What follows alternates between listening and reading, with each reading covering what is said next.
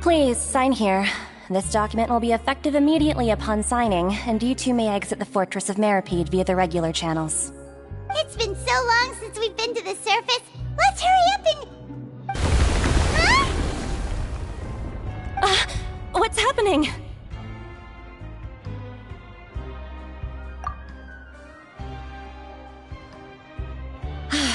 I'm fine, thanks. But I wonder what that tremor was just now. Let's go ask the Duke!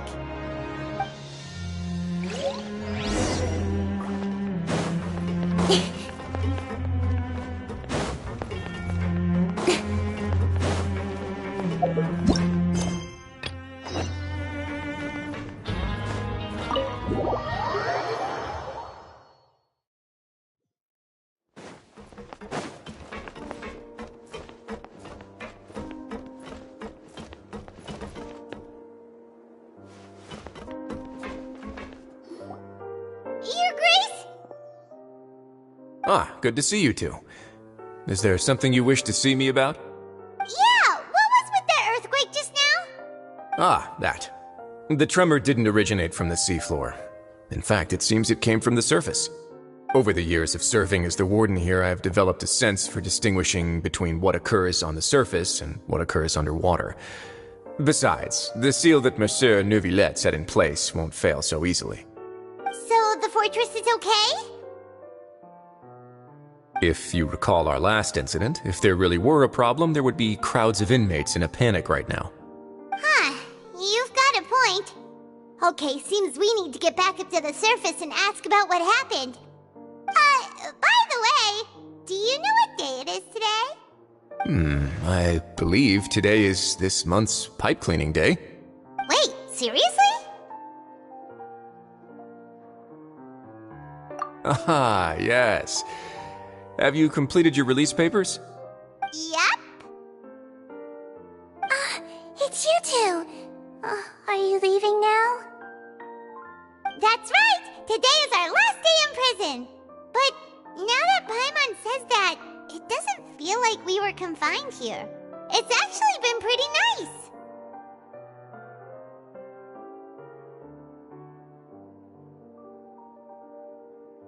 Oh yeah, Paimon feels fond of this place now! Then be sure to come back and visit. I'll miss you. If you've signed the release papers, then you're free to go. The guards will escort you out. You're not going to see us off? I knew you'd ask. All right, sure. Let's go. Well, you actually agreed. No worries, you must be busy. Paimon was just joking. Ah, so you do have a polite side, I see. After being down here for so long, I imagine you must feel like you're lacking companionship. Shall I come along too? Yeah, don't worry, we'll come back to see you. Paimon really likes the cafeteria here. The chefs sure do know how to make good grub. I hope you won't be here as convicts the next time I see you. We'll do our best to stay out of trouble. Well, it seems our work in the Fortress of Meripede is finished. That's the end of another chapter in our journey. And since Neuvillette was the one who asked us to come here, we should probably go report to him now. Next up, the Palais Mermonia. You're going to see Monsieur Neuvillette? Please pass on our kind regards. I'm sure just your regards will do, no? I believe it would be the polite thing to do. You're right. I've heard the Palais has been terribly busy these days. Tell him that I hope he hasn't been overwhelmed by the recent string of troubles.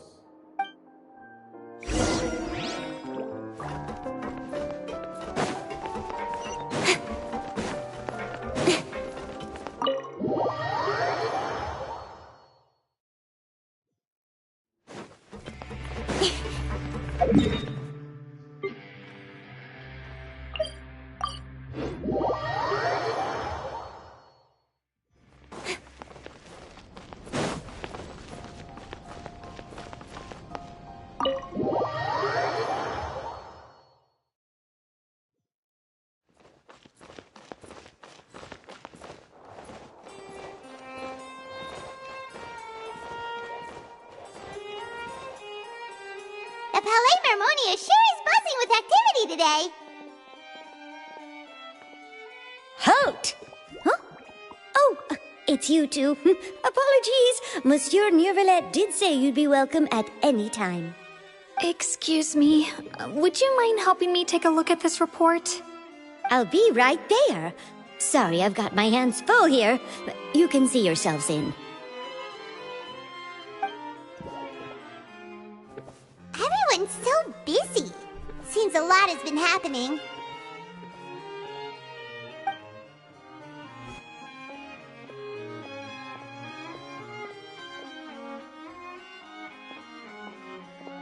Neuvillette!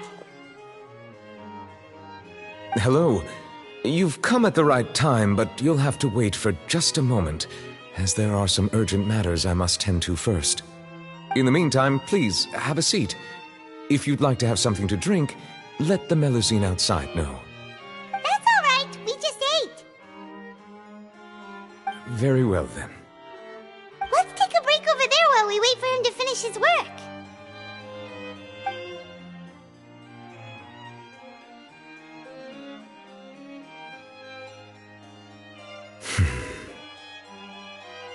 All right. I should wrap things up for now. Are you done with your work? Yes, sorry to keep you waiting. Today should be the day you were released from the Fortress of Meripede, and it appears that you've managed to complete all the release paperwork. That's right, and we came here to see you right away.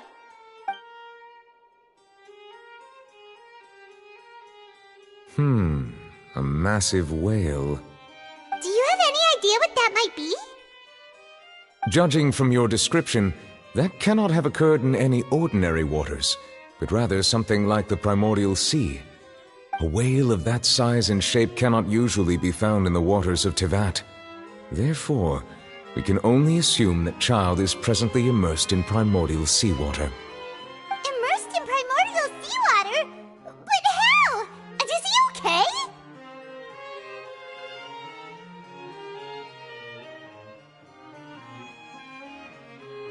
Most people wouldn't be capable of entering in the first place.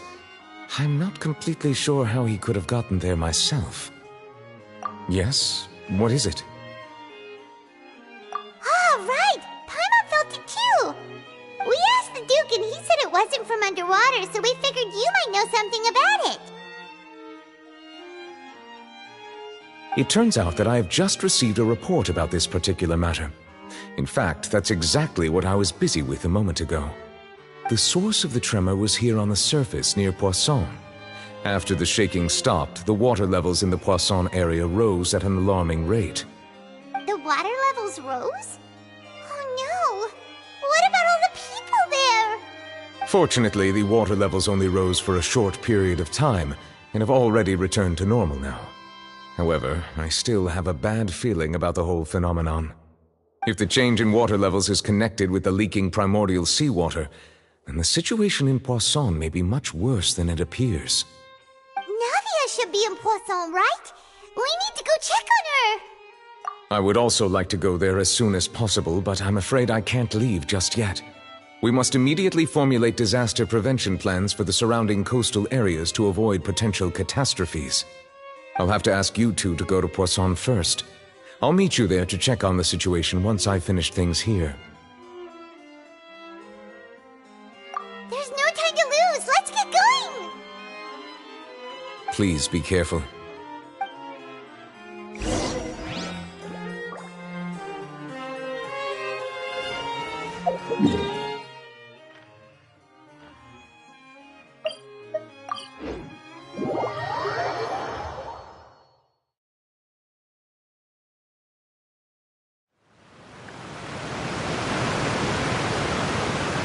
Oh no! What happened here?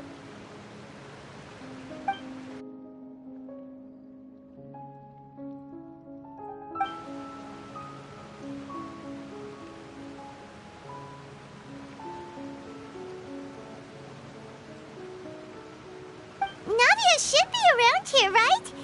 We need to make sure she's still... Paimon means we need to check on her.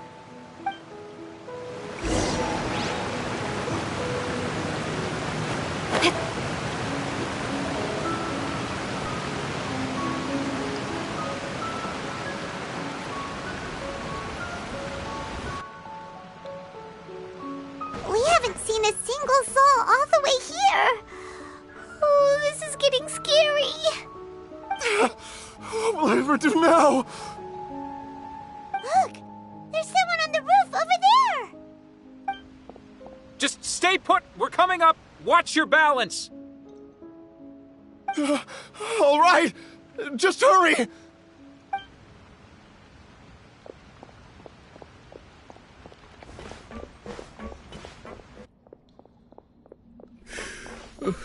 I'm not young anymore. How will I survive on my own? My Desiree! Oh, he looks pretty sad. My leg! My leg!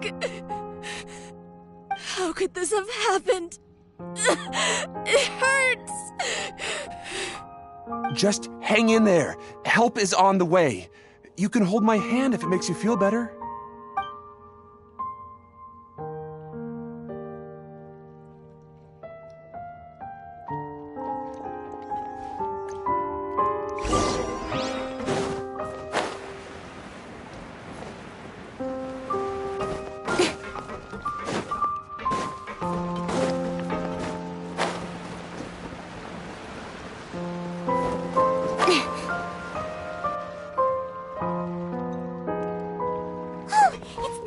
She's over there! Hey, Navia! Are you okay?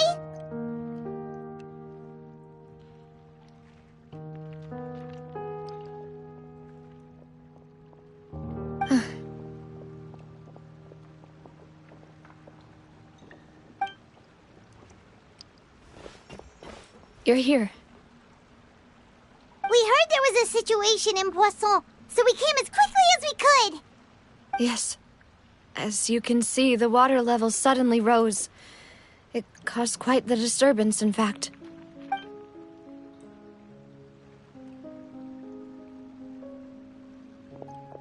Demoiselle! There was a wounded resident next to a building southeast of here.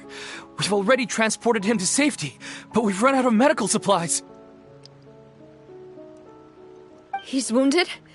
How badly? He fell, so it's probably a broken leg. He's pretty shaken up. When the water level rose, he desperately climbed up to the roof. Once the water receded and he saw the ground, he became terrified and eventually... He jumped down then. Find the leader of Squad 1 and tell him to take the wounded resident to see a doctor. He should know where to go. Understood. I'll take over his search and rescue mission in the meantime. All right, you'll be in charge.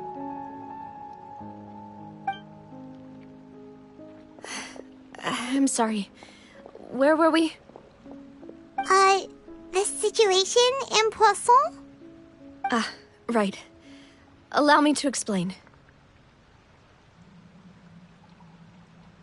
A little earlier, we suddenly heard a loud noise. At first, everyone thought that something might have exploded in the waterways. But before we knew it, water started pouring out from everywhere. The rushing water seemed a little odd, almost like the unique color of primordial seawater. Some people didn't realize the danger and thought it was just ordinary water, leaking from somewhere. Everyone on the street who happened to be close to the water didn't have a chance to escape. As the water levels rose, they suddenly disappeared. They were all dissolved. Those who realized what was happening started to flee in a panic, desperately trying to get to higher ground. Many were injured in the stampede, and some people fell from significant heights.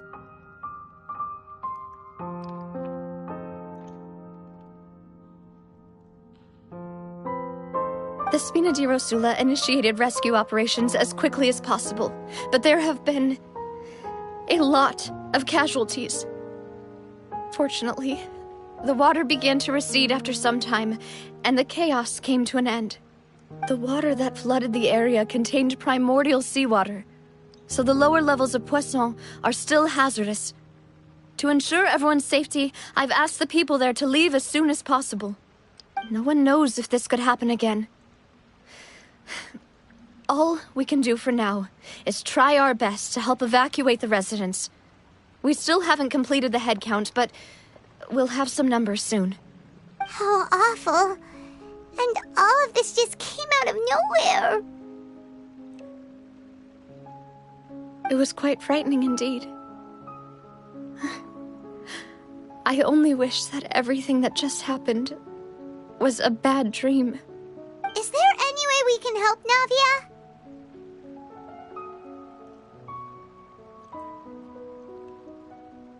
Thank you for being so willing to help in a moment of crisis like this. You don't know how much it means to me. I really can't express how grateful I am.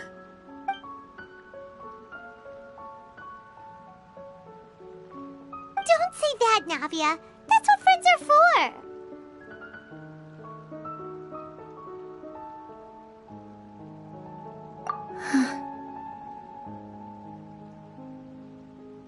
Demoiselle! We've got a situation here! I'll be right there. Sorry, I need to go for now.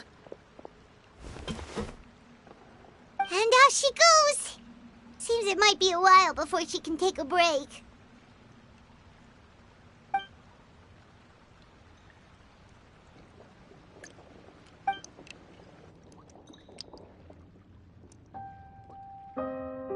Okay, the wounded are being tended to, and we finished a preliminary head count. More support has just arrived, so I suppose I finally have a moment to focus on my own matters. Of course, we should remain ready for anything, and continue doing our best to rescue others. I'll be sure to have everyone at the Spina di Rosula ready to render assistance. Traveler, Paimon, would you two accompany me to my father's grave for a moment? Huh? Right now? Thank you.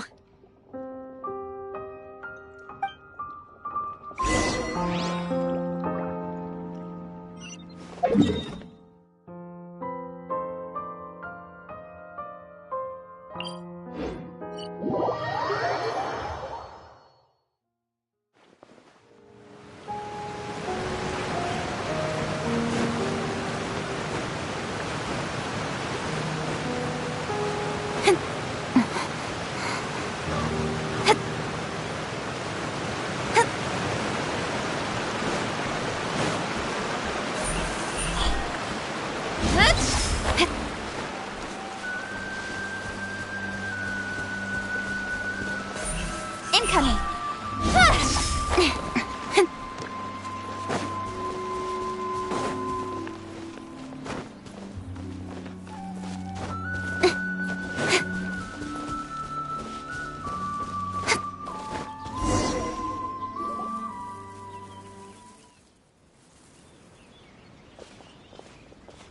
Not a lot of people here, huh? Well, given the time of day and the whole situation in Poisson, Paimon doesn't think there'd be a ton of people here visiting graves. Right. That's how things are now. The living are so exhausted that they've no strength to spare any words for the dead. Navia?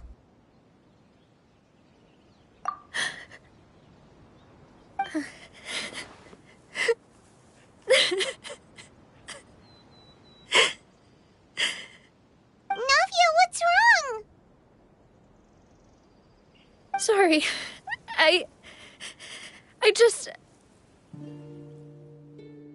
Malus and Silver, they won't ever come back here again. What should I do, Papa?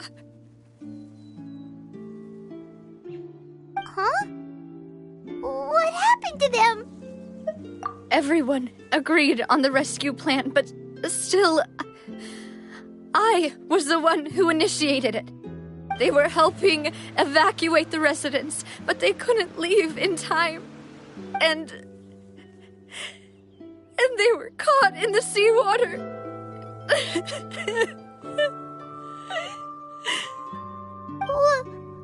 What should we do? I've known them for so long. And I know they weren't afraid. But I could at least hold a funeral for my father. And I know where he rests. But as for Malus and Silver, they're just gone. I just can't.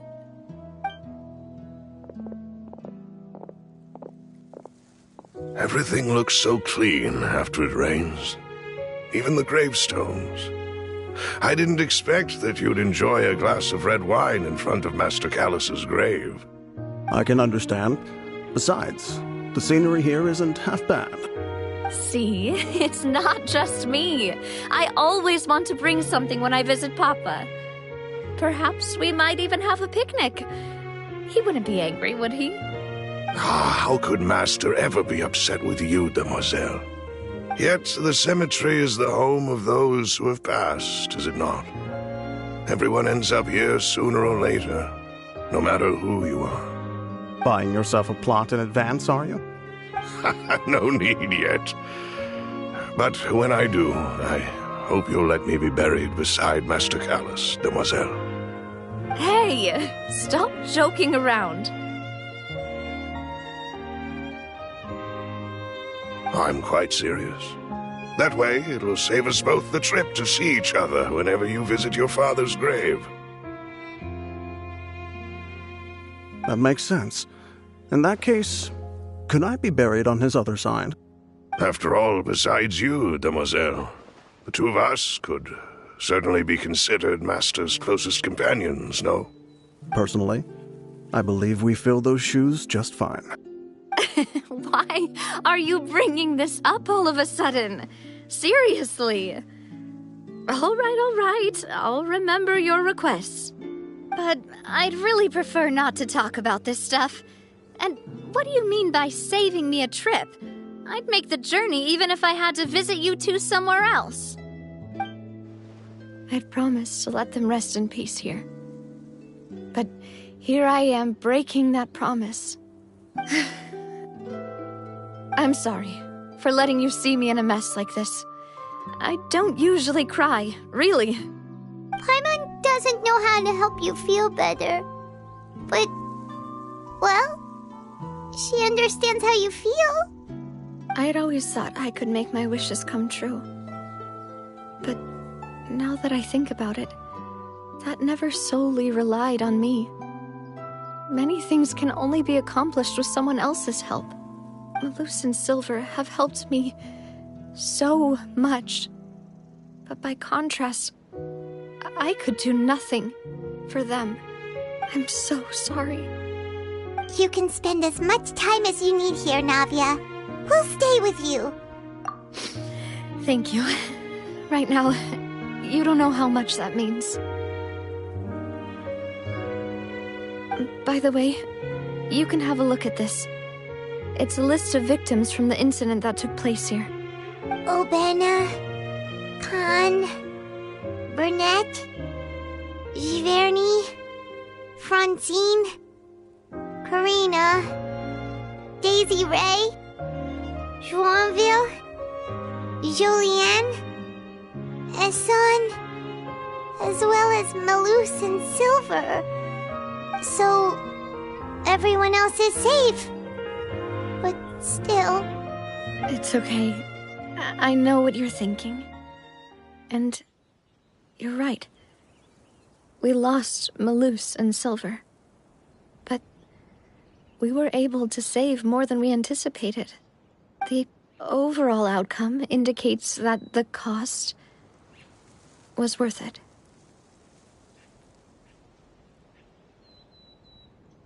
Right!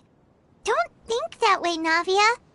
One person might be saved at the expense of another, sure, but that isn't something we should ever consider a trade. Malus and Silver were not the price for saving anyone. They're heroes. You're right. Thank you, Paimon. What you said just now was pretty amazing, actually. I'll remember your words. Oh, really? Seems you've become more eloquent in the time since we last met. The knave? What are you doing here? Is everything going well on your side? Yes, my people are carrying out the mission according to your request. All the residents of Poisson have been evacuated, and we're preparing to relocate them to higher ground. As for these supplies, we have everything taken care of. There is no need to worry. Thank you very much. Wait, do you two know each other? We just met recently. Right, Miss Navia? Usually, I would call this a coincidental encounter. That doesn't quite fit this time. Besides, it never even crossed my mind that a Fatui Harbinger would come looking for me. Thanks to the knave, Spina di Rosula received generous support from the Fatui, which allowed us to complete the rescue and evacuation work so quickly. Mutual aid is essential to fostering positive developments. We were already in the area, in any case, so it was nothing. That said, I must say that you're a lot sharper than you let on. I'm sure you understand what I mean. I apologize for all the ways in which I tested you previously. We've never worked with a Fatui before, and it's extremely important for us to know who we're working with. My subordinates have reported that Fatui soldiers have been observing water levels and taking head counts in various locations. I hear that they've also prepared a large amount of emergency supplies. I'm quite surprised. This is nothing to brag about, nor do I intend to. It is simply the way of powerful organizations to act forcefully, whether they are doing good or ill. You've witnessed that firsthand, in any case. As I've told this traveler before, I know of the prophecy, and I intend to prevent the impending disaster. Lending your organization a hand was a natural first step in accomplishing that. As such, do not be troubled by this token of our sincerity. Perhaps one day, you'll also be able to help me in the same way. Without your help, there would have been many more casualties. I won't forget your kindness. Furthermore, I sincerely regret what happened to Malus and Silver.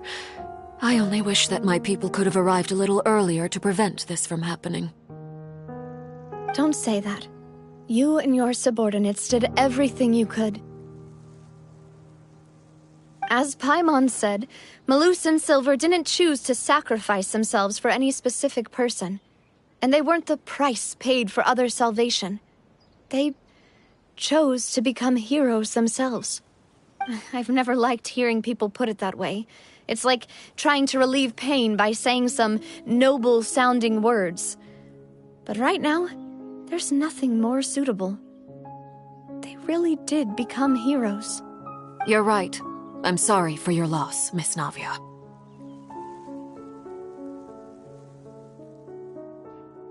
Water is life to Fontaine's people, and it also spells disaster. It's no wonder that people always say that prophecies represent fate. Fortunately, I've never been one for such opinions. So, you're one who will try to change fate, then?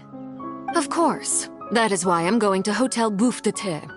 I still have some things to take care of, and the children need my attention. By the way, Traveler, Paimon, one more thing. Alright, then we'll just... Huh? This isn't right. Paimon thought you would ask us to walk with you for a moment so you could tell us something in private. That is a clever and useful conversation technique, which I do like to use when necessary. But there's no need today. It would not hurt to have Miss Navia listening in. Traveler, I'm sure you remember that I said we could work together when we had the chance. You and I both know that there may be issues with the Primordial Sea. Previously, it was the Fortress of Meripede's sluice gate, and this time it was the water levels in Poisson. These are both signals. Indeed. Allow me to share the latest intel I've received from the House of the Hearth's intelligence network with you. During some recent investigations, a child claimed to have discovered some ruins near Poisson. The ruins date back to ancient times, and seem to be worth investigating in many ways. Judging by the dating of the ruins, they may be related to the prophecy and the coming crisis. The situation is becoming more urgent, so any pertinent information will prove extremely precious. My people initially came to prepare for ruin exploration. Unexpectedly, this disaster struck, and at present, we're all busy prioritizing the rescue effort. So that's why the Fatui were already in Poisson. I wanted to take the children along, but unfortunately, Linny, Lynette, and Fremine have all been dispatched to higher ground to assist affected residents. Linny told me that outside of the house, the person they trust most is you. Which is why I want to give you this task. The House of the Hearth's members see each other as family, but Linny, Lynette, and Fremine said that they also see you as such, even though you are not from the house. I'm sure you already understand how earnest they consider their friendship with you to be. Oh, that somehow makes Paimon feel kinda happy. The intel I just shared about the ruins could fetch a high price. But since the children consider you family, it's only natural that I freely share it with you. Got it! So all we gotta do is go to some ruins, right? We can handle that. Excuse me, but may I tag along? You wish to join, Miss Navia? But are you sure you're up to exploring some ruins? You need to rest. Well, I'm sad, yes, but I can't just go back and plop myself into a chair by the roadside and do nothing. There's no point in being depressed while we still have a disaster on our hands. As my father's successor, I must live up to the hopes he had in me. Besides, I'm also doing this for myself. I need something, a distraction, to keep my mind off Malus and Silver.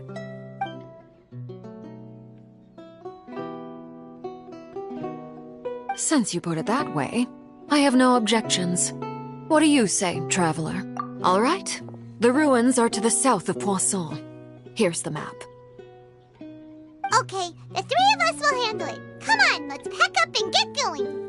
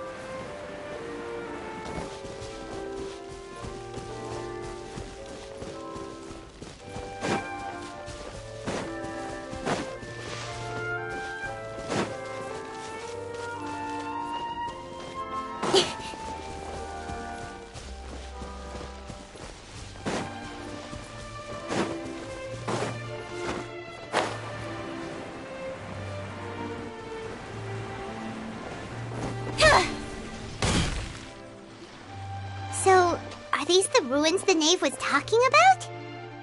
Whoa, talk about old.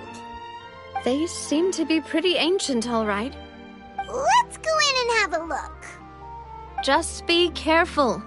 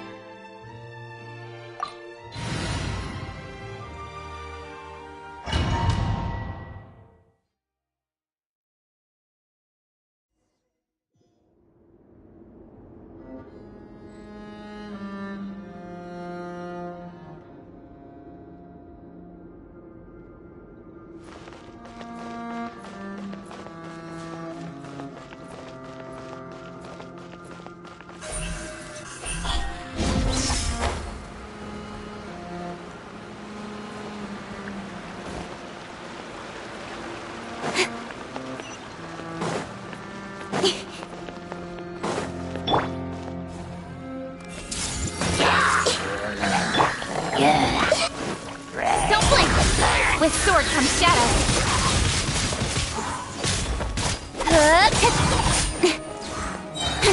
Speed of light.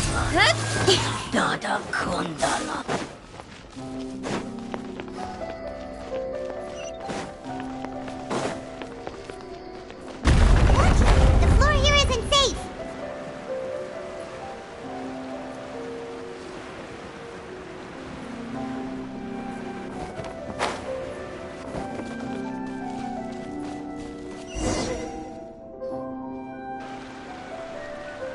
This place has also been contaminated by primordial seawater. Yeah. And a lot of it, too. A Fontanian would most likely dissolve the moment they fell in.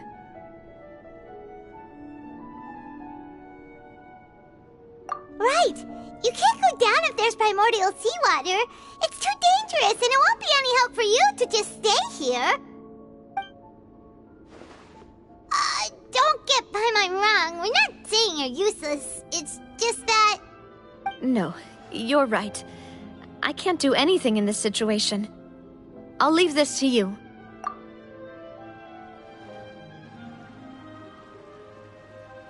That complicates things. Maybe the only way left is forward. In that case, do you want to wait for us here? The water levels here are unstable, and there's a chance the water will rise. So, staying here wouldn't be safe either.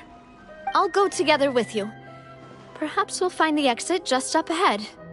All right. Come with us for now then, but please be careful.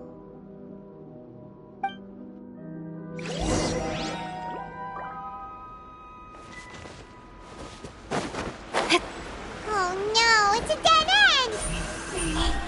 Let's try climbing over from the side.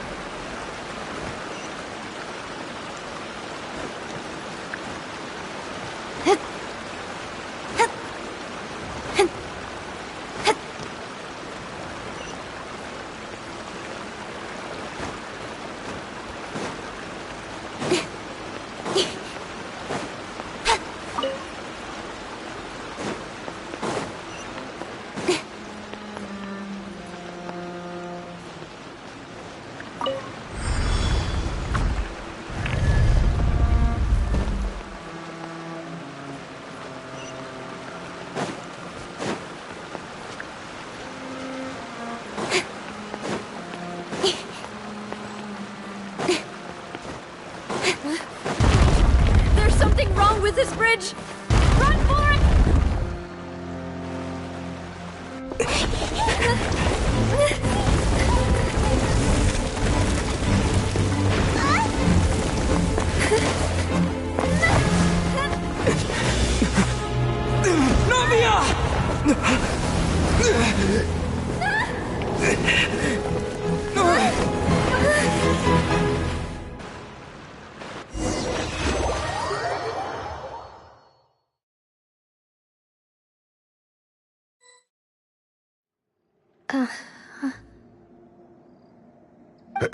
Demoiselle?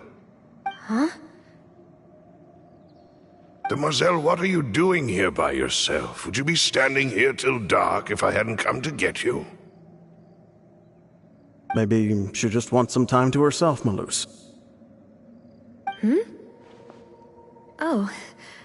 Was I sleeping? Yes, it would appear so. I must be tired. That's quite possible. However, you were the one that suggested we go out for a walk. Oh, right. I nearly forgot. It must have slipped my mind when I dozed off. I haven't had a nap today yet. Have I? This is a familiar feeling, yet something's a little strange. Is something the matter, Demoiselle? Oh, no. No, I'm fine. I was just trying to recall why we came out for a walk. Do you remember Mr. Giverny? He'd requested our help before with foreign merchants who had a debt dispute with him, and we'd resolved the matter not long ago. We were headed to see how things were going with him at the moment. Ah, right. Yes. I remember now. Oh, Miss Navia. Ah, Mr. Malus. And Mr. Silver, too. It's good to see all of you. How have you been? I've been great. Thanks to your help, those bothersome merchants finally realized that I wasn't the one they were looking for. Why, I wasn't even the guarantor for that person. They were knocking at my door day and night. Even my neighbor, Obina, was getting fed up with them. Sometimes force is required to calm someone down and get them to listen to what you have to say. That's right. Oh, by the way, Burnett, what was it that you wanted to give to Miss Navia again? Oh, yes. One moment, I have it right here.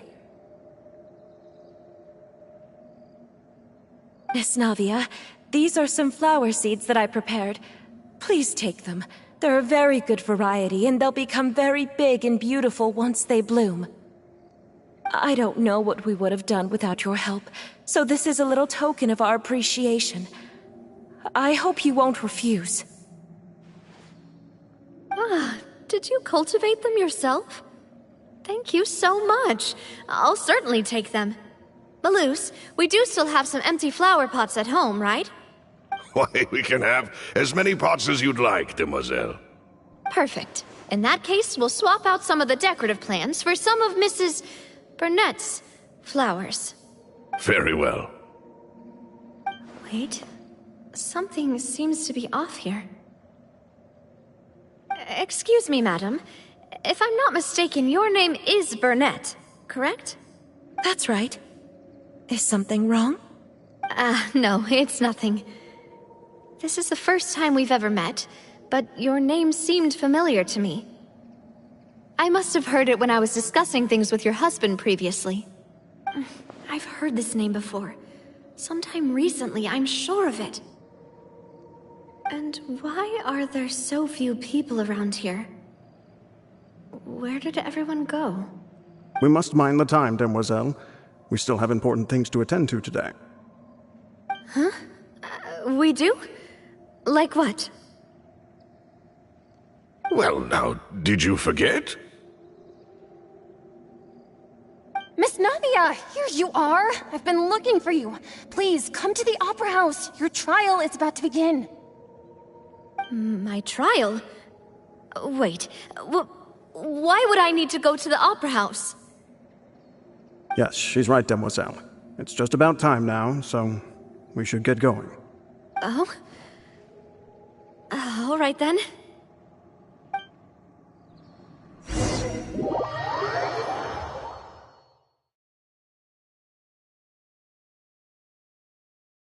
Look, it's Navia! She's here! And her two attendants are with her! Goodness, everyone's finally here. There sure are a lot of people here to see the trial. And they all seem to be oddly excited about something. I even know some of these people. Karina, Desiree, Joyville, Jolien, Essen. Why are so many people here? And why do I have no recollection of this case? And as for the judge... huh? Where's Monsieur Neuvillette? Please sit in the defendant's seat. Don't worry, Silver and I shall accompany you. All right. But are you sure you can stand behind me? Typically, it wouldn't be allowed, but today is an exception.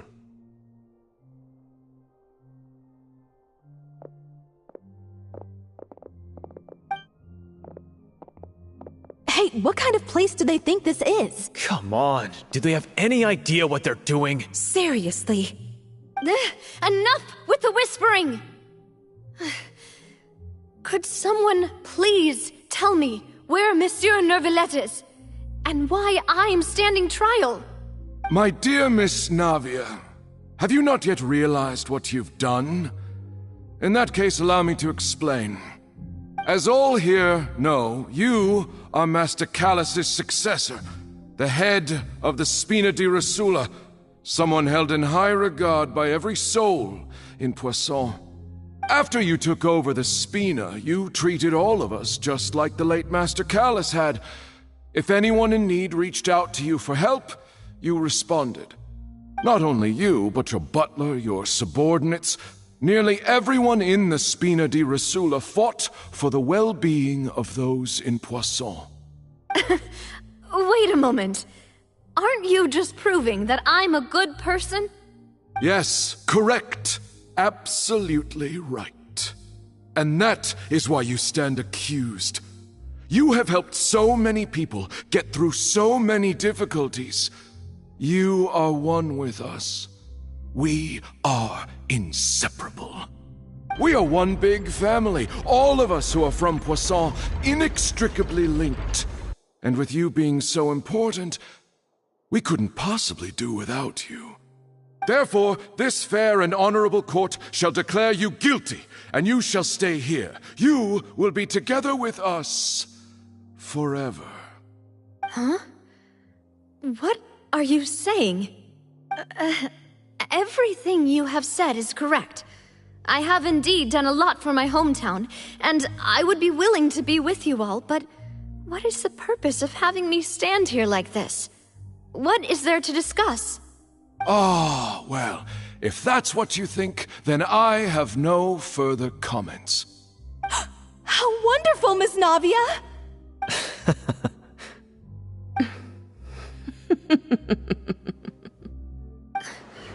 I know all these people. Why are they laughing? I seem to remember now. Yes, I get it. This trial is... Wait just a moment. This isn't right! Malus? What was that, Mr. Malus? Our conclusion is very clear and unanimous. Let the court judge her now. She's guilty! Stay here, Navia! You're one of us! Demoiselle, don't admit guilt. This trial means to keep you here forever. I wish to exercise my right to defend Our Lady. Mr. Joinville, you only know of Navia's goodness, but nothing of her utterly independent mind. She was born a free and independent spirit. She has never been tied down by anything. Indeed, even the death of Master Callus couldn't stop her.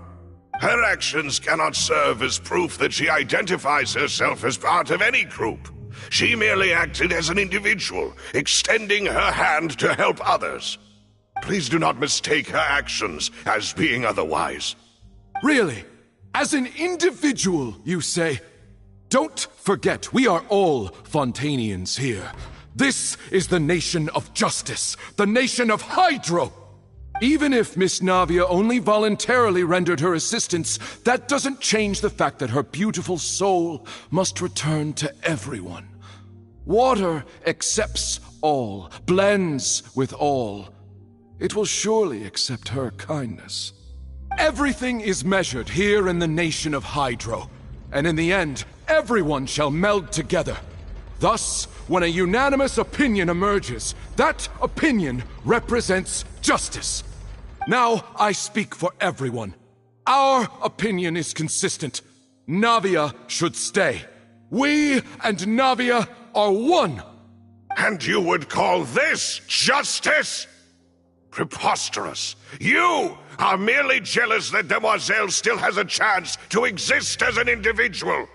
Have you forgotten how much you all once longed to become individuals, to become independent? Do you mean to defy our justice? If your justice is flawed, then why should we acknowledge it? As you said, we can also have our own justice. Silver and I shall defend Demoiselle.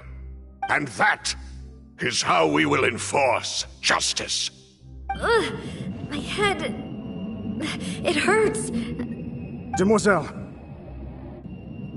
Silver, it hurts. My head is spinning. All I can see is stars swirling in front of me. I remember now. Everything that seemed odd from the very beginning.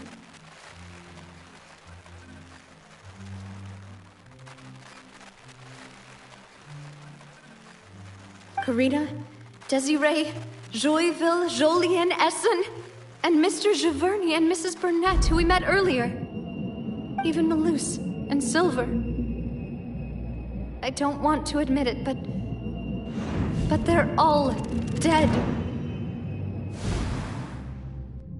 Don't be afraid, and don't admit guilt. We will protect you to the very end. Absurd! Who are you to say that she cannot be judged? We are the majority, and in the nation of trials, the majority is absolute justice. We are the will of all. Don't let them escape! We shall keep Navia here with us! Mr. Malus and Mr. Silver, must you be so stubborn? How could the two of you possibly hope to stand against the collective? Do not resist. This judgment is fair and just. Navia belongs to us. After all that happened, she should not be left alone in Poisson. What are you saying? No more excuses! She says we're jealous. Jealous? How could she possibly be an independent individual? What's with these people? Who's jealous of her? She belongs to us! Miss Navia, she... Silence! That's...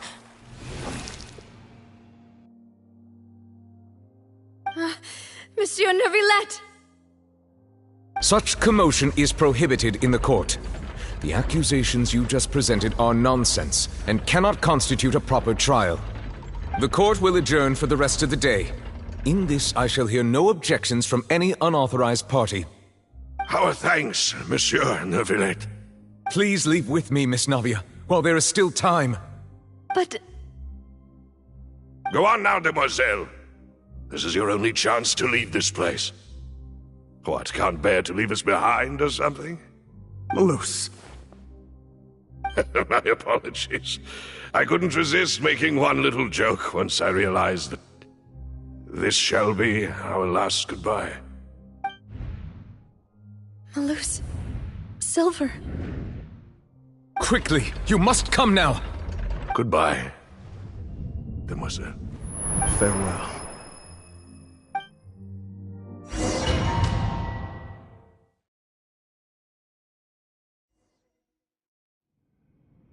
No, wait!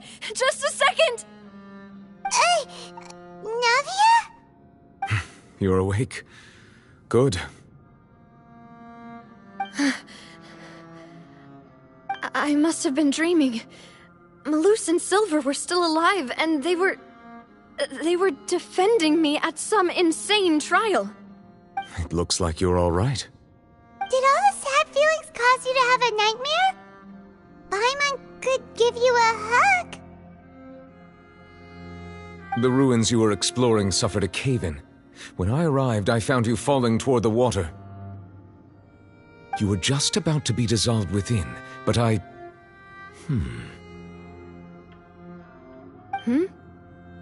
What is it? I think I saw 2 Oceanids protecting you. It was only for a moment, perhaps even a fraction of a second, but they gave me the chance to retrieve you. Were it not for their intervention, I would not have been able to rescue you before your consciousness dissipated. Wait, did you say Oceanids? You mean like what happened with Vacher?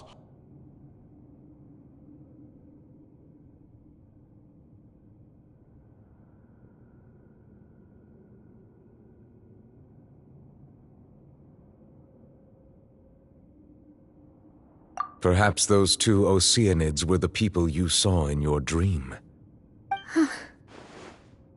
I always told them that they didn't have to protect me. To think that they'd keep doing so even after death.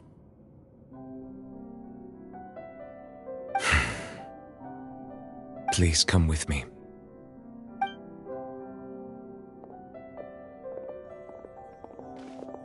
Neverlet, are you okay? Hmm? Oh, I am quite all right. Perhaps there's something we could chat about? Why do you look so stiff all of a sudden? Oh, Paimon knows. You're the type who feels awkward when there's nothing to talk about, right? I merely thought that we should give Navia some time to herself. Huh?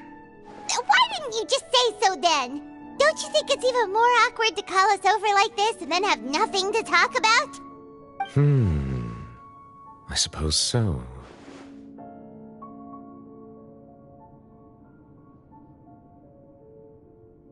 Ah, Sigewinne.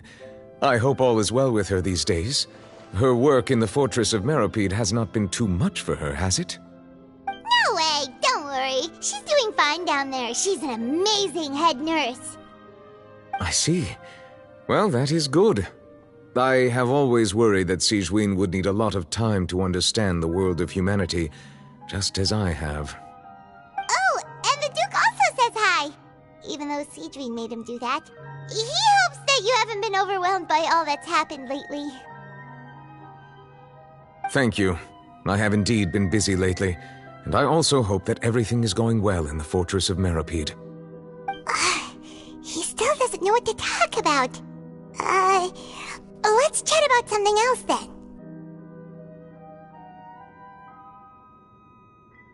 So, Neverlet, you're probably quite the swimmer, huh? Yes, of course. This isn't going anywhere. Let's try something else. How did you find these ruins? Did the knave tell you? Yes, in fact. I had arranged to meet you in Poisson, but when I arrived, I discovered that the Fatui were helping the residents evacuate. They had even transported a large quantity of supplies to the area. Amid my astonishment, I ran into the knave, and we had a chat. She informed me that she had asked you to investigate the ancient ruins here. Yeah, we originally planned to meet up with you, but we thought you might still be busy with all those official documents. We didn't think exploring the ruins would take very long, and who would have thought you'd wrap things up so quickly?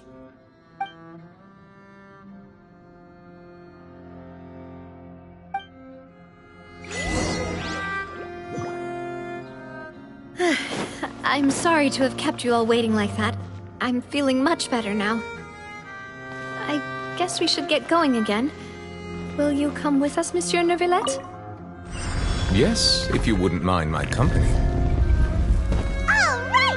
Another one joins the party! Let's get going then! Incoming!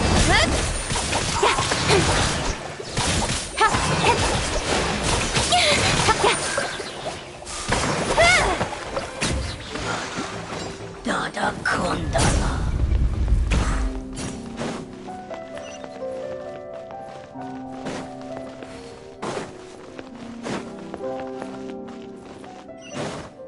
Oh no! Another unstable path! Watch your step!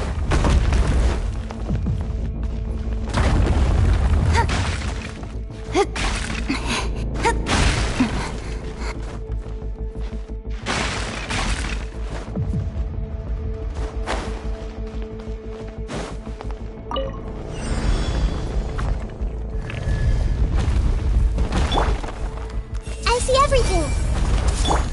Cut to the chase! Watch out! There are rocks falling over here!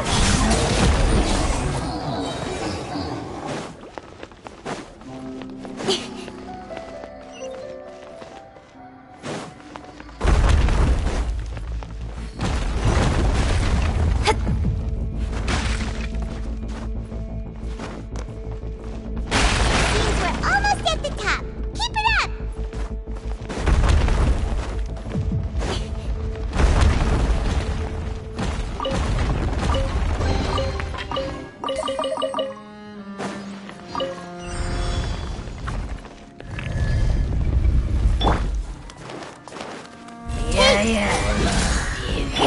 With sword comes shadow.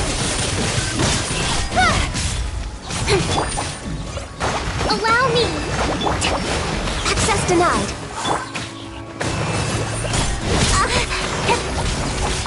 monkey that time. Cut to the chase.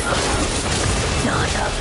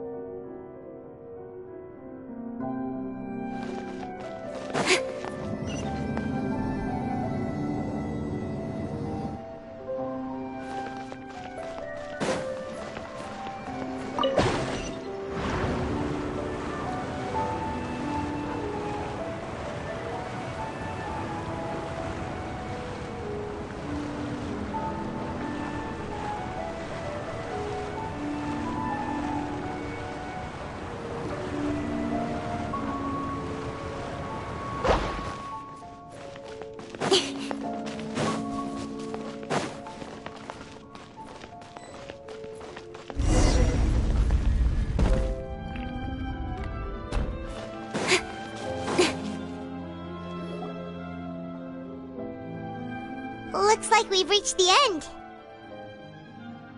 This is the place. There should not be any other hidden spaces in the vicinity. The path sure had some twists and turns, but it turns out that this place isn't actually that big.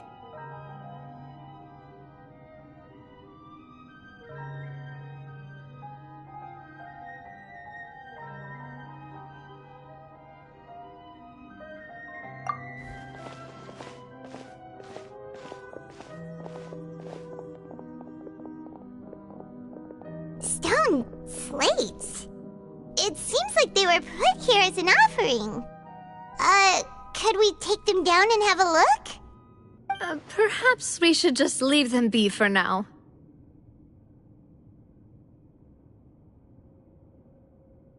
There are 4 locations in total, but only 3 stone slates.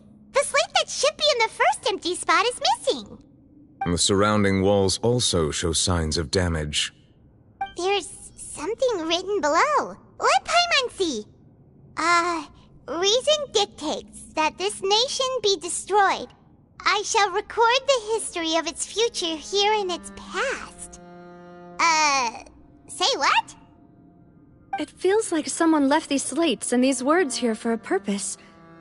But does he mean that Fontaine should be destroyed? That would fit the circumstances dictated by the prophecy, yes. Indeed, the slate's contents correspond to it. Take the second slate, for example. There's a person kneeling here. She seems so dedicated. And there's a whole bunch of other people behind her doing the same. She's facing this... what is this? Some kind of island in the sky? And is that Lady Farina in the third image? Did the Hydro Archon fall into the water? And is that a ring of people around her? Paimon doesn't quite get it. Are they all in the water? The fourth image. I know this one. This exactly matches the content of the prophecy. The people will all be dissolved into the waters, and only the Hydro Archon will remain, weeping on her throne.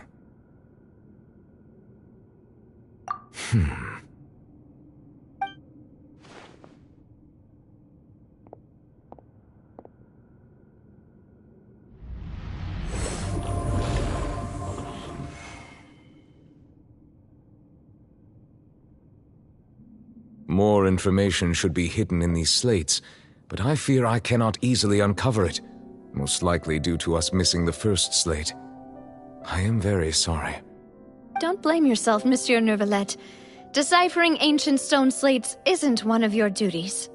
Ooh, Paimon's getting the chills just looking at these slates. This says that it's the history of the future, right? That means the prophecy's sure to come true. I really hope it doesn't mean that. Still, Paimon feels like these images are kind of weird when you look at them together.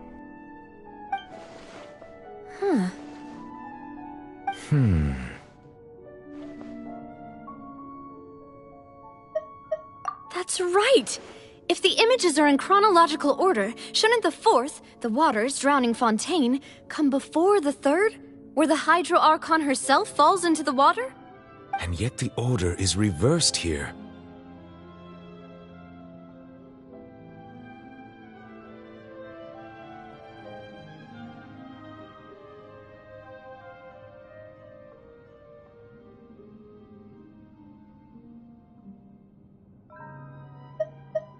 If we go by timing, Lady Farina only emerges in the third image. That means that the person in the second image might be the previous Hydro Archon. Egeria, then. I had never met her, but her appearance here does match the records. The previous Archon kneeling before the floating island in the skies, as if confessing a sin. Did she herself commit that sin? And if not, why would she be in such a posture? Also, I'm still wondering why these ancient stone slates are here at all. Judging from their contents, could this place be the origin of the prophecy? Does that mean that someone, or some people, once saw these slates? But who would have created these slates and left these words here?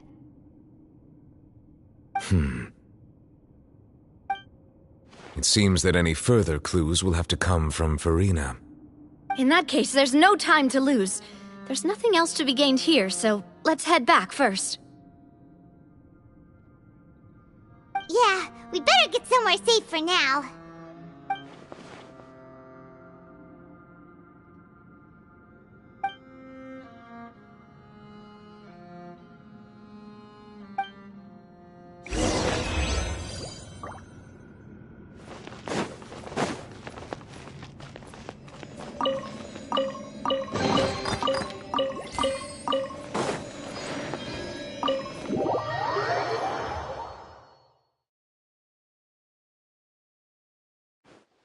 Let's split up here. I'm going to check on what's happening with the Spina. You know how it is. There's some things you just need to be there for yourself.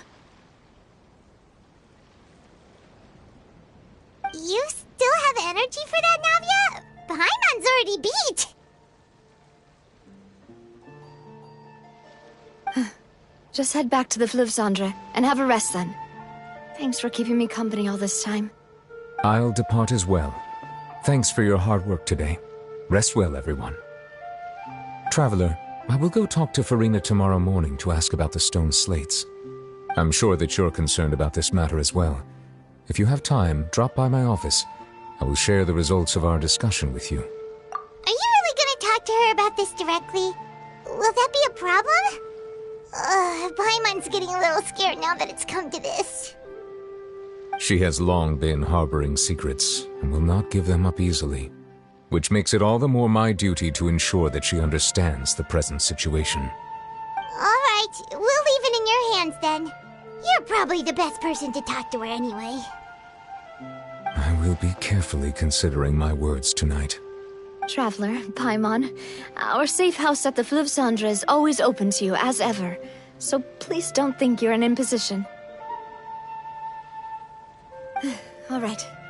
I'll be on my way then.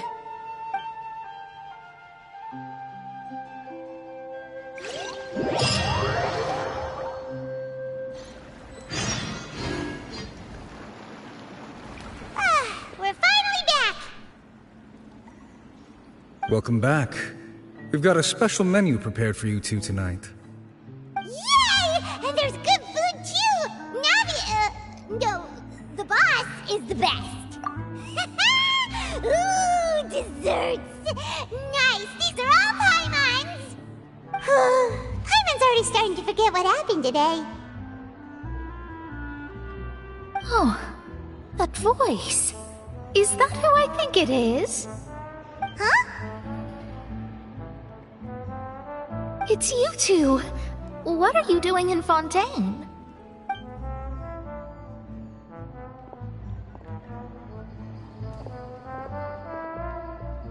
Mona?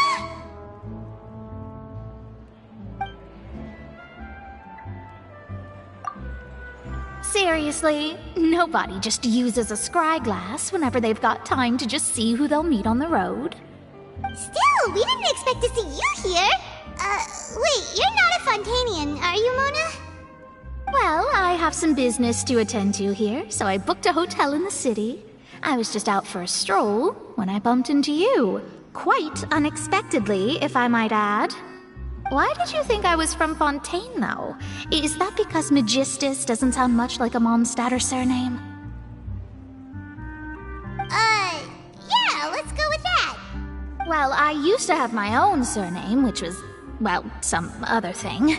Either way, the old hag told me when she took me as her disciple that the first step to being a great astrologist's pupil was to change that name. There was nothing for it, really. She really is amazing at astrology, so I changed my name to what it is now according to her wishes. To my surprise, however, Magistus is not the name of some ancient house or clan. It isn't? Nope.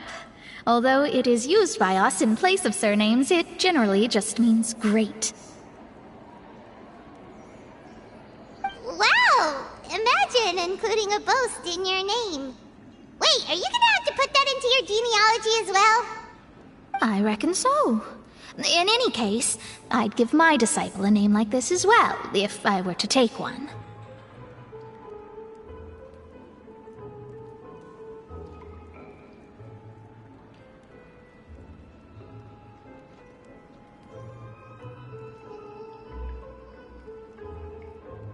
Astromancer Barbeloth Trismegistus. Whoa, that's a long one. Does it also mean great or something? My name means Mona the Great Astrologist. As for the old hag, hers is, in plain speech, the thrice-as-great Scholar of the Stars. Just take it as a title specific to astrologists. Thrice as great? That's so petty. I know, right? That's just how she is. She used to call herself Magistus, actually, but when she took me in, she changed her name to Trismegistus. Talk about excessive. Magistus is thus the calling card of our school, so to speak, which makes it about the same as a surname. It's all right if you don't get it. You can look into it further should you need to study astrology more deeply.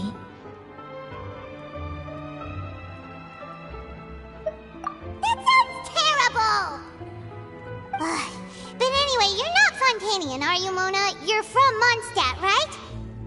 Well, I was born in Mondstadt, yes.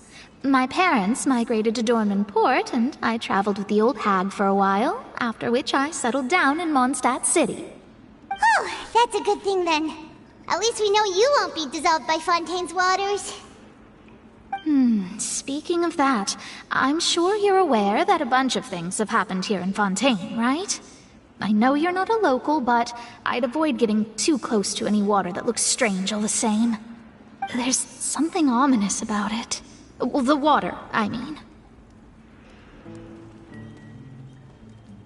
That was the main reason, yes. Just a while back, the Steambird invited me to take part in a panel and speak about the circulation of the prophecy as an astrologist. The invitation was sent quite early on. I don't think anyone expected Fontaine to be in this much trouble. What do you make of that prophecy, Mona? Just tell us what you think as an astrologist. Your word would go a long way to make things more certain and less scary. What I can tell you is that I'm an astrologist, and that this prophecy concerns the fate of Fontaine, even that of all Tevat. Ascertaining this is akin to reading the fortune of the whole world. I'm afraid that this is not something that just anyone can do. If I could do it, you would no longer call me an astrologist, but a visionary. But on the flip side, the prophecy is so huge and powerful that it must surely come from a powerful visionary. Its contents involve the fate of the world. Disregarding it would be a mistake. A visionary? Sounds really powerful and all, but does such a person really exist? Of course. The old hag could do it, and I'd bet there are others amongst those Hexenzirkel colleagues of hers who could do something similar. Are you sure? All right, I'll help you. It isn't often that I see you with such a serious look on your face. I'll tell you once I hear back from her. Thanks, Mona. You're amazing as always. Oh, well, this is something only I can do after all. So yes, your praises are quite welcome. That's the greatest of astrologists for you! Of all the people we know, you know the star's the best! Indeed, indeed. That's the spirit. Oh, sorry. I came to see what all the commotion was about. If there's anything you need, do not hesitate to inform the Spina di Rosula. Oh, whoops. Guess we were getting a little too carried away there. Well, I'll go tend to my own business now. If I receive any news, I'll be sure to come find you two again. And there she goes, quick as rushing water. And here we are with the Spina guy giving us suspicious looks. Right, but we were able to recruit Mona's help, didn't we? Our Fontanian friends will thank us someday.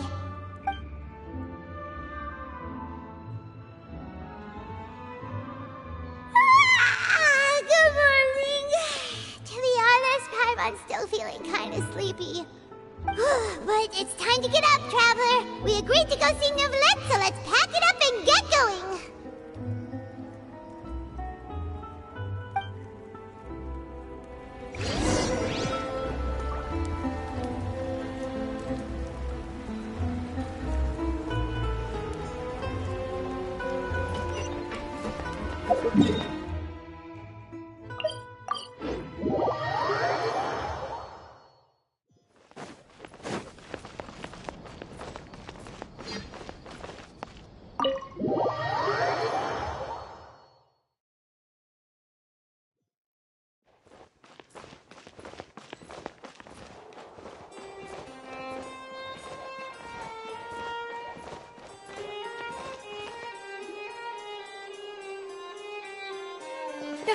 You're here!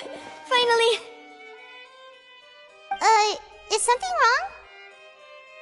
Monsieur Neuvillette and Lady Farina, they seem to have gotten into a dispute. Please go see for yourself.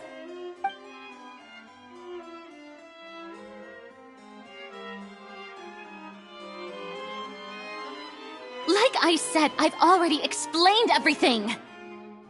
And yet the problem has not been properly solved. There is little space for excuses between us. It is not my intention to offend you, but please, tell me where you stand. You are the Hydro Archon Focalor, are you not? Look at this. This is a list of the victims from the recent Poisson incident.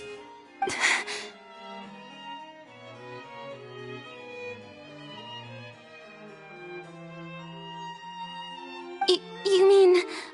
they're all... We did not arrive in time to avert this disaster, and I will not have it happen again. I will say this once more. You must tell me everything you know.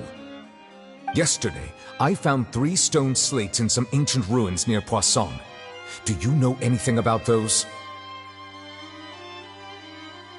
Seriously? You're questioning me like this is a court case now. I don't know anything about that. But you found them in some ancient ruins, you say? That's correct, which is why I came to ask you some questions. There should have been 4 slates, but one of them was missing. The other 3 feature different images that seem to correlate to the prophecy. The prophecy? The second of these slates depicts the previous Hydro Archon Egeria kneeling before a floating island in the sky, as if confessing something. Do you know nothing of this either? I don't. I've never seen such slates. I'll ask you again. Do you really have no information regarding the previous Archon? My deciphering of the slates indicates that the Hydro Archon Egeria once had to confess to, or apologize for, a certain sin. If anyone would know about it, it should be you. All gods don't have the same secrets, you know. She was herself and I'm me. Is it really so strange that I know nothing? I understand your concerns, but I'm sorry. I just don't have anything to tell you. Forgive me for saying this now, Lady Farina, but I have long known of your various secret investigations into certain matters. There are several indications that you have been investigating the prophecy on the sly. This is not strange in itself, considering that you are the Hydro Archon. But it is strange that you should also claim to not know any of Egeria's secrets, as well as do nothing following your inquiries. You have never been as superficial as you have presented yourself to be, nor are you a fool. And yet, your behavior is very inconsistent.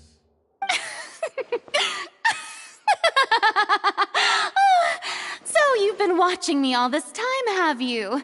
I didn't think you were that type. You... Well, since you know about my secret investigations, then you should know I'm actually working to take care of it. There's no point questioning or suspecting me. You're the Eudix, but you're still my subordinate. You should be following my lead. Just trust in me, you're Archon, and do as I say. Never mind whether you can truly convince yourself to or not. It'll all turn out fine. That's all I have to say. We do not discuss this matter again. Oh, the opera's about to start. Toodles!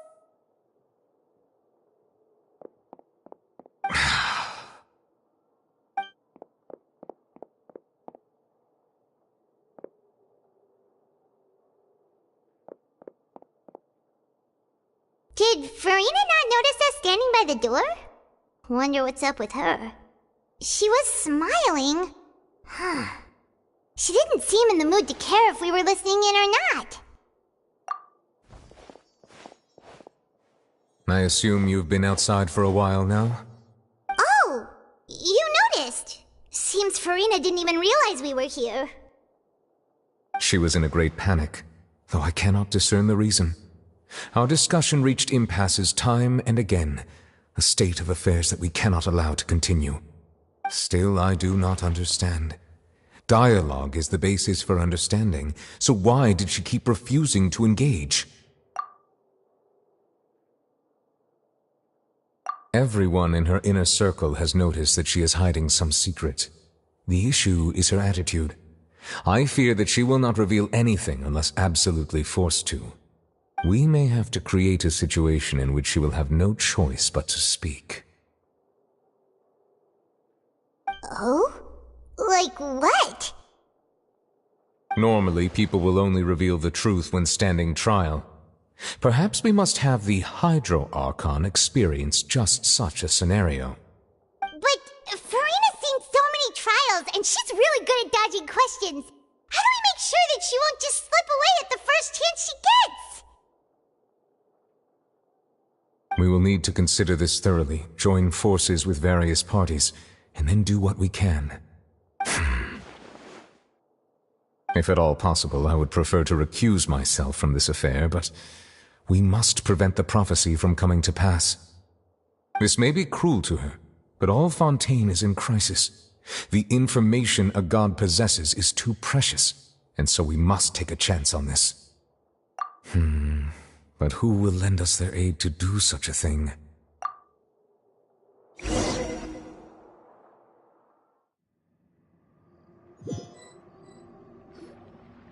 Well, that's everyone, huh? Speaking of which, it was pretty smart of you to think of hiding here.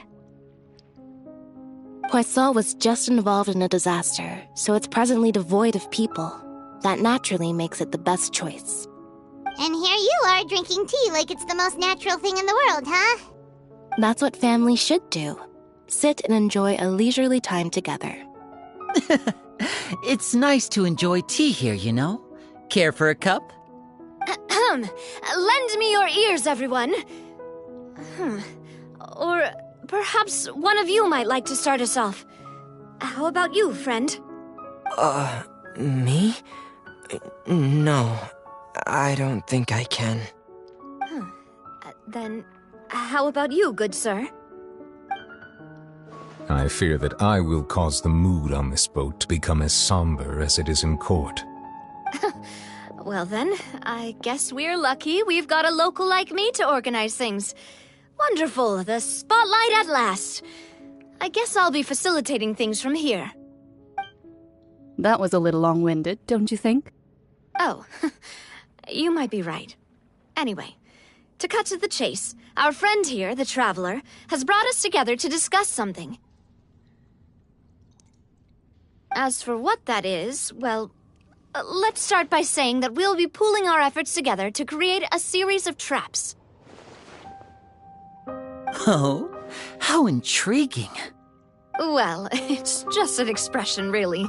One that I just learned from Chlorand, and used on the spot. So, let's invite her to explain in detail. A round of applause, please.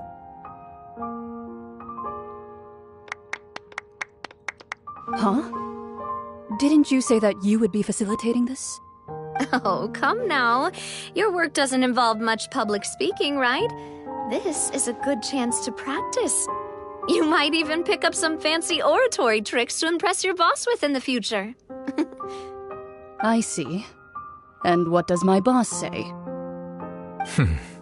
He is glad that you consider him your boss. Do go on.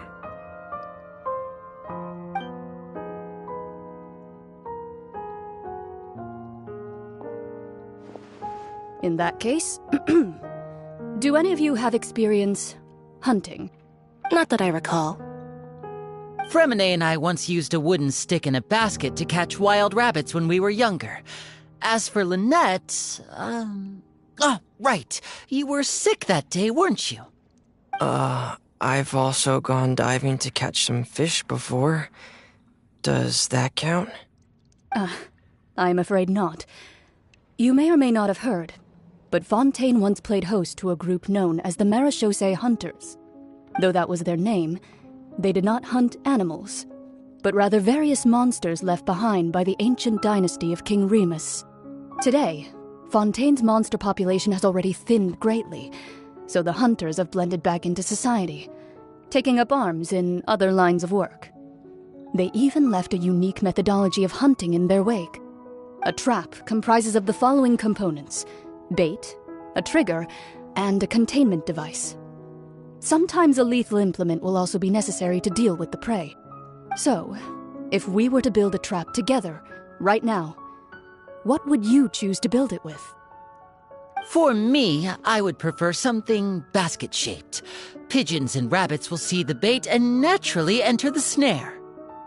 Our line of work requires a deft hand, and we're some of the best in the industry, so you can count on our techniques.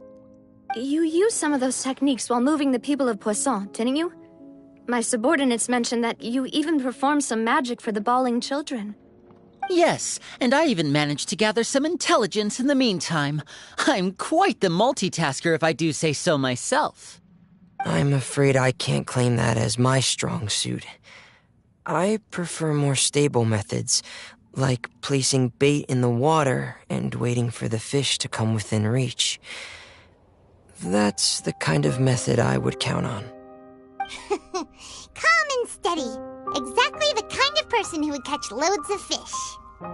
And I can be their assistant. With discretion, I'm sure. I'd probably use some sort of mechanical animal.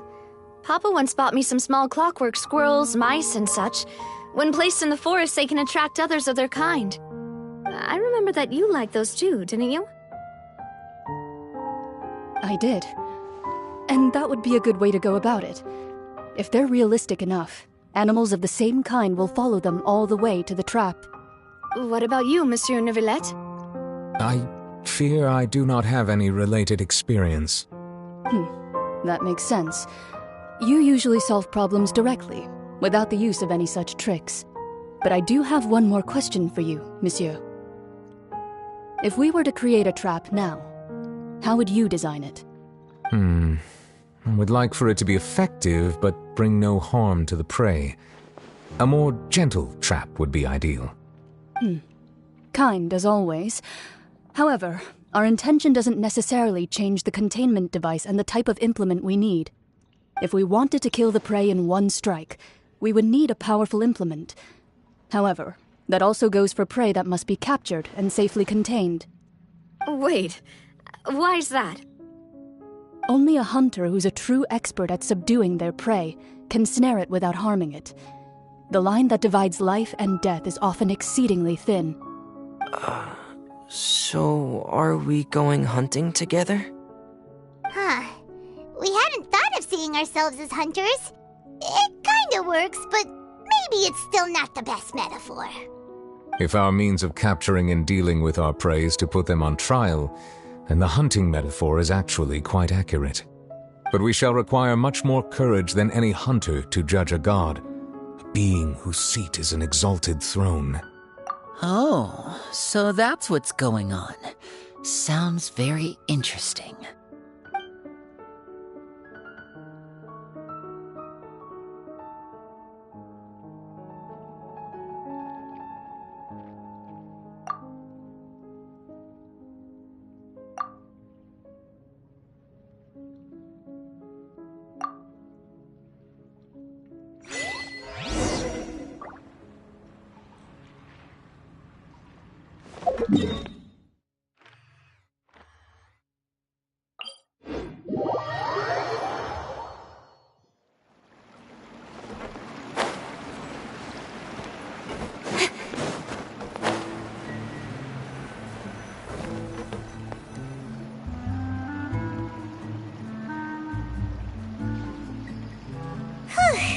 It's been a tough few days, hasn't it?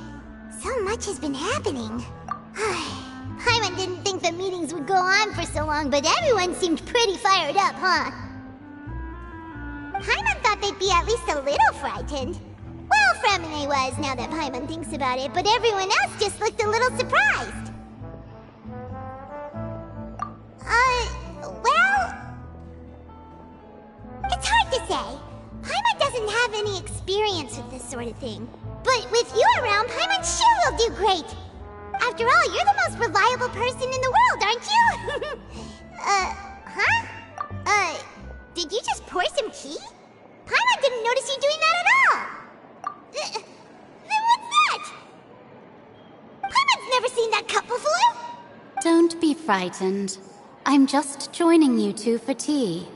I merely refrained from saying anything till now. Who's that voice? But there's no one here.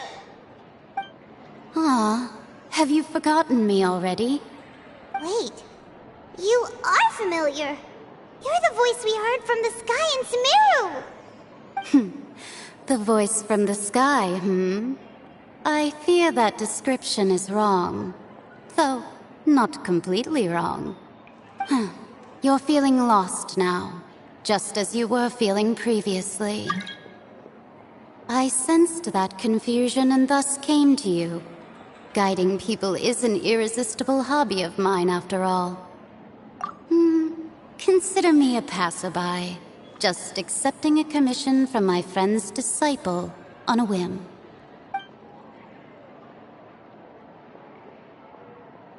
The prophecy. Yes, what has been prophesied will be fulfilled. You may view such things as the history of the future. What? Then is there any way we can stop it?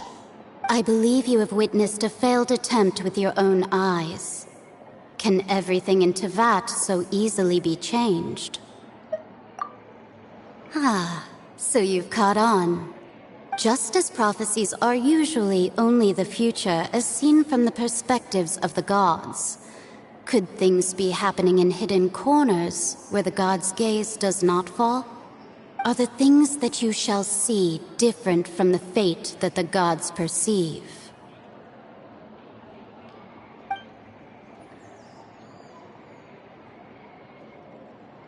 What is she talking about? It all sounds really impressive and important and stuff, but it also sounds kinda scary.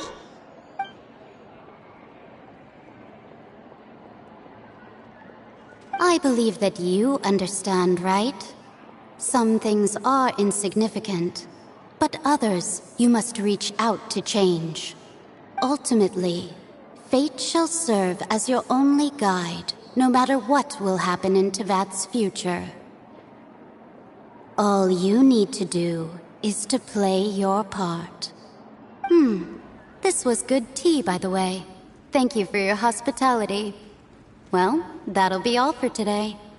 The voice. It's gone.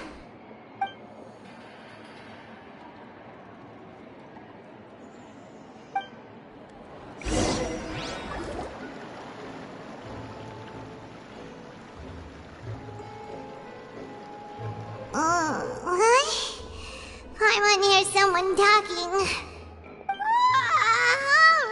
Alright, coming! Hey, it's you who's getting lazy, okay?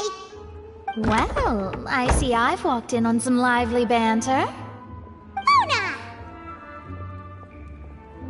Fine, just fine.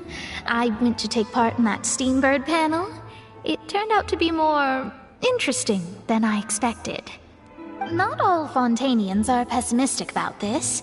One journalist mentioned that sitting around and waiting for the end to come would be wrong, and that they should make their own rescue preparations.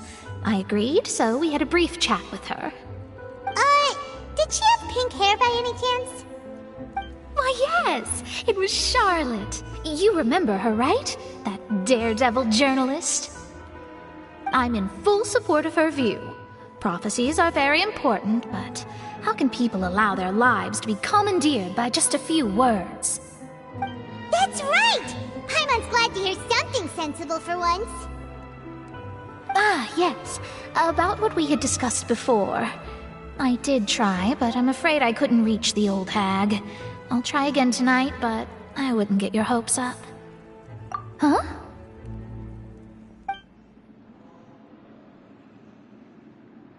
Goodness gracious. Are you serious? She said that even the god's gaze has blind spots. Pretty bold if you ask Paimon. Most people would believe the gods to be all-knowing, right? The Hexen Circle members are certainly anything but ordinary. As for the mage named N, the old hag has mentioned her a few times. She said that N's sense of direction is incredible, and that she loves guiding those who are lost. But I've never met her, and if she were still alive, she'd be... well, suffice it to say that the hag's at least a few hundred now, and N's been around for longer than that. Whoa, the Hexen Circle sounds like a scary group. But they must really stay in shape to live so long. Their abilities alone are pretty terrifying.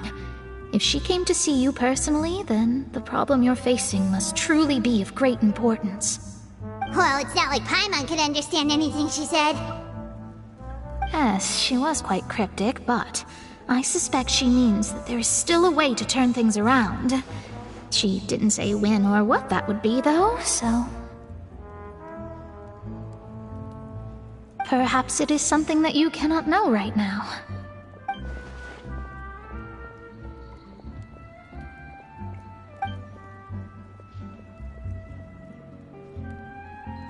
Traveler, Paimon, are you two all right? Oh, we're fine. We're just a little down right now. It kind of feels like the end is coming, you know? I see.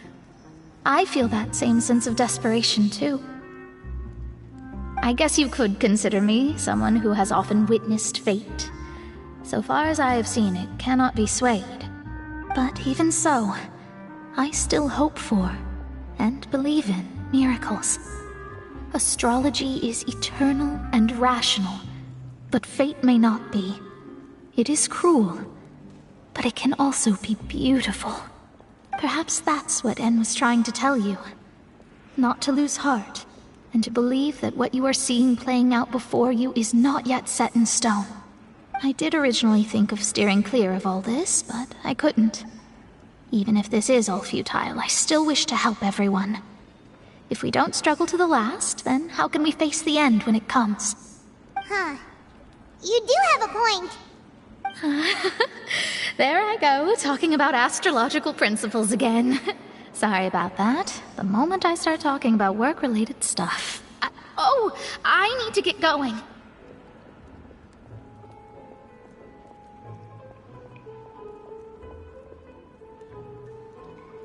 It was worth trying to comfort you, even if only a little. I believe that you'll help those who are struggling in the same way I did. I suppose that might be why we always seem to meet by coincidence. Paimon feels kinda moved by what Mona said, but also kinda sad too. Hey, Traveler, Paimon suddenly feels like going outside for a walk. Let's go! Let's walk around the city, shall we? There's a few spots we always like to walk by.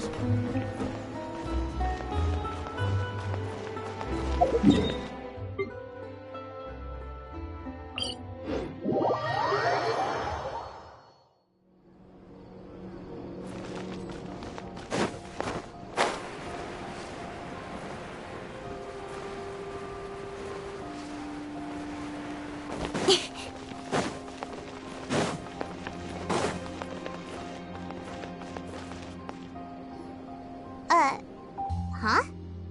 Our names are... Let Paimon see! The underwater stronghold, the Fortress of Meripede, has continued in its noble autonomy, but that does not mean that others cannot interact with it. My recent attempts to enter the fortress bore little fruit. Huh. Guess Charlotte still hasn't given up on that. Thus, did an Outlander friend become the focus of this report? A blind adventurer with their white fairy, legends trailing in their wake. It is said that this mysterious traveler once visited the underwater fortress.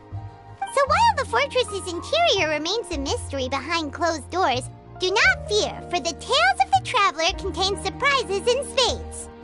Journalist Charlotte's biggest scoop yet, the Traveler's Trail, World Walker.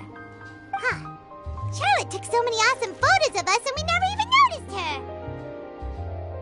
She hasn't been able to get a hold of anything at the fortress, so since we're easier to find, she's using us as the subject matter instead?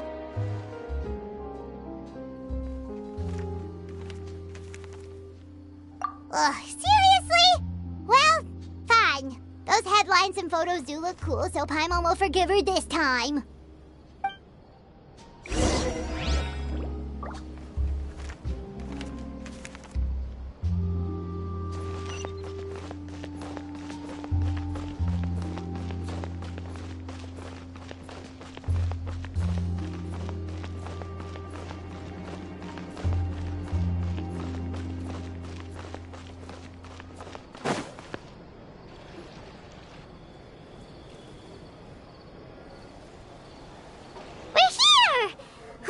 Paimon's hungry. Should we go in and get something to eat?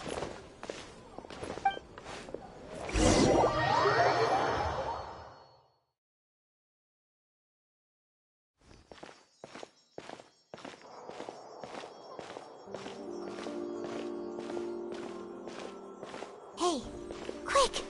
Look! That's the limited edition only 16 slices a day cake! It was so delicious the last time we tried it! Despite the tense situation we were in, let's give it another go! Paimon's sure it'll be great!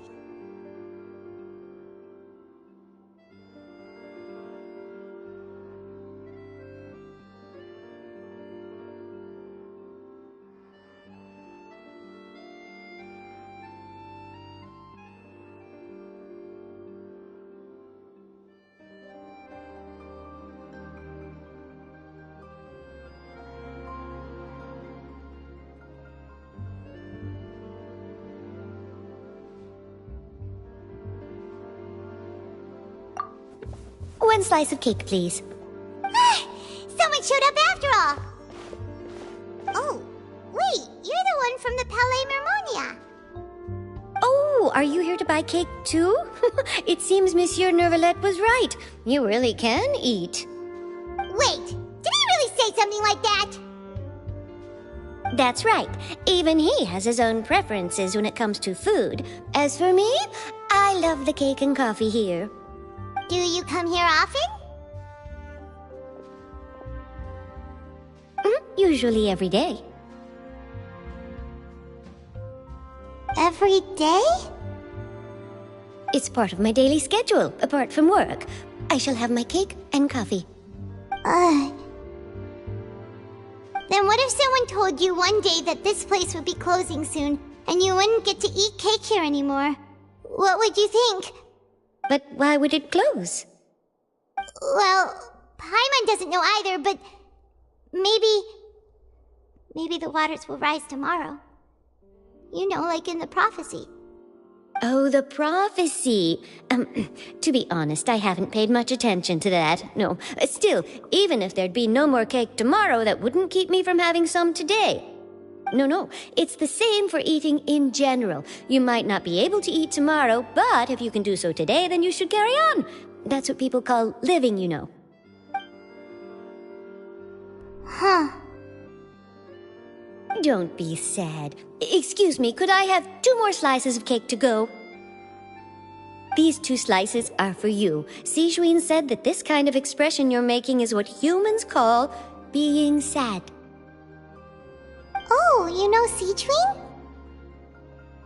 I sure do. She was born before me, and she sometimes comes to the surface to teach us things about humans. She said that humans are creatures that are saddened easily, yes, and you can only lift their spirits by feeding them delicious food. So please try the cakes here. I've got something else to do, so I'll be going now. You two try to stay in a good mood after eating, all right? Bye!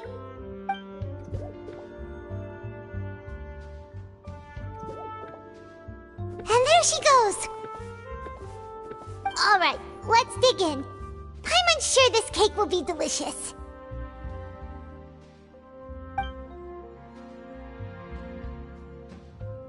It's more delicious than last time! And the flavor gets even better with a sip of tea. It sure would be nice if we could come again tomorrow. Sure would be nice if we could always eat delicious food here.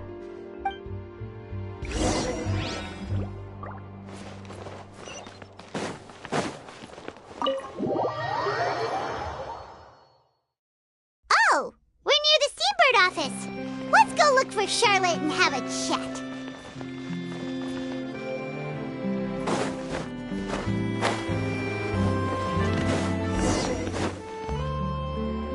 Wow! If it isn't the Traveler and Paimon! Oh, have you seen the article I wrote about you? Ha! You've got some nerve! You just used us to make some quick mora! Oh, you needn't worry about that.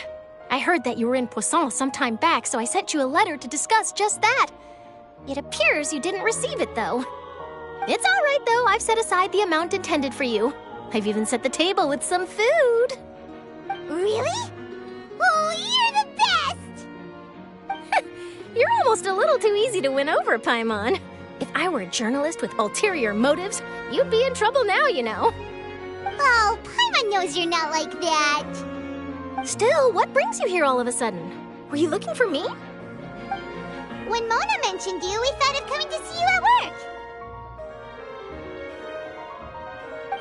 I see. It seems you've already bumped into Mona here in Fontaine. So she mentioned me? What did she say? She said that you're a real daredevil of a journalist. Nice. In which case, can this daredevil journalist dare to request an exclusive interview with the legendary Traveler and Paimon? Huh? So your article in the paper today doesn't count? Oh, of course it doesn't. That was more like live photography. What I'd like to do is dive deeper and ask you to talk about the things you've seen and experienced. Yeah, are we even qualified enough? Why not? If I say you're worth an interview, then you're worth it. But not right now, of course. I'll need a few days to prepare. Oh, in that case, we'll just chat when you have the time then? Oh, so that's a yes? Ooh, splendid! I'll tell the editor-in-chief immediately. I'll have to apply for lighting, a venue, some props, and... Whew, so much to get done now. Talk to you later. Wait, Charlotte, Paimon's still got a question for you. And what's that? If, just for example, Fontaine were to be flooded tomorrow, what would you do today? Huh, that's the prophecy you're talking about, isn't it? I mean, I do hear about it often, but I've never once thought that the day could be tomorrow. If you're seriously asking, then I might try and think of a way to leave Fontaine. Oh, but I'm still a journalist first and foremost. That means I have a duty to be reporting from the scene. And secondly, I wouldn't forsake my homeland that easily. From what I've seen, most people don't know what they'd do should the worst come to pass. In truth, it might be better just to behave like normal rather than worry over such an end. So in all likelihood, I'd probably still be prepping at the office for that interview of ours. I know what you're thinking. That sounds a bit sad, but I've always believed that it's best to do what you enjoy. Just think about it. If this nation really were to be suddenly destroyed tomorrow, but I still successfully finish an exclusive interview with a truly unique person, then the story I would wind up writing would truly be timeless. And then do you know what I'd do? Well, I'd write that story, send it for printing, and use messenger pigeons to get copies out to the various nations as soon as possible. I'm not a dreamer, nor am I a workaholic, but I do love my job, and I'd be proud of leaving such an article behind. I guess you could say that I was born to be a journalist. But anyway, that's my answer. And on that note, I'll get back to my preparations. That's so nice. All of a sudden, Paimon actually kinda envies her. Anyway, let's go and take a look at the sea, shall we?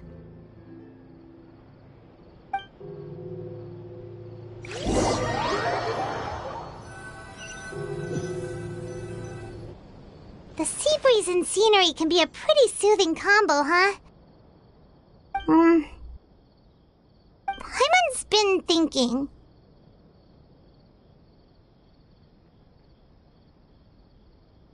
If it wasn't Fontaine, but all of Tevat that would be destroyed tomorrow, where would we go and what would we do? No, Paimon should ask, if you could choose, what would you like to do?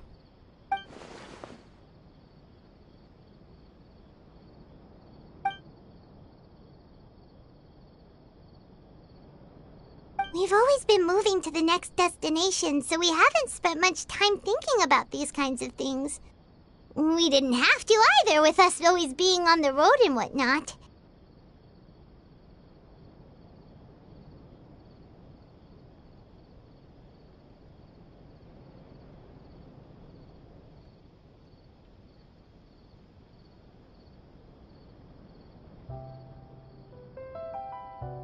You mean, still traveling?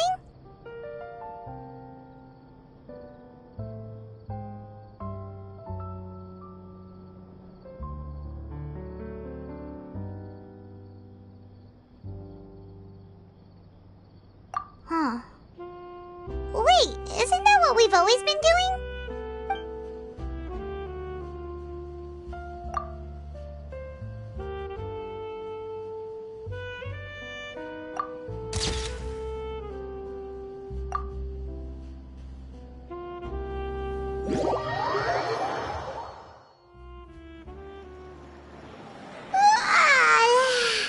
Feels like you'll grow mold if you stay here long enough. But it's still better than the Fortress of Meripede, that's for sure. It's not only damp there, but salty too. Ah, so the two of you are still here. Wonderful. Oh, you're from the Palais Mermonia, aren't you? Yes, I'm Isadora. Monsieur Nervillet sent me to look for you two before. I heard that afterward you went to the Fortress of Meripede. Not at all. I'm well aware that you're friends of his. Actually, I'm here to pass along a message from him. Yes, inside the Opera House. The Maréchaussée Phantom has declared the incident a small-scale riot. A riot? Well, that said, I don't personally think it was that serious. Lady Farina was watching a performance at the Opera House, and while she was resting during an intermission, some other audience members suddenly started harassing her, loudly accusing her of doing nothing about the prophecy crisis. And before she could respond, others started to join in. The crowd continued to grow, and protests against the Hydro Archon started to break out. So people have started to put the blame on Farina. guess they finally found an outlet for the pressure they've been under due to the prophecy. I agree. People will naturally rely on gods, as is customary. But the moment people feel threatened, gods are also the first to be blamed. So what happened after that? Is Farina okay? Seeing that the situation was spiraling out of control and that further argument was pointless, she claimed that she'd gotten tired of this and left in a hurry. The Marechaussee Phantom had their hands full maintaining order and did not catch where Lady Farina had gone. Only when things had stabilized did we realize that she had gone missing. So, you mean she's still missing? That's right. The Marechaussee has dispatched many people to search for her, but we don't have any leads yet. That said, I don't think there's much to worry about. She is a god after all. Even if she were to fall into the hands of rioters, what could ordinary people do to her? Good. Monsieur Nervillet sent me to tell you about the situation, but he didn't say anything else. Don't worry, this is more than enough to go on. Thanks for keeping us informed. Ah, is that so? Well, alright then. In that case, you two take care. I'll be heading back to the Palais now.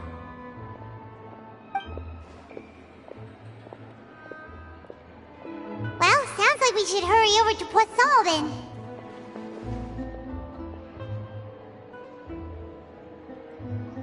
If we know Farina, she won't try to fix things in this situation.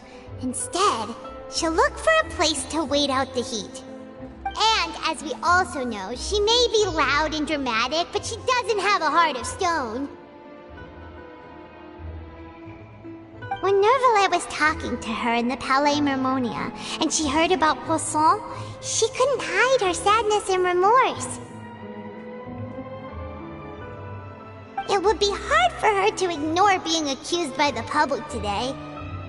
Paimon thinks Farina's probably taken the opportunity to slip away to Poisson and try to relieve the sense of guilt that she's feeling. Huh. Well, what do you think? Paimon knows the answer, of course, but Paimon can do the analysis to back it up, too. Cool, huh? In that case, there's not a moment to lose. Poisson, here we come!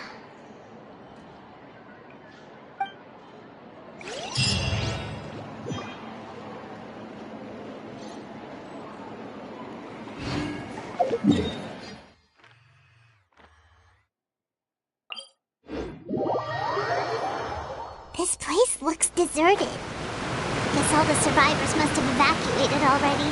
All that's left here are signs of devastation. Could Farina really be here? Let's try to find her as soon as possible.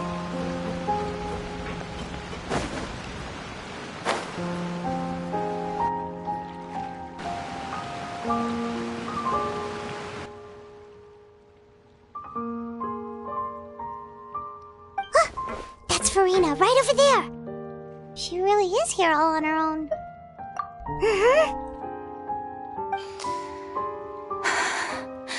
Should I just give up?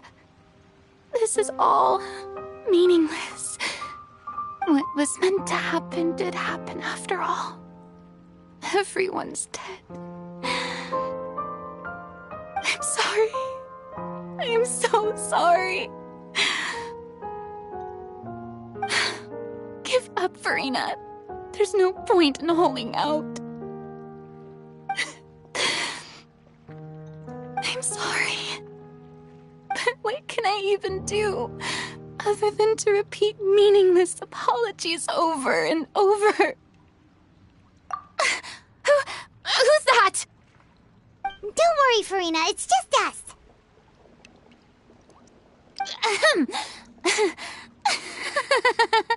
So it is you, blonde traveler from another land. Why, I almost thought you were someone from that mob of my ignorant subjects, come to kneel and beg for my forgiveness. Farina, you were crying just now, weren't you? The tear stains on your face are obvious. What do you mean, tear stains? Oh, I remember. The show at the Opera House earlier this morning was so moving. I'm still trying to process it. Who did that uncivilized rabble think they were, disturbing my enjoyment of the arts? They even dare to tout their Archon! I must teach them a lesson.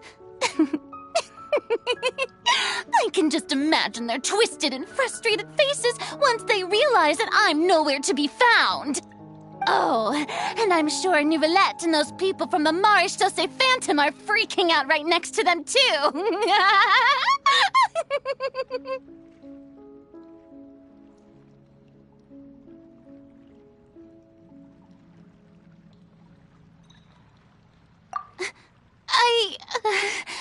Of course not! Hey, there she is! The Hydro Archon's over there! Quick, after her! Farina, those people seem to be after you. They are? They're just some rabid fans who want to cut the line because they haven't been able to meet me in person, aren't they? That's against the rules. I can't let them get their way. Farina just ran off! Quick, we have to catch up with her!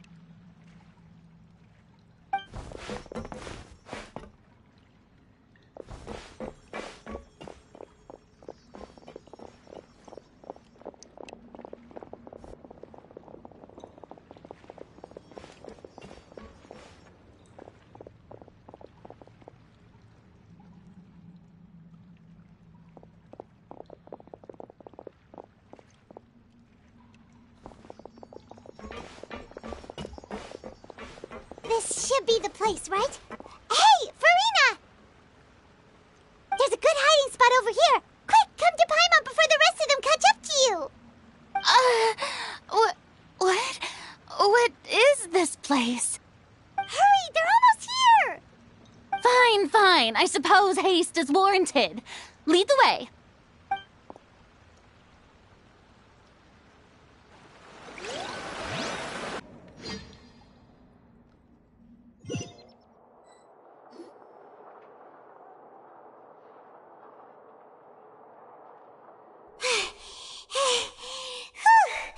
Paimon's exhausted.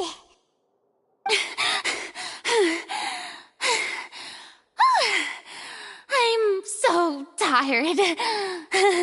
I totally thought they had caught me. No, I merely gave in to the sheer enthusiasm they displayed.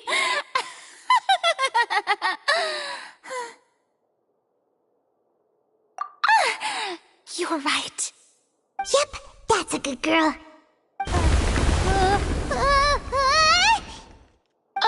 What's happening? The ground's shaking. Is it an earthquake? Yeah, a quake of this kind preceded the flooding in Poisson, didn't it? It can't be. It's happening again. Well, there's no need to worry too much about that. Nouvellette's made some emergency plans, so the evacuation should go a lot smoother this time. Yeah, I hope you're right. But the people of Poisson, they've already...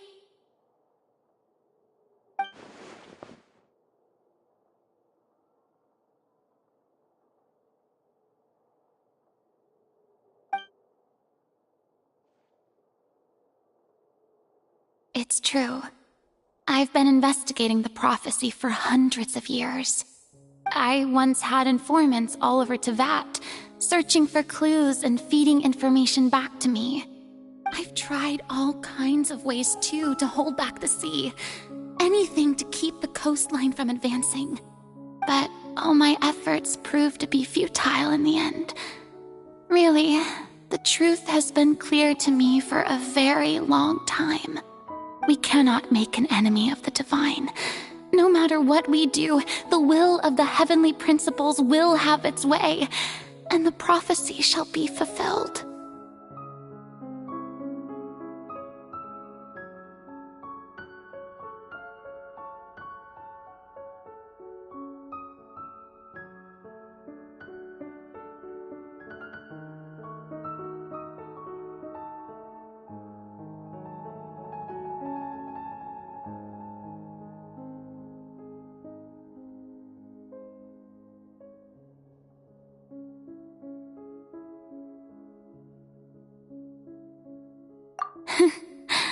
give up.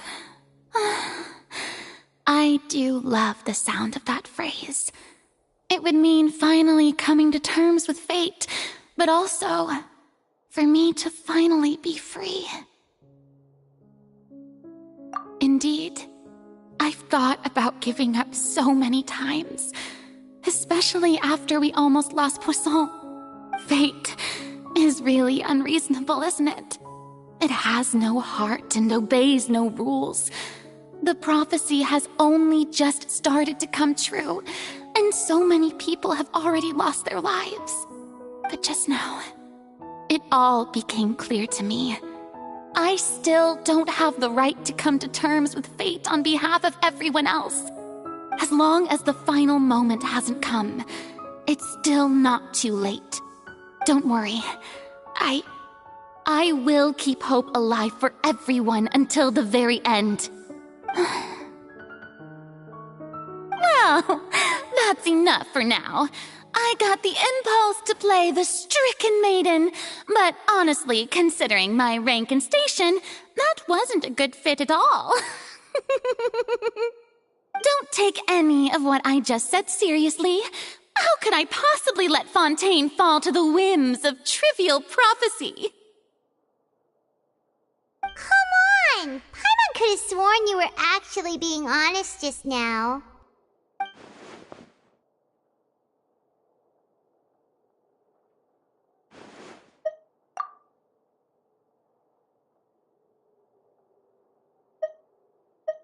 Share my burden.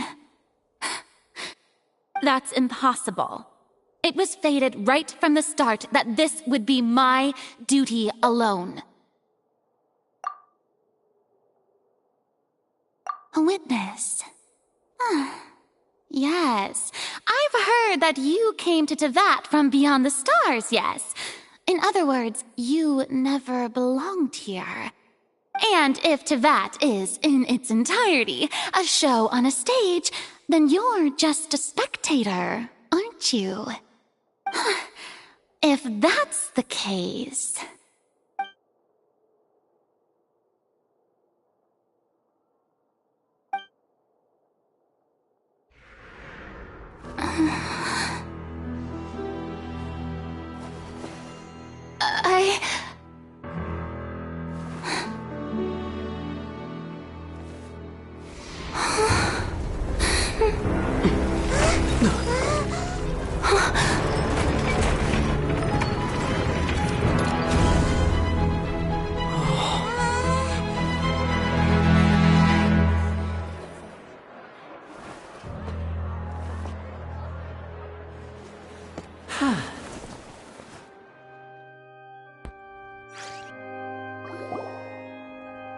Ladies and gentlemen, this concludes my opening performance.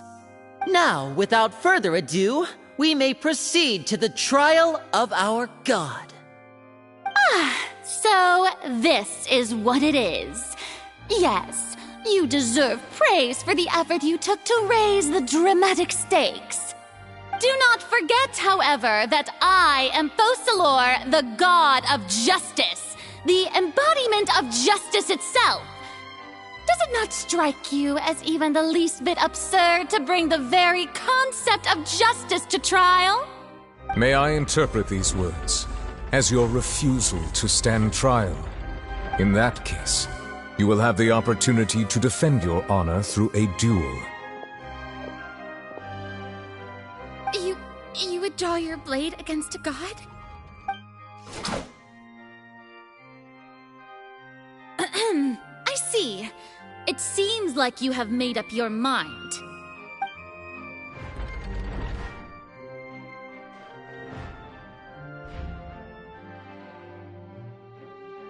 Paimon can't believe it. She just surrendered. What the heck is going on? Did I just see an Archon surrender to a human? Wow, how utterly humiliating. Lady Farina, what is the meaning of this? It would seem that there has been a misunderstanding. To be clear, the raising of both hands is not always an indication of surrender. Looking for excuses again, huh? I raised my hands just now to indicate my acceptance of the trial. No duel shall be necessary.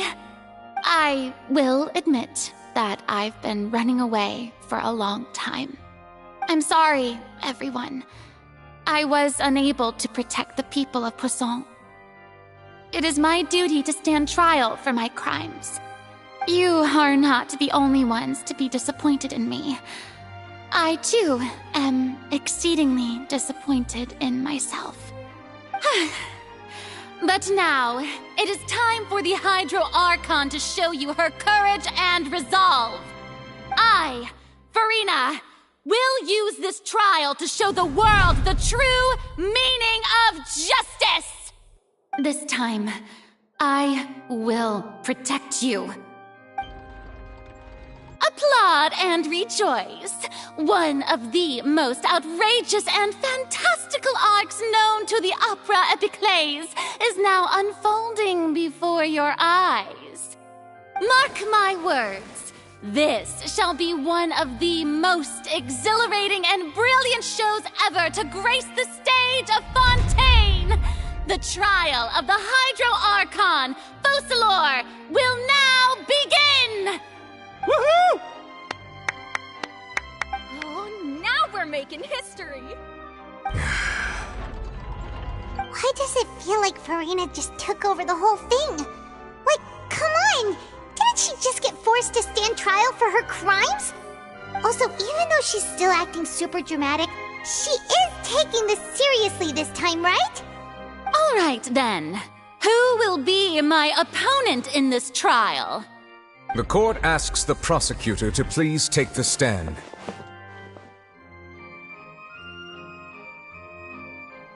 Is that so?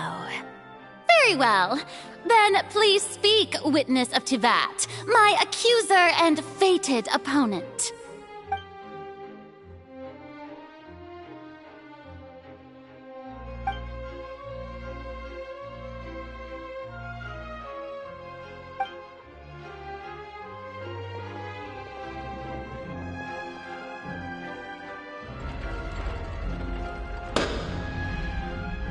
Also, please allow me to ask, as a final question before the trial begins.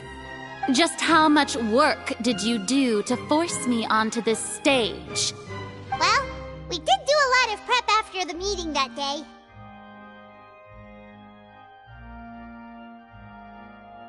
I can go over the tasks assigned to the Spina di Rosula, since they were rather straightforward and easy. Navia, the president of the Spina di Rosula. Most of the people who participated in the disturbance this morning were my subordinates. They changed into plain clothes and came to the Opera House as regular audience members, waiting for the perfect opportunity to incite insurrection against you. The people's resentment against their Archon has been building as more and more of the prophecy is fulfilled. A spark was all we needed to turn smoldering anger into a flame. Moreover, according to our understanding and analysis of you, when something like that occurred, you would likely flee the scene and head to Poisson by yourself. So, we arranged for a second group to lie in wait there. So, you mean, the ones who scoured the settlement for me were also from the Spina? And their goal was to force you to step into the giant magic box so you may personally participate in the greatest magic performance in all of Fontainian history. That's right. That house was a magic box, rather than someone's residence. As the super ultimate version of the setup that I used when I first performed at the Opera Epiclese, the volume of the box was increased by a whole order of magnitude, and the distance it traversed was the entire gap between Poisson and Aranias. Its cargo, of course, was an Archon instead of a human. My thanks, Farina. Without your help, we could never have pulled off such an extraordinary performance. You're welcome? Of course, this performance was only made possible with Father's support. The House of the Hearth spent a massive amount of labor in Mora to pull this off. We had to select a location, construct a giant magic box, dig a tunnel, and open up a path through the water. It was a lot of work for all of us. So, in other words, the earthquake that we felt within the giant magic box was just a normal tremor from the transportation of the whole house? That's right. It wasn't a sign of another disaster to come.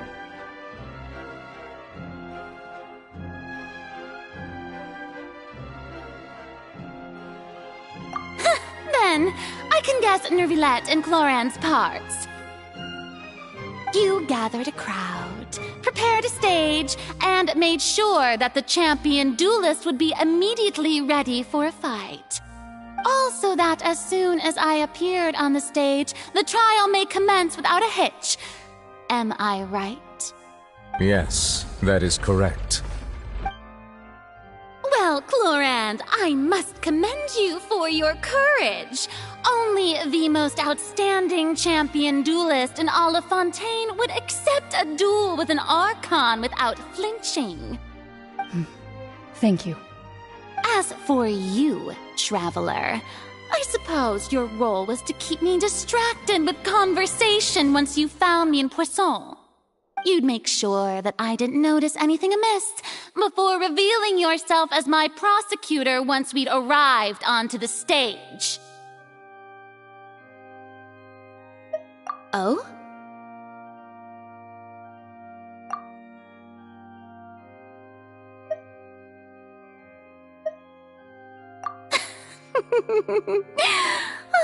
Is that so? Then I suppose I must have missed my final chance. It's fine. It matters not. What's done is done. The stage is already set, so there's no reason to disappoint the audience. Let's see this trial through to the very end.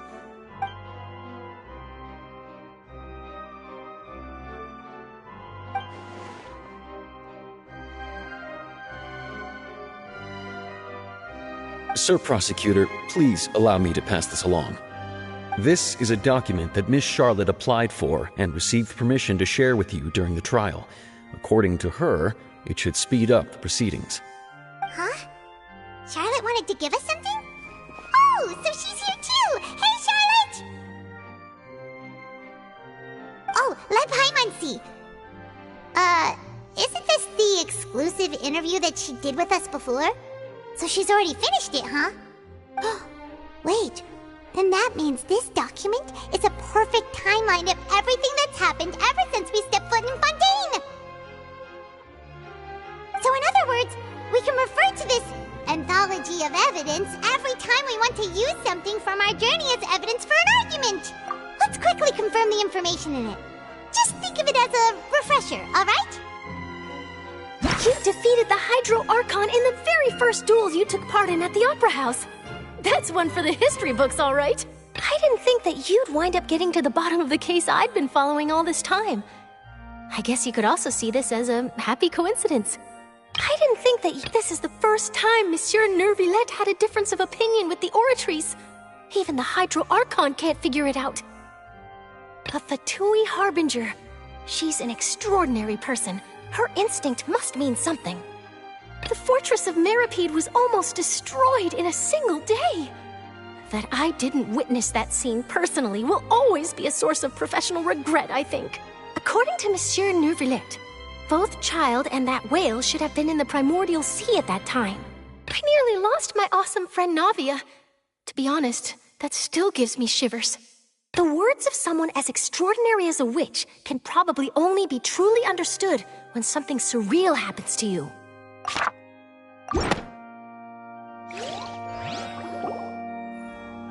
The prosecution and the defense are both in position. The trial shall now begin. Oh, come on, Nervilette. There's no need to repeat all the unimportant legalese. Just fast forward to the part where the prosecution lays out my offenses. As the defendant and the lead actress of this performance, I still haven't even been informed of my supposed guilt in all of this. Of course, It is only natural for humans to struggle to understand the actions of a god. However, you will need more than that to convict me of a crime.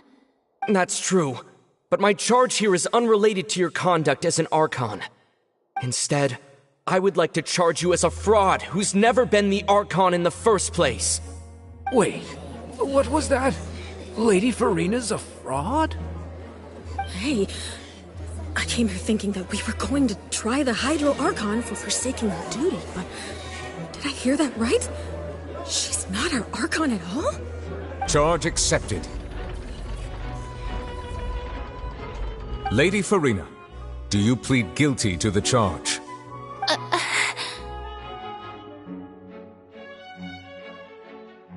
Lady Farina. I plead not guilty.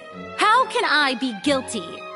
There is no way that I, Focalor, otherwise known as Farina de Fontaine, a member of the Seven and the Regina of all waters, kindreds, peoples, and laws of Fontaine, could be anything other than your true Archon. Yeah, even though Lady Farina can be rather eccentric, isn't it going too far to doubt her very identity? Yeah, I've never questioned her identity either. Sure, Lady Farina can be super irresponsible, but what grounds does that prosecutor have to make such a huge claim? I have cause to believe that common sense will prevail in this case. Many of the members of the audience have known me as the Hydro Archon ever since they were born. There would be no fooling their memory. See? Even the Oratrice has decided to show me its favor. Are you sure you want to commit to a charge that will never be upheld? If you wish to drop the case, I can promise you as the God of Justice that you will not have to face trial for making a false accusation. We will treat everything that's happened as a dramatic spectacle and move on with our lives. What do you say to that? Huh. An argument with near impossible odds, huh? We have to not only refute Farina's claims, but also overturn the long-held beliefs of the people. Well, I tried to give you the chance to surrender. If you must persist, then let me ask. If you believe I'm not the Archon, then what manner of being do you think I am? And if I was not the Archon, then how did I manage to live for over 500 years?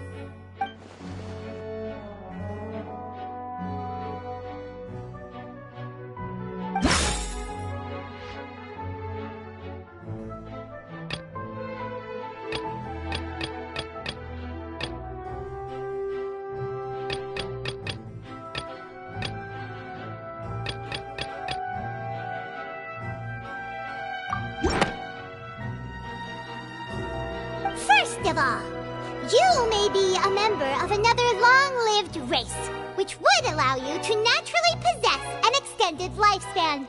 And second of all, even if that wasn't the case, there could be other ways to extend your life. Who gave you that idea?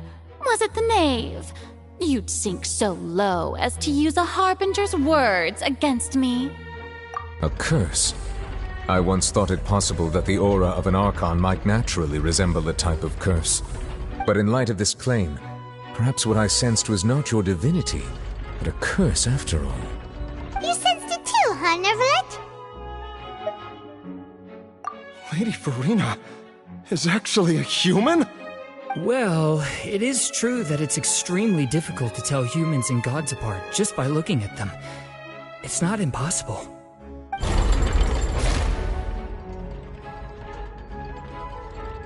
Well, don't start celebrating too early now. Even if I have been carrying a curse like you said, how does that prove that I am merely a human being? Besides, everyone knows that the main difference between a human and a god is the possession of authority. Gods can do what humans cannot. That's why they're worshipped as gods. For centuries, manifestations of my authority have served the nation of Fontaine. One need only to turn their eyes towards the Oratrice Mécanique d'Analyse Cardinal in this very opera house, or consider the indemnitium that is used in every aspect of life.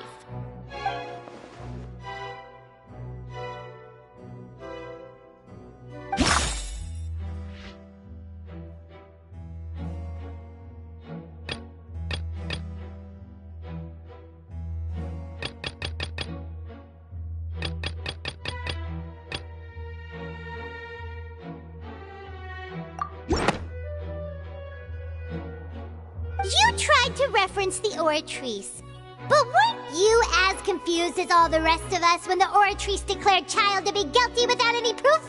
Otherwise, you should have come up with a good explanation for that by now. Didn't I make myself clear at the time? The decisions of the gods are naturally difficult for humans to comprehend. There is no need to provide an explanation. Lady Farina, I believe a reminder of your current circumstances is in order. While the court is in session, the principles of justice and the law must come before all else. While you are an Archon, you are also first and foremost the defendant in this trial. You will prove yourself unable to defend against the prosecution's charges if you continue to withhold vital information against the rules of the court. I never thought you'd use that kind of rhetoric against me. That was no trick of rhetoric, Lady Farina. I've merely reiterated the rules of the court. Rules that all should respect and follow. So, you neither knew why Child was declared guilty, nor did you understand the structure and operations of the Oratrice. Instead of having been created by you, the manifestations of authority you mentioned have been made by the real Hydro Archon, haven't they? The real Hydro Archon? Well, now you're really losing me. It is true that I did not know why the Oratrice gave out a guilty verdict that day. But the Oratrice handed out that verdict unilaterally, and it has been operating independently ever since it was first created. You can't argue that just because a divine creation is flawed, that the god behind it must also be no god at all. She's still throwing out all kinds of excuses. Seems like she's confident that we won't be able to My power as an Archon. There are many ordinary citizens in the audience. How can I just carelessly demonstrate the formidable power of an Archon? If that poses a concern, I'm prepared to extend my protection to the audience. You don't need to go that far.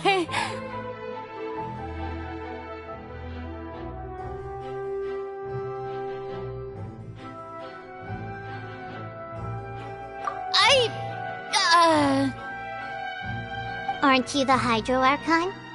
Or is it that you can't even wield the power of Hydro, much less the authority of a god? Indemnitium! Yes! It's all because of Indemnitium! All Archons derive their power from the faith of the people, and I've converted the people's faith in justice into Indemnitium! Thus did I give up all of my divine power to provide everyone with energy for their daily lives. Have you ever seen a more magnanimous god? Isn't that a huge stretch? Yeah, no matter how generous an Archon can be, how could they give up all their power? Can a god with no power even still be called a god? It seems like nobody's buying Farina's excuse. Hey, come now, everyone. Please don't stare at me as if I was a liar. I'm still the same Farina you knew, right? The one that you loved. Shouldn't you want to believe in me? Please? You've got to believe me. If what the prosecutor said is true, she really has committed a grave offense. Did she deceive all of us? And all of our parents and grandparents too? And all of our ancestors? Ever since they were born? Enough! That's enough. Tell me then, if I'm not the real Hydro Archon, then who is? If you have no evidence of another Hydro Archon's existence, nor can you find anyone who can back up their claim to be such, then what grounds have you to say that I'm not actually the real deal? Wow, she came up with yet another argument. How can we refute her now? Seems like she really doesn't want to give up.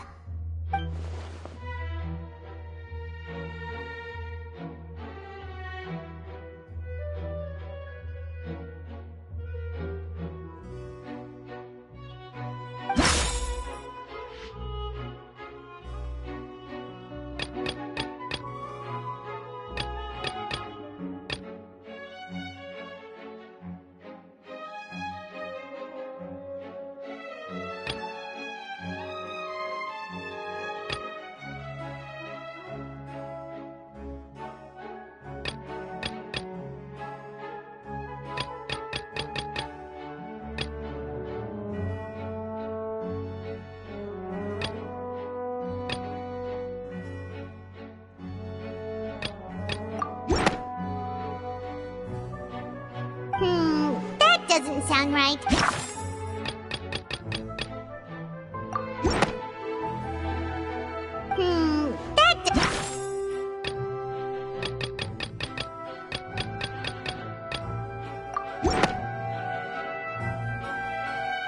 It has been established that all Fontanians can dissolve in water from the primordial sea. And that means... Since you insist on claiming to be a god and not a human, then there's a method that you can use right here and now to eliminate all suspicions of you being the latter. Miss Navia, please apply to serve as a temporary attorney for the prosecution before addressing the court. Though you act in partnership with the prosecutor, you must still adhere to proper procedure. Super sorry, Monsieur Chief Justice. I swear this really will be the last time that I'll speak out of turn. Now, I've brought some seawater from Poisson. As everyone knows, a massive flood struck the area not long ago, taking many lives, including those of some of my closest friends. So, Miss Farina, would you dare to touch some of the seawater? If we are to believe that you are indeed the real Hydro Archon, touching the seawater would have no effect on you. All it should do is strengthen your case. But if you don't dare to touch it, then we would have basically proved the reverse. Oh, and I must remind you that after the disaster at Poisson, nobody wants to see any more people dissolve. I do hope you'll act prudently and choose the simpler path of admitting guilt.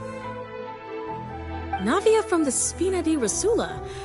The Spina has governed Poisson for many years. I guess her suggestion is valid. If Lady Farina is indeed just a human, she's probably Fontanian like all the rest of us. Would she really dare to try?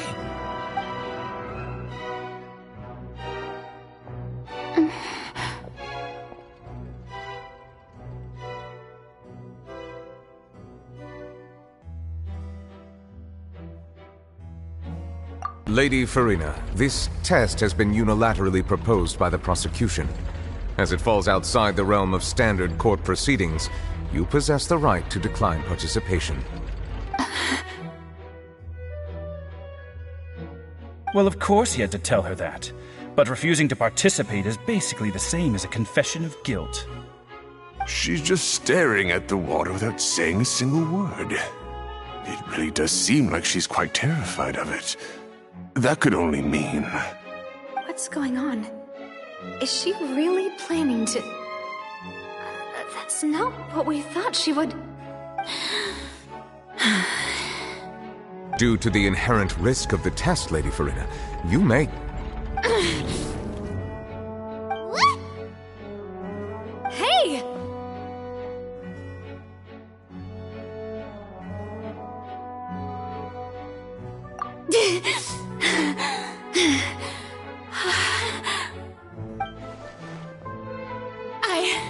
I'm fine! Look at me, everyone! My hand is still here! I haven't been dissolved! Will you believe me now? I really am your Archon! I'm nothing like a normal human who would fall apart as soon as they touch this water! Really? Was this not the most obvious thing in the world? Miss Siegewin? If you are present, Miss Siegewin, please come forward and attend to the defendant. Siegewin? Don't be nervous. It'll just take a few seconds. Let me see. That should be enough. Please announce the results of your evaluation to the court, Miss Siegewin. As everyone doubtlessly saw, Miss Farina was displaying symptoms of hyperventilation and flushed skin. These indicate that she was experiencing the adverse effects of exposure to primordial seawater. The extent to which she was affected is the same as other humans when exposed to primordial seawater of a similar concentration. Thank you, Miss Siegewin. Lady Farina, you may return to the defendant's stand. Oh, wait. What did she just say? I didn't get dissolved. Shouldn't that be enough to prove my innocence? Well, considering your tendency to run from your problems, we did originally prepare a direct sample of the seawater around Poisson. However, after extensive discussion, we exchanged it for a sample that is not concentrated enough to dissolve an actual human. After all, on the off chance that something entirely unexpected might occur, we don't want anyone else to lose their life to the sea. Yeah, so out of regard for Farina's life, you secured a low-concentration sample and asked the head nurse to serve as an expert witness. It's a great thing that the direct sample wasn't actually used. Farina could have... I can't believe... you...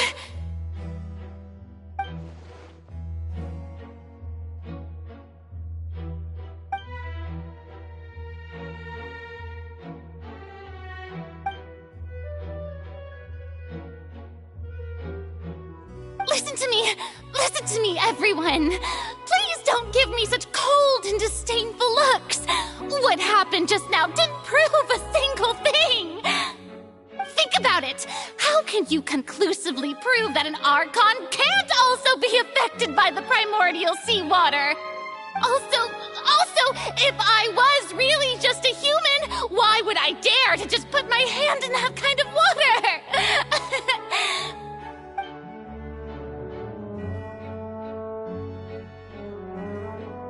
Please, everyone, anyone, just listen to me! I swear, I really am your Archon!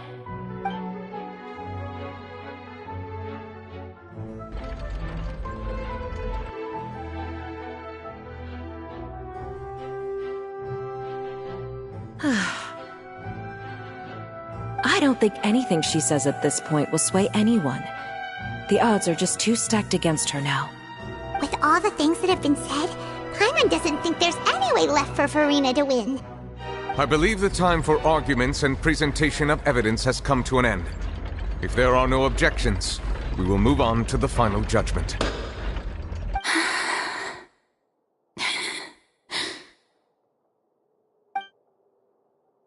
I don't think anything she says at this point will sway anyone. She's too stacked against her now.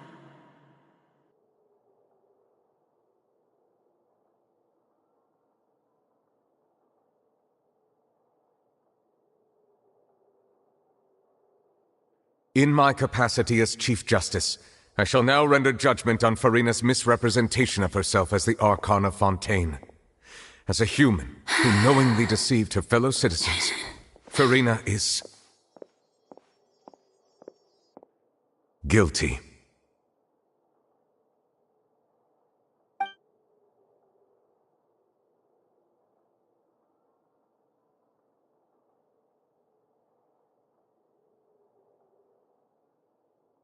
We shall now turn to the Oratrice Mécanique d'Analyse Cardinale to render the final verdict on the charges.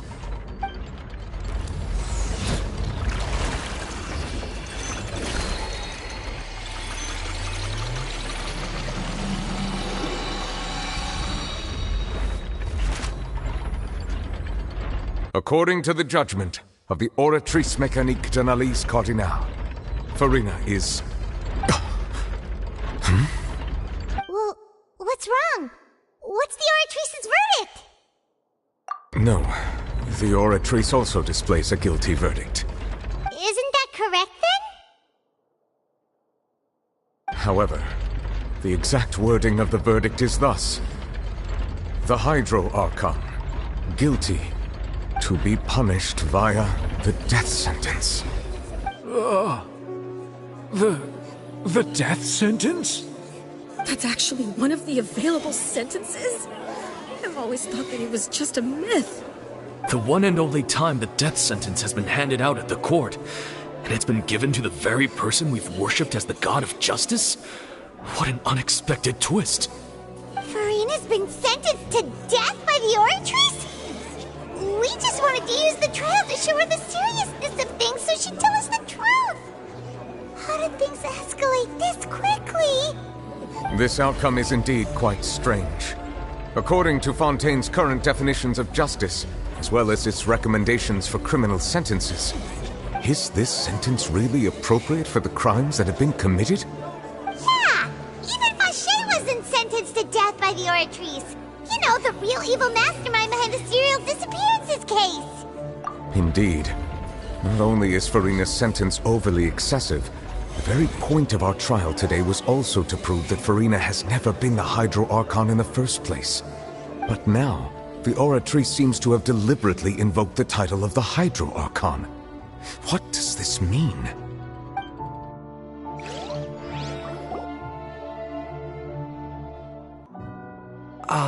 Excuse me, if I may interrupt.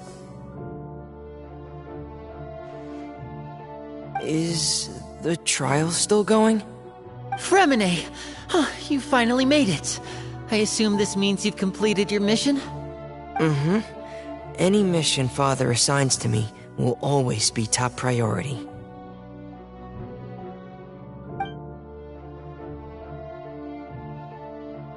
Is that the first prophecy slate? Huh. So the knave privately arranged for Fremine to try and find the missing slate. I looked everywhere and finally found it at the bottom of the sea. It took me a long time to get around some dangerous stretches of water. But has the trial already concluded? Then doesn't that mean I've come too late? Oh no. Father will be disappointed in me. Thank you for your hard work, Mr. Fremine. Please allow me to review the record left on the slate. Traveler, I believe that you have already seen the other existing slates, and would like you to come here and confirm their contents.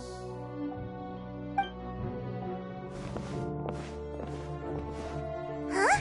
So what do you see? What is it?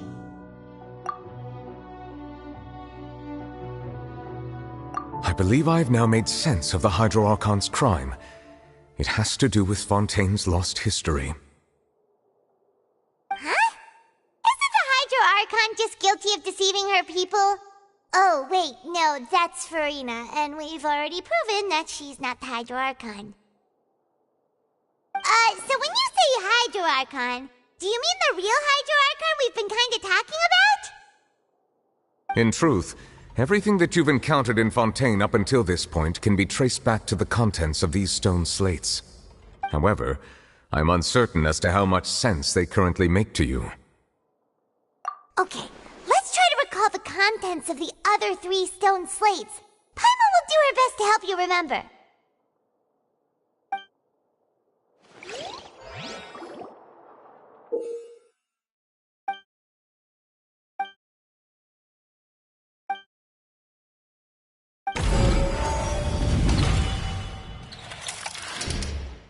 Stone slate describes what you just said. It seems to show the previous Hydro Archon using her divine power, and then the Oceanids turn into humans. Does that mean that Fontainians are transformed Oceanids? Oh, Paimon wasn't expecting that. But if Oceanids can turn into humans, then perhaps this process can be reversed as well. The second stone slate shows Celestia floating in the sky, and the Hydro Archon and her people worshipping it together. But the heavens still brought judgment down upon them. This must be the point when the Hydro Archon and the Fontanians were branded with their original sin. Does this mean that the original sin and the Hydro Archon sin are the same thing? The third slate shows the Hydro Archon sinking into the sea surrounded by many people. That reminds Paimon, didn't we also watch that happen to someone else? Well, the fourth slate is the prophecy the Fontanians have been talking about. People dissolving into the sea, the Hydro Archon crying on her throne, and so on. We didn't believe that such a crazy disaster could happen at first, did we? But after that incident, it was just a question of when and not if.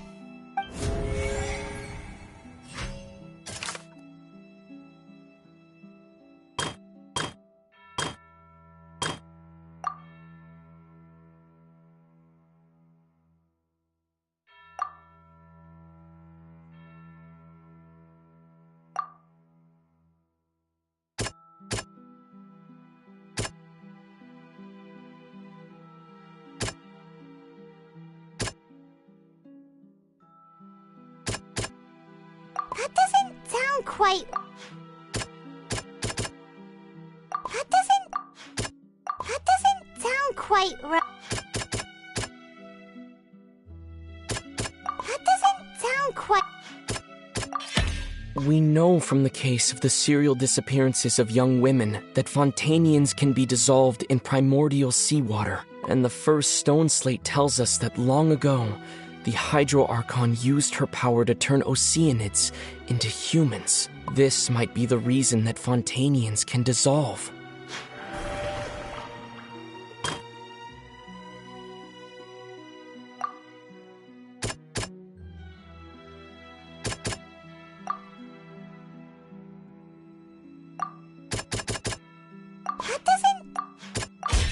Perhaps what is about to take place has all happened before. The true sin of the Hydro Archon that Nervalette mentioned, and the original sin cast down on the people of Fontaine by Celestia, as recorded on the stone slates.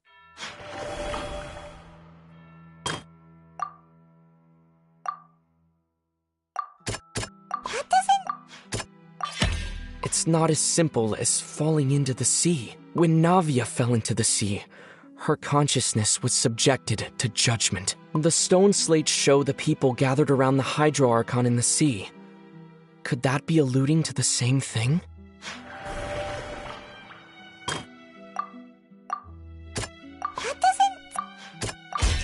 The prophecy from the stone slates found its way into society, but not many people believed it at first. The fortress of Meropide was nearly flooded with primordial seawater, which we know can cause Fontanians to dissolve. It seems increasingly likely that the prophecy may come true. If we hadn't dealt with it in time, things could have gone very badly. They'll dissolve into the primordial sea but won't cease to exist. Their essence will flow in the seawater, converge, and take the form of an Oceanid. The Hydro Archon was sentenced to death in court, shocking everyone present. Perhaps this means that her sin was actually Fontaine's original sin. Navia fell into the water inside those ruins, and she nearly dissolved.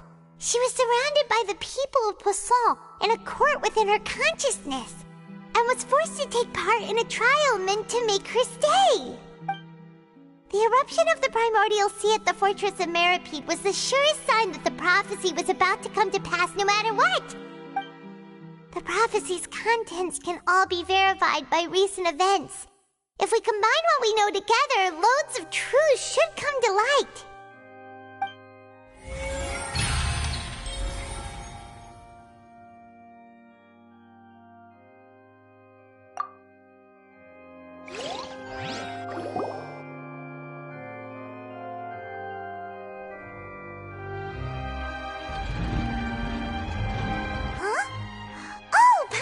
It now, so that's how you can make sense of it.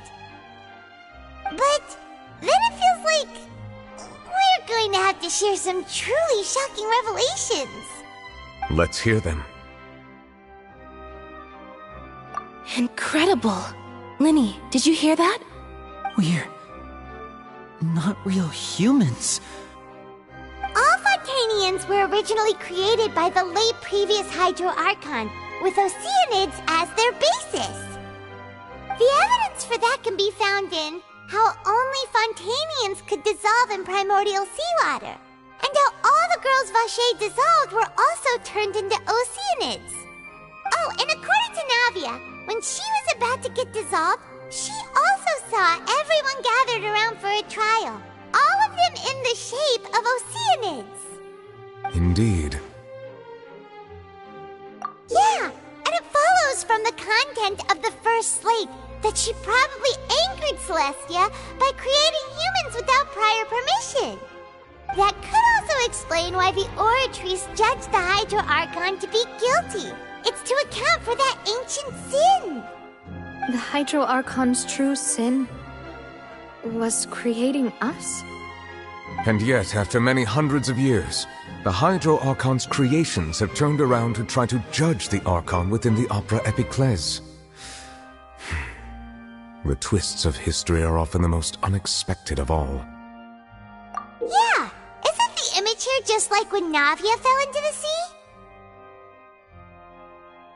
So wouldn't it be trying to show the image of the Hydro Archon also falling into the sea once the prophecy has been fulfilled in the fourth slate? In the end, the people will all be dissolved into the waters, and only the Hydro Archon will remain weeping on her throne. Only then will the sins of the people of Fontaine be washed away. Did Paimon get all that right? You've made some keen deductions. I must say, given how much you still don't know, it is impressive that you've already managed to connect so many pieces of the truth. However, while you were able to decode all the information on the slates, they've also been etched with an additional layer of hidden information using a different power source. When we were at the ruins, I tried to decipher the hidden information recorded in the slates. But since we only had 3 slates at the time, I was unable to come to a full conclusion. Now that the slate collection is complete, I shall make another attempt to decipher the narrative recorded within. If everything goes well, we should finally be informed of the unadulterated truth.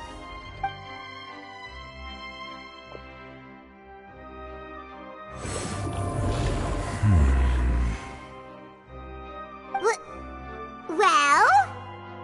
Did you get it? I believe I should share this truth not only with you, but with all the people of Fontaine as well. I will try to briefly summarize it for you.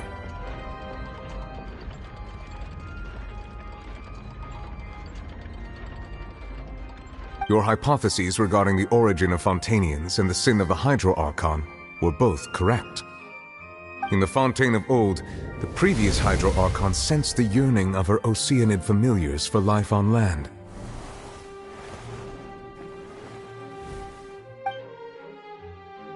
The Oceanids were enamored with the beauty and romanticism of human beings, and wishing to have those experiences for themselves, expressed to the Hydro Archon their desire to become of a similar kind. However, even though water as an element is intricately linked with the power of life, the Hydro Archon, as one of the 7, did not possess the authority to create a new form of human life. Not one to give in, she eventually found a way to create permanent humanoid bodies for her familiars by appropriating the power of this planet's primordial sea. She poured primordial seawater into the Oceanids' blood vessels, creating humanoid mimics in the process. But if Fontanians were to ever come into direct contact with water from the primordial sea, the power within their bodies would escape these artificial restraints and return to the sea. As a result, their forms would collapse, and they would be reverted to their original forms as Oceanids. Of course, the Hydro Archon never received permission from the heavenly principles to create a new human race. And thus, the Hydro Archon and all of her creations came to shoulder the original sin of appropriating the power of the primordial sea. That is the true history of how the people of Fontaine first came into being. So we were all Oceanids before we turned into human beings? That's way too much information for me. I think I'm just going to pretend that I never heard a single thing. Wait, but if that's the truth, we can't let the Hydro Archon be sentenced to death. After all, her only sin was creating us. This really might be too much information for your regular Fontanian, but it does answer a lot of our questions. Alas, your hypothesis regarding the third and fourth stone slates was inaccurate. The slates' respective positions are, in fact, correct. A key point of the visual on the third slate is how all the individuals depicted in the water are humans rather than Oceanids. They have not been dissolved, which implies that the water depicted in this slate is not water from the primordial sea. The nation of Fontaine is the nation of Hydro, as well as the nation of Trials and Justice. Instead of being the literal element, the water in the scene symbolizes judgment and justice. You may also recall Navia's experience. When she fell into the sea, her consciousness was surrounded by that of many others who intended to hold a trial to determine her fate. Therefore, the meaning of the third slate is that the people of Fontaine shall try the Hydro Archon at the court of justice. Yes, it refers to our present situation. I think I'm following now. So, what you're saying is, even though we decided to put on this trial to avoid fulfilling the prophecy, in truth, everything we've done has happened exactly as the prophecy foretold. So now, it seems, we're the ones making sure it comes true. What should we do? Huh. No matter what, the prophecy will be fulfilled. Is this what it feels like to be a prisoner of fate?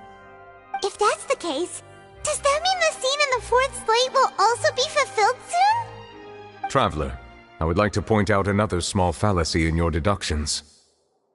About the fourth slate, you probably thought that the eruption of primordial seawater beneath the fortress of Meripede served as the surest sign that the prophecy was about to come to pass, yes? However, I believe that rather than being a sure sign, that eruption could in fact only be a small warning of something far worse to come. As for the root cause of the catastrophe, I believe you've already encountered it once before.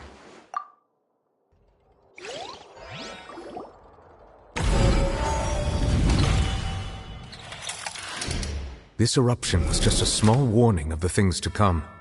We must find the root cause of the disaster.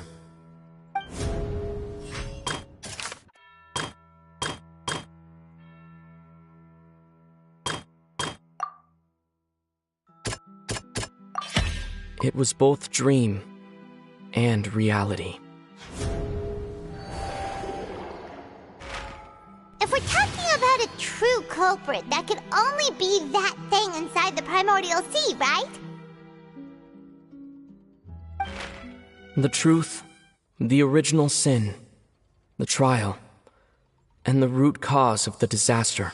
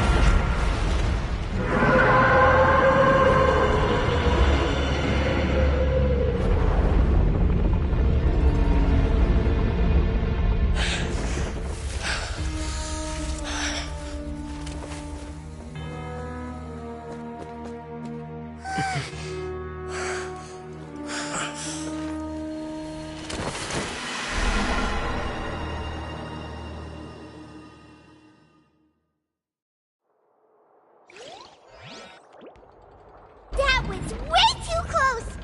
How did that thing just burst into the Opera House? Wait, was that the huge whale you saw in your dream? So we've met it at last. I understand very well why it has chosen to make an appearance here. That whale does not belong to Tevat. It is a monster that has traversed the stars, weeping all the while. It has been greedily consuming the energy from the planet's primordial sea, using it to grow. That is the main cause for the rising sea levels.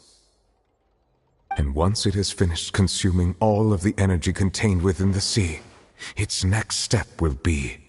You said that when the Hydro Archon first created Fontanians out of Oceanids, she filled their blood vessels with primordial seawater. Precisely. That whale finds the blood of Fontanians nigh impossible to resist. Therefore, when it left the primordial sea, it decided to make its next stop a packed opera house full of food. Food in the form of Fontanians.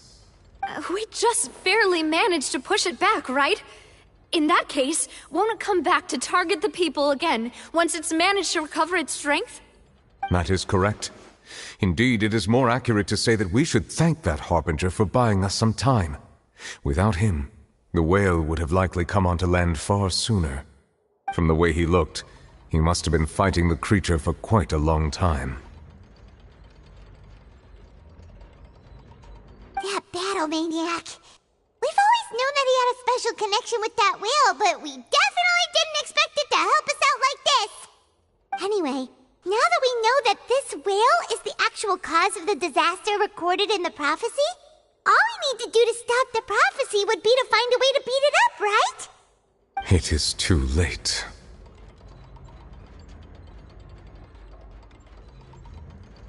It had already absorbed too much of the primordial sea's energy before we could notice it.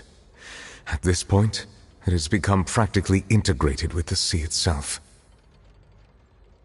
Even if the entirety of Tevat were to be destroyed, it could still survive and swim off towards some other world. That's not something I will accept.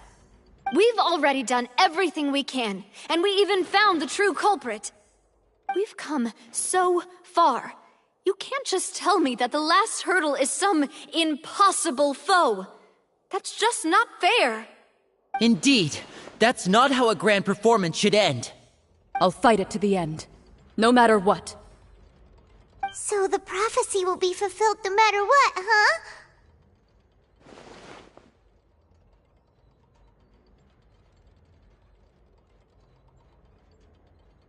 The prophecy. Yes, what has been prophesied will be fulfilled. You may view such things as the history of the future.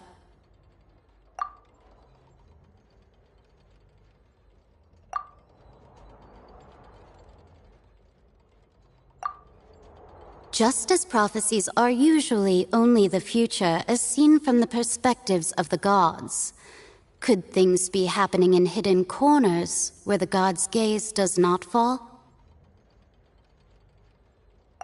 Ultimately, fate shall serve as your only guide, no matter what will happen in Tevat's future. All you need to do is to play your part.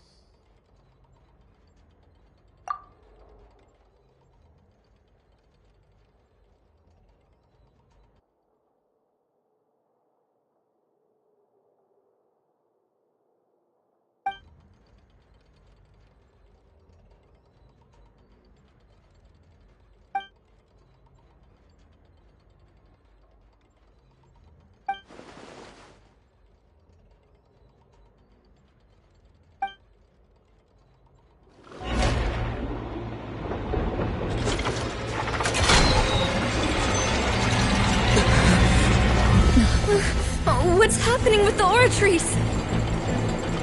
I believe it is preparing to carry out the death sentence.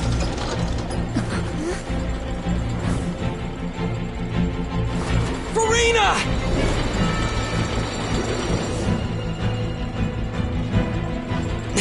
No, I still need answers.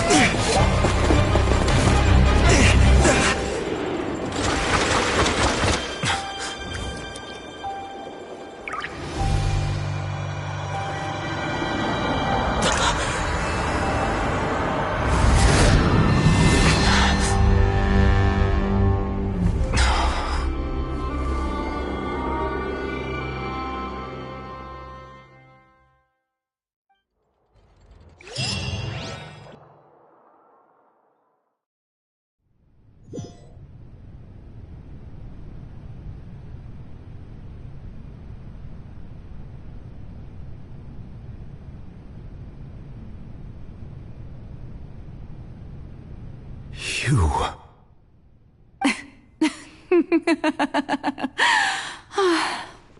Sorry. That shocked expression on your face is just too amusing. I couldn't help myself. You are not Farina. Who are you? The sweet sound of bewilderment. Marvelous. A sure sign that my attempt to deceive everyone was a resounding success. But to answer your question, I am Focalor. You know, the god. Focalor? Why did you deceive us? Oh, that wasn't my goal, of course. Goodness, no. But I had to fool everyone else too, if I was to stand any chance of deceiving the heavenly principles. Deceiving the heavenly principles? It's all because of that pernicious prophecy. Dreadful, wasn't it? Everyone doomed to dissolve. Fontaine condemned to be flooded. One was not amused. In fact, one was positively bemused when that problem was thrust upon me by my dearest predecessor. That's the former Hydro Archon Egeria for the uninitiated. It hardly gets more disastrous than a preordained national catastrophe, now does it? She knew full well that the prophecy would surely come to pass.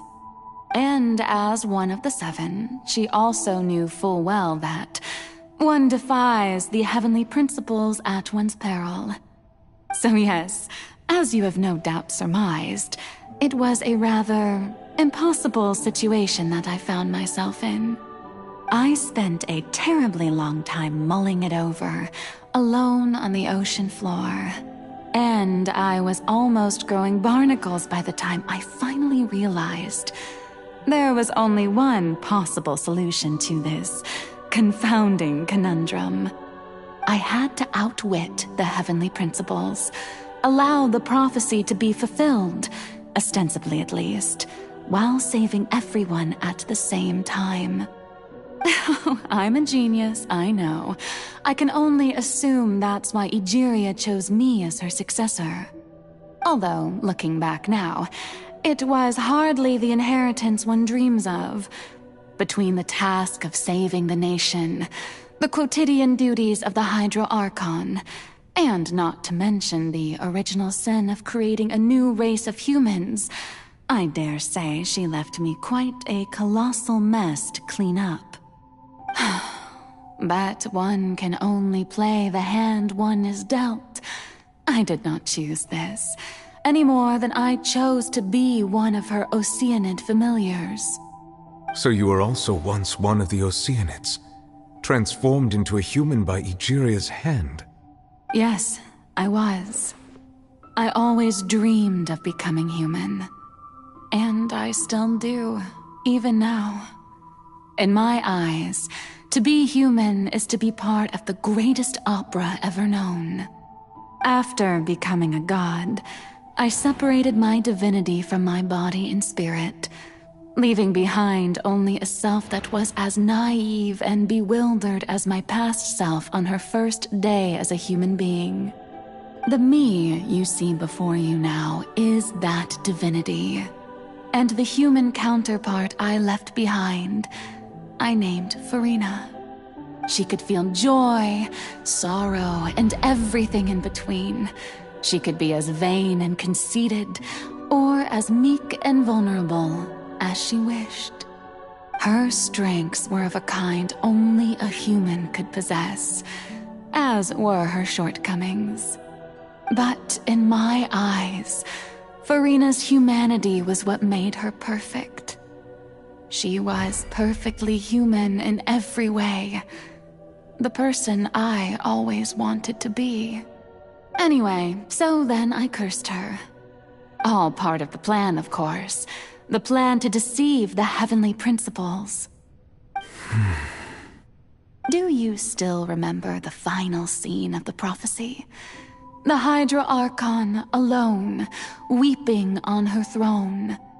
In order that the prophecy might appear fulfilled, I invited Farina to be an actress, to play the part of the Hydro Archon in the prophecy.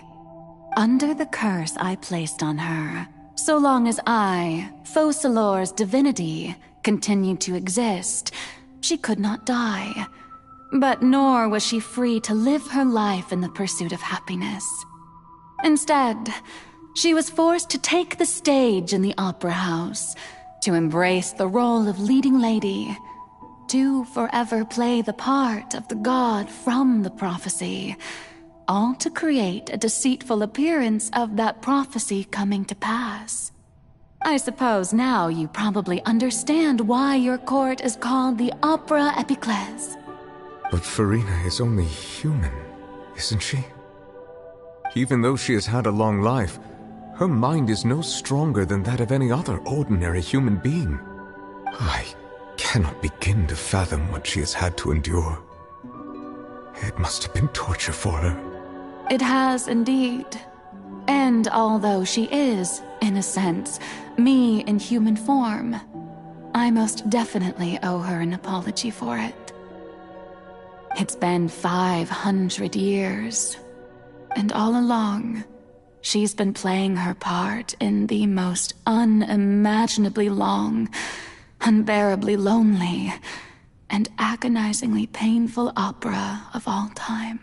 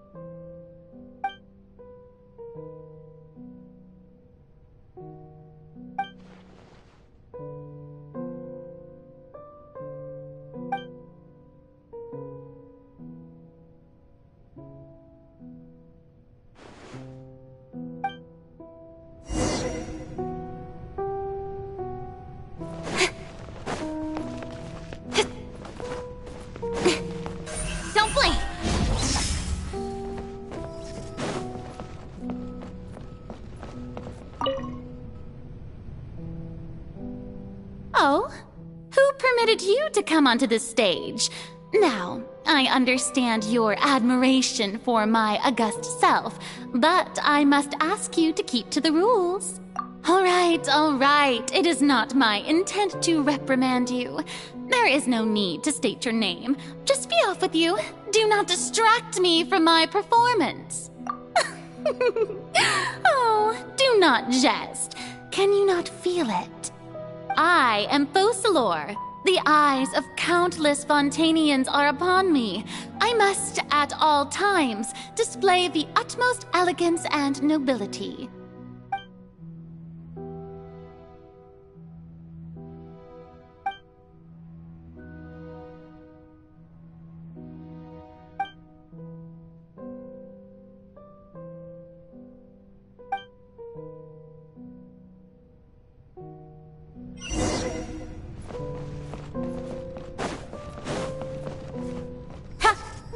Dear audience, the performance is experiencing a technical difficulty, but worry not.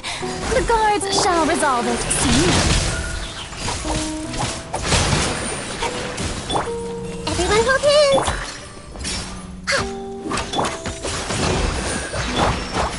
Speed of light! Hey! Hey! What gives? The audience is still watching me, you know. Guards? Wait, where are the guards? Guards!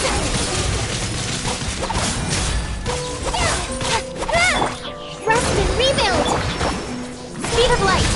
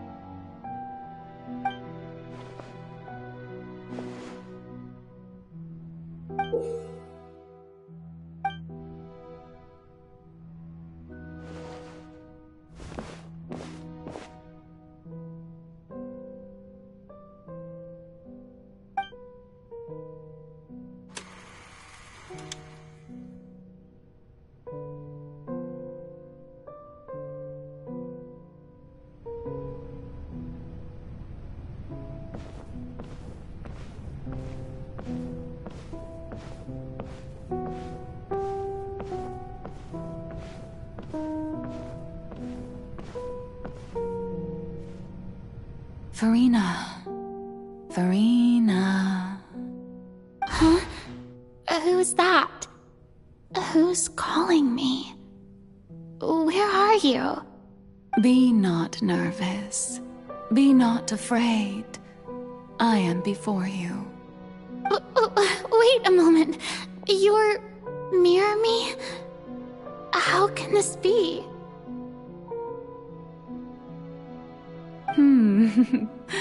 Mirror you, huh?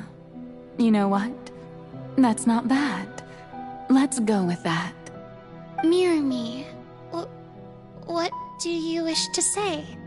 The prophecy. Have you heard of it?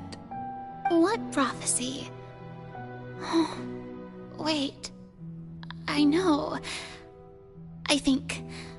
I don't know why, but it's in my head somehow. The people will all be dissolved into the waters, and only the Hydro Archon will remain, weeping on her throne. Only then will the sins of the people of Fontaine be washed away. Oh, very good. You know it well. What's going on? I can't seem to remember anything clearly. The only thing I know for sure is this prophecy. Will it really come to pass? Yes, it will. And that is why I've come to you.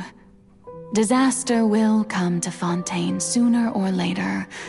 Things will develop just as the prophecy declared. There is no escaping it. But doesn't that mean everyone will die? I'm a Fontainian just like them. Will I dissolve too? Oh, don't worry. Magical meetings exist in this world precisely to give people a chance to turn things around. It is the reason why you met me today.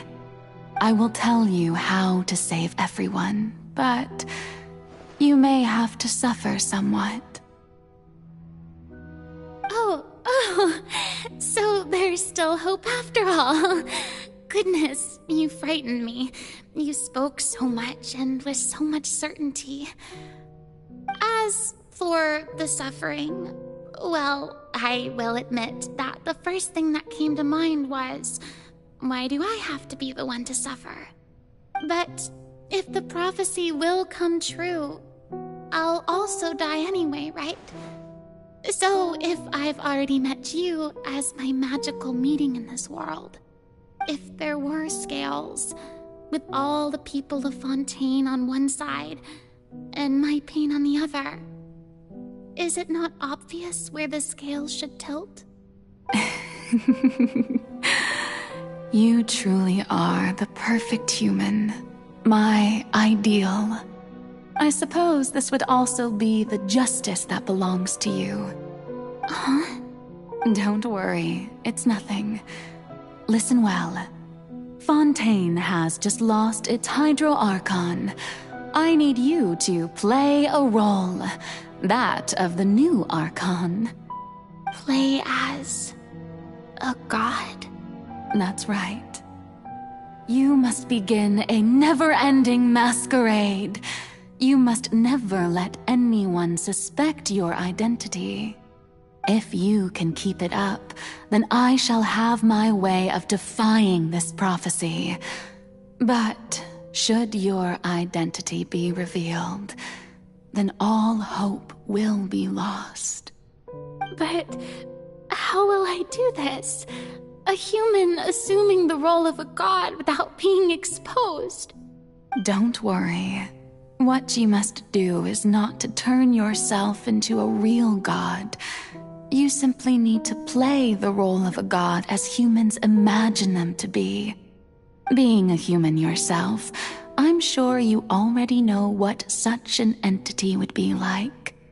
Remember, your true challenge will not be pursuing divinity, but contending against humanity.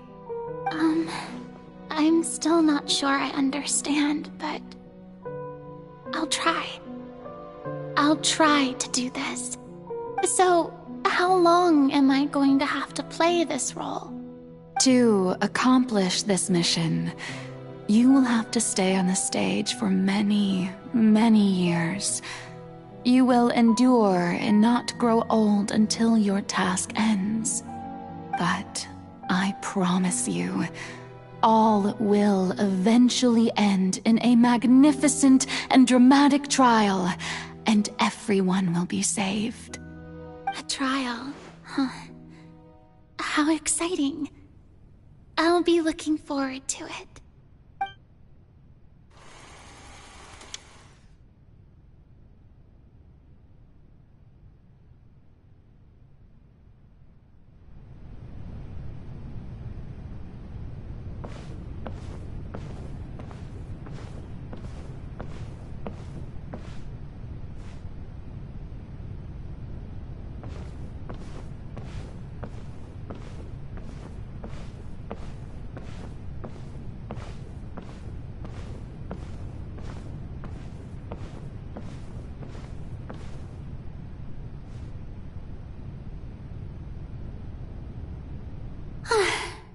The Maison Cardinalise has announced my accession, but this is my first time facing the people.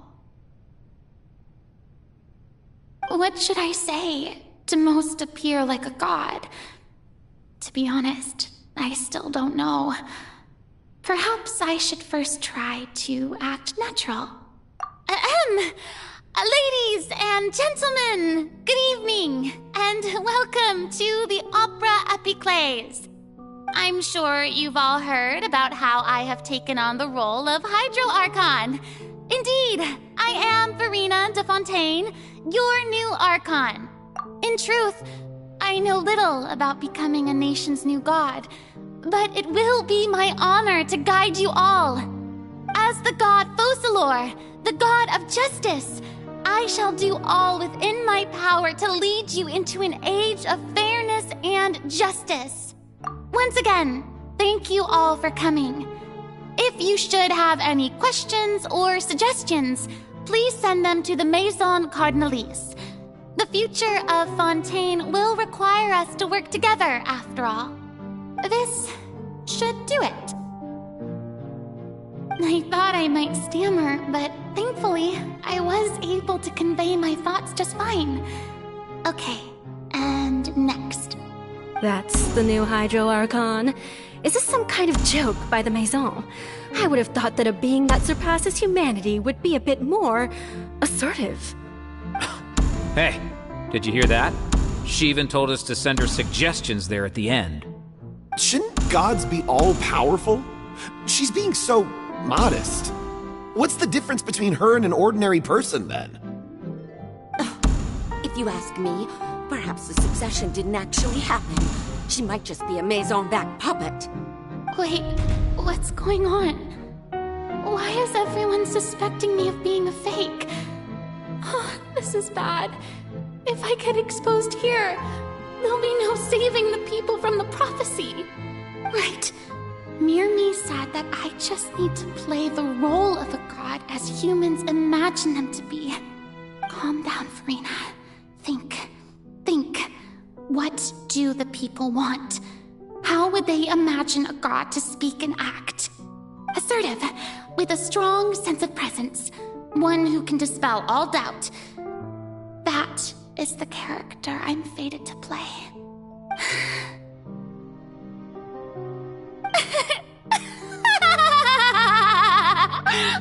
Oh, very good, my people. Only ones such as you are deserving of my rule. Now, I was wondering, if some weak puppet were to one day come onto the stage and claim ownership of this opera house, would the children of Fontaine follow them? Well, it seems that you would all see right through them. Having passed my test, you are qualified to witness wondrous trials alongside my august self, here in this opera house. You may consider my previous act a door gift of sorts. I thought it was a debut that suited the atmosphere. Now then, let us be reintroduced. Ah, so that was just a performance. How could I have forgotten that we were inside an opera house? Her personality. It's quite shocking, to be honest, but I suppose it's a better look than before. Such a fascinating and bold deity. How wonderful! Our future may yet be bright after all. It seems I've turned them around. Best follow this flow and restart my accession speech.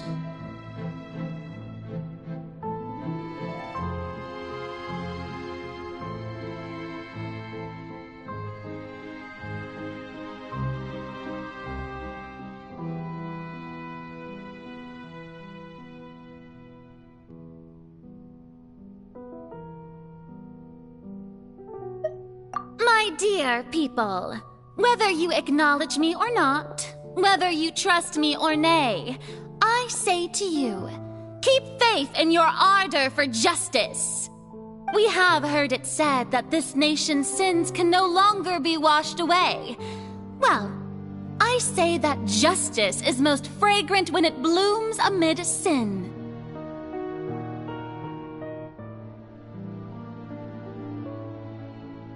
No, this won't work. They'll suspect me again.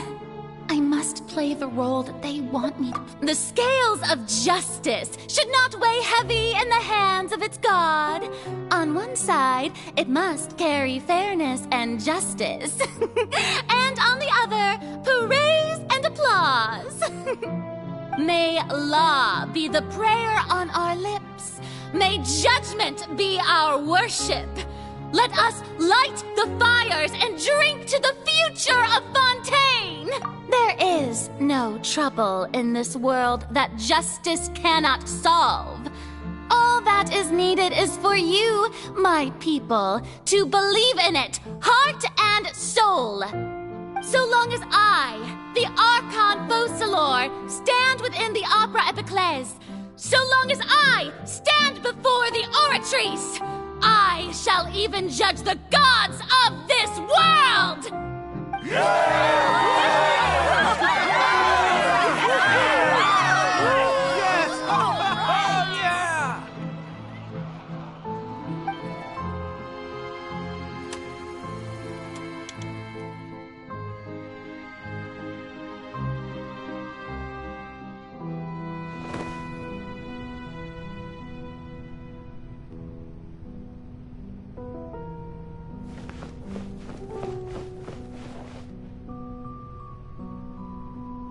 Lady Farina, here are today's case reports, as well as a summary of the follow-up for your perusal.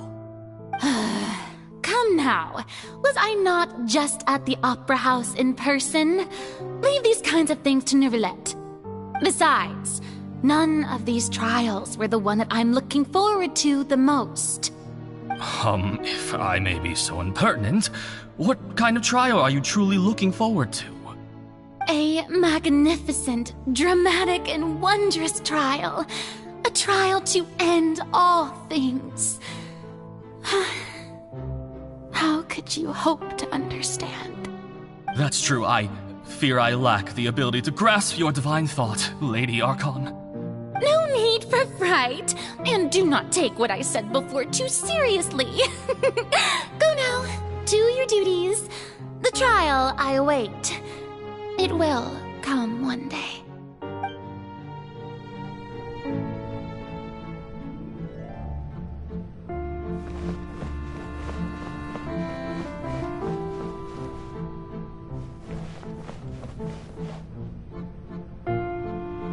Lady Farina, I don't know what to say.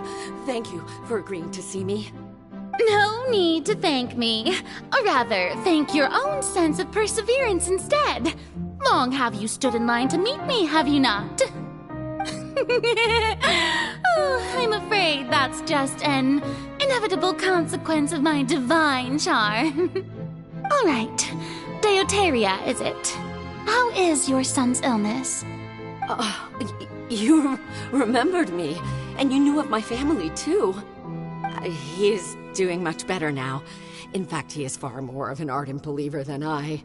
He was the one who forced me to seek an audience with you, and to bring your words back to him. Oh, good. Very good.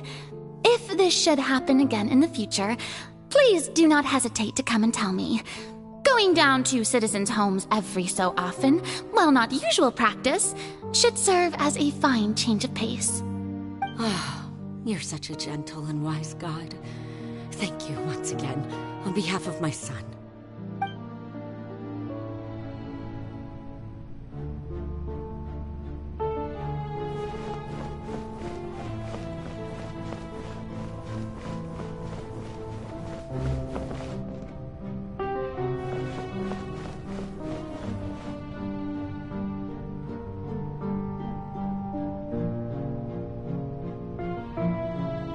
Lady Farina, here are the latest hydrological reports.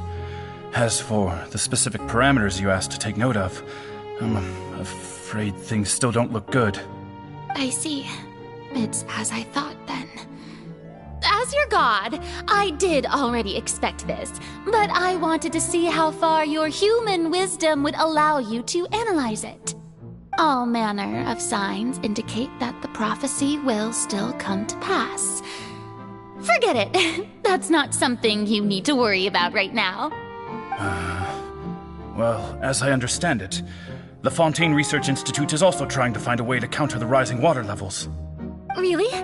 Have they found anything? I'm afraid that they haven't found any effective solution thus far. Is that so?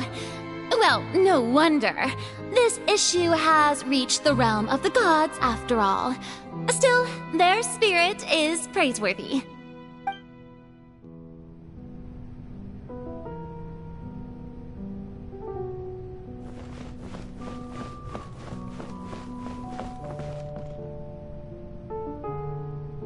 The day is finally over.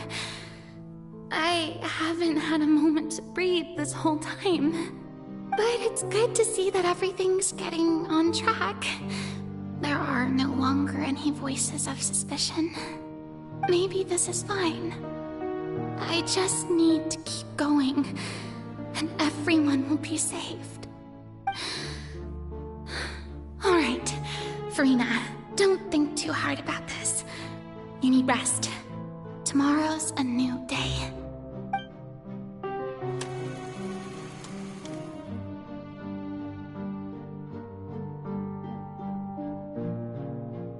Lady Farina, here are the new trial reports for the latest cases, as well as a summary of the follow-up. There'll be no need for that. I've seen them already. There's no need to go back over scenes I've witnessed in person before. Lady Farina, I've waited so long for this chance to see you in this manner. Indeed, my dear, loyal citizen. This joyous moment is an honor for us both. Lady Farina, we're detecting significant hydrological anomalies near Poisson. Understood. Keep monitoring. Keep me informed should anything come up at the Institute.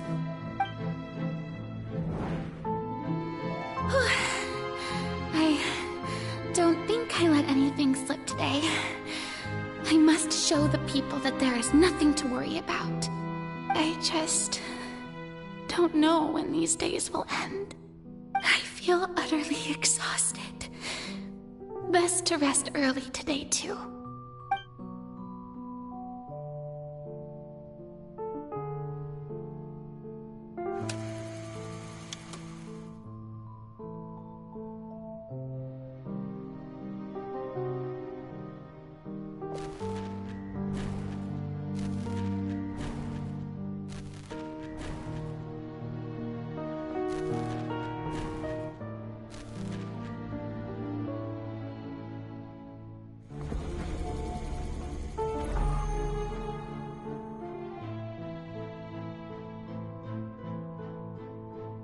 Lady Farina, it's like a dream being able to speak with you up close like this.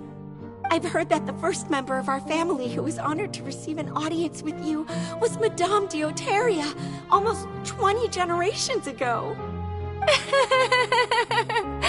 And And what a fine family yours is indeed. It brings me great joy to meet such a faithful believer, a descendant of a line most ardent.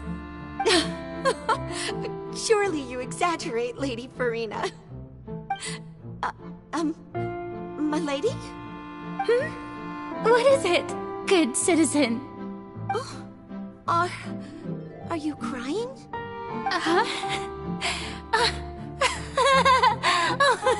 really now? I didn't even notice. This must be the overflow of hydro from my person. Well, can't quite help being the god whose dominion is the waters, can I? No wonder. No wonder. A manifestation of your power, then. Oh, Archon, I am honored to have witnessed it. Honored indeed.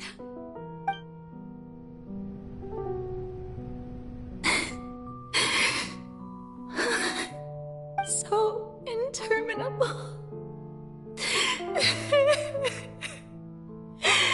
So lonely. Just how much longer? Hundreds of years must have passed by now. Perhaps the show must go on for hundreds more. I never imagined that it would hurt so much. Have I reached my limit? No. Perhaps I reached it long ago. Today I didn't even notice my own tears. I want to tell someone, anyone, about this. But would that not destroy all I've done so far? I've conducted so many investigations across the centuries.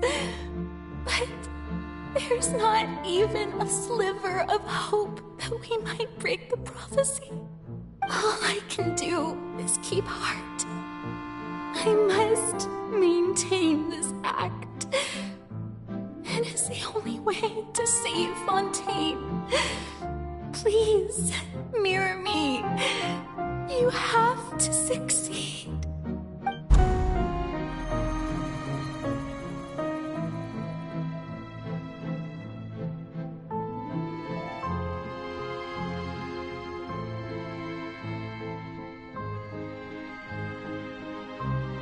Farina, you don't have to shoulder this burden alone. Although I don't know what you might be keeping from everyone, your people are more than willing to share your burden with you.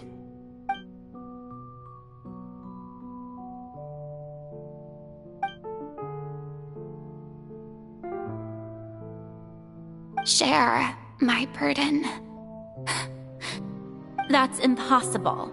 It was fated right from the start that this would be my duty alone. But even if your burden doesn't need to be shared, you can still choose to confide in someone. Just share it with me. I'm what you'd call a witness. A witness? Yes, I've heard that you came to Tevat from beyond the stars, yes. In other words, you never belonged here. And if Tevat is, in its entirety, a show on a stage, then you're just a spectator, aren't you? If that's the case... He's right. I could confide in him, couldn't I? But if things don't play out as expected, the people of Fontaine will be the ones to pay the price. No, Farina. You shouldn't be selfish. But what if it's really all right? Farina, you've worked so hard for so long. Surely it would be okay to put yourself first for once. Just this once. Is it such an outrageous thing to do anyway? To find someone in whom you can confide your frustrations and sorrows? Surely it could not hurt. If you let this opportunity slip through your fingers, it might never come by again. Think about it long and hard.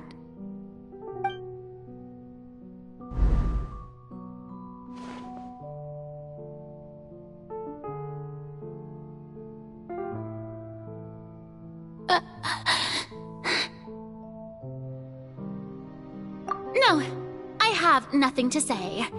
I am Farina, the Archon of Fontaine. Everything will surely get better. All you need to do, dear spectator, is to witness my performance until the curtains fall.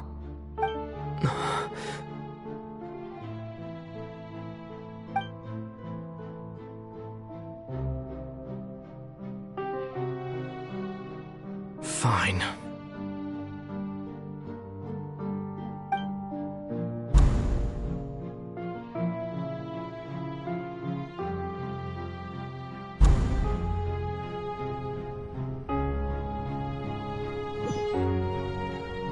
So even Farina doesn't know the truth? You've never once let her in on the full plan? Yes, it had to be done. To deceive the heavenly principles, you must first deceive yourself. She did very well. If she had let her resolve falter even once in these 5 centuries, Fontaine would have been doomed to the most tragic fate. It seems that trusting humanity was the right decision after all. I believe that I understand how your deception works, but that is only half the truth, is it not? How would you build on this foundation to save the people of Fontaine? That is the most important thing. Ah, good. Of course, the Iudex of Fontaine has pinpointed the crux of the issue. I'm sure you've long sensed that the Oratrice is no simple machine, yes? I've always suspected that it had its own consciousness. And Lenny did mention that he heard a human voice within the core chamber. It now seems that that person was you, hidden within the machine all along. Am I right? And then I became one with the Oratrice, taking Fontaine's gnosis with me. Yes, it would seem so, wouldn't it?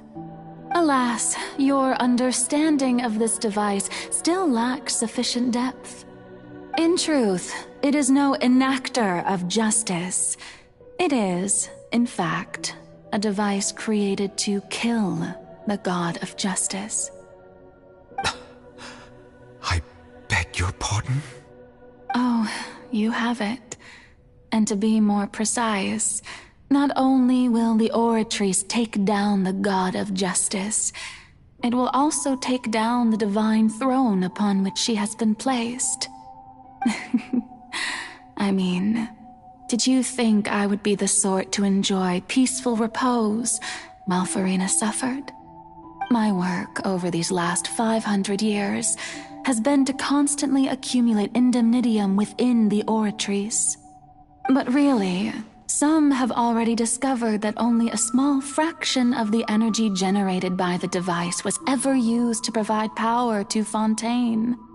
The vast majority had to be, accumulated to enact this death sentence. It was all a part of your plan, then? Both the trial and the sentence? Indeed. This power, accrued over 5 centuries, could have sustained Fontainians for millennia had it only been used for that purpose. Almost all of it has now been stored within the Oratrice.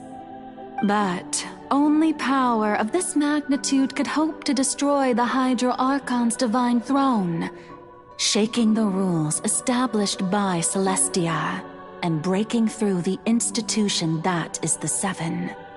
So the Oratrice's call for death was for neither Farina nor Focalor, but for the Hydro Archon.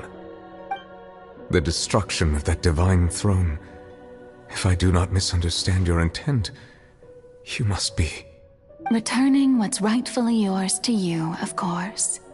In other words, this was all done to return the authority of the Hydro Archon to the Hydro Dragon of this planet. But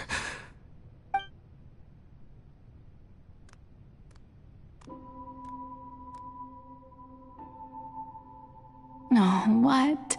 Getting sad again, are we? The authority of the ancient dragons shall soon be yours once more, O Hydro Dragon Sovereign. And this is the face you make. All you've done throughout the years is just so you can sacrifice yourself at the very end. I've never quite seen it that way, you know. Even now, I'm quite pleased at how well my deception worked.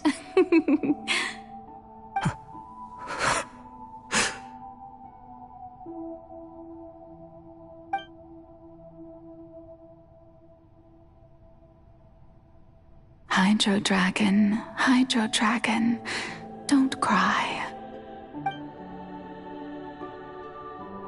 I must say, had it been within my rights, I would have loved to judge the heavenly principles themselves. Were they not guilty of essentially the same crime? Egeria stole the power of the primordial sea, and the heavenly principles stole the power you ancient dragons possessed. I, for my part, am the god of justice. And is it not just that your original powers should be returned to you? Speaking of justice, I have always believed that justice lies in the process of pursuing human existence itself. So, if the theft of the primordial sea's might was Fontaine's original sin, then, leaving matters of procedural right and wrong aside, the descent of the Fontainians as humans and their right to exist in this world would be Fontaine's original justice. In other words, existence was Egeria's justice, and to me, justice is the continuation of that existence. Defying the prophecy and ensuring that Fontaine's people shall live on, that should be the justice enthroned over all others. At this point, we, whether it be myself or all other Fontainians, have shouldered the burden of this sin for far too long. Iudex Neuvillette, the highest judge in our land, when you regain your full power as an elemental sovereign, what verdict shall you pass upon us? So when I was invited to the court of Fontaine to serve as Iudex, I see now that that was your idea too. At last, I now understand the true purpose behind this position. In the beginning, I was uninterested in human existence. But these 5 centuries of living alongside them have gradually brought about mutual understanding between us. And I have even attempted to feel as they feel. You are a devious one, Focalors. Things being as they are, surely you know that I could never declare them to be guilty.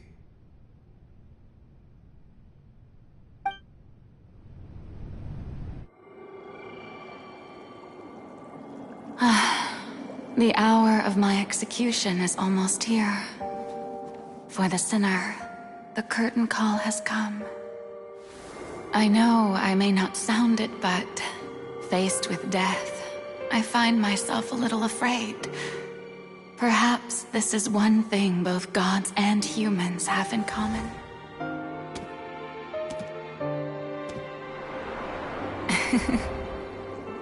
Farewell, Neuvillette. I hope you've enjoyed the part you played these 500 years.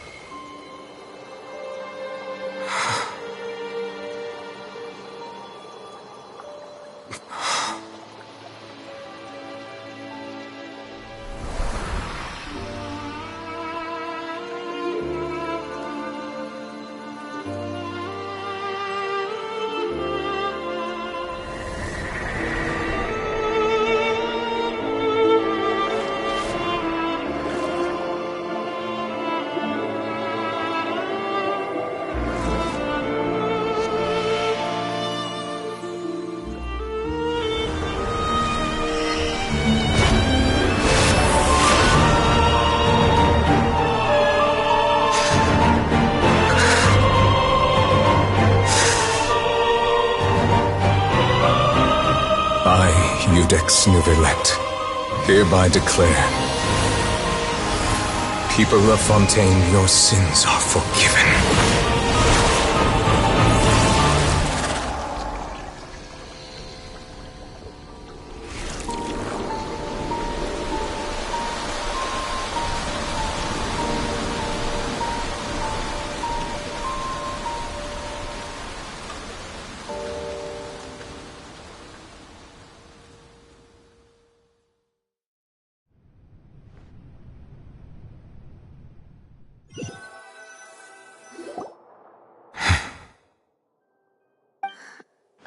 What just happened? Has the death sentence been carried out? Was that bright light some sort of misdirection? I have a feeling that something huge just happened. But since we're all still alive and haven't been dissolved, I assume whatever happened was good for us. It's time to end this. We must mete out punishment to that beast. Didn't you say just a moment ago that it can't be defeated? I have gained the strength sufficient to deal with it. Through certain means, I now have the ability to separate the power of the Primordial Sea from that creature. We should seize the opportunity to pursue our quarry. Traveler, now that the oratories can no longer function, I require an executor to help me mete out justice.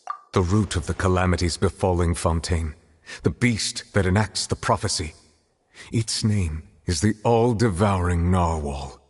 Come with me, traveler. The hour of execution has come.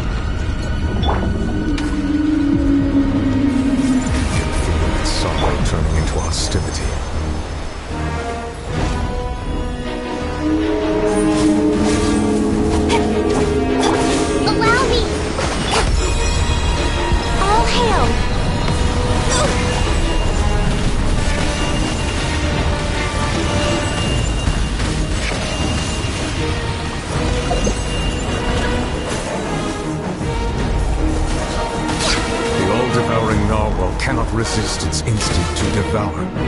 Continue to trigger its hostility. Chance will present itself. Speed of light!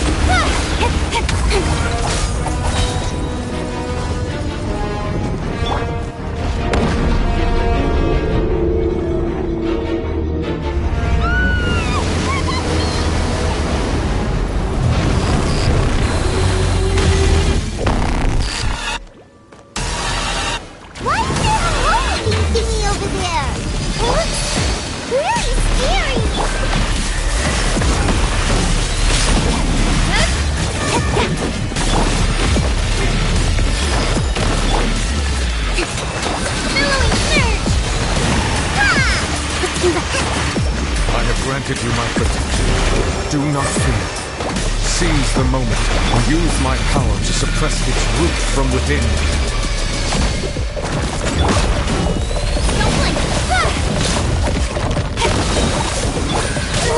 I see everything. Sharing my knowledge. Cut to the chase.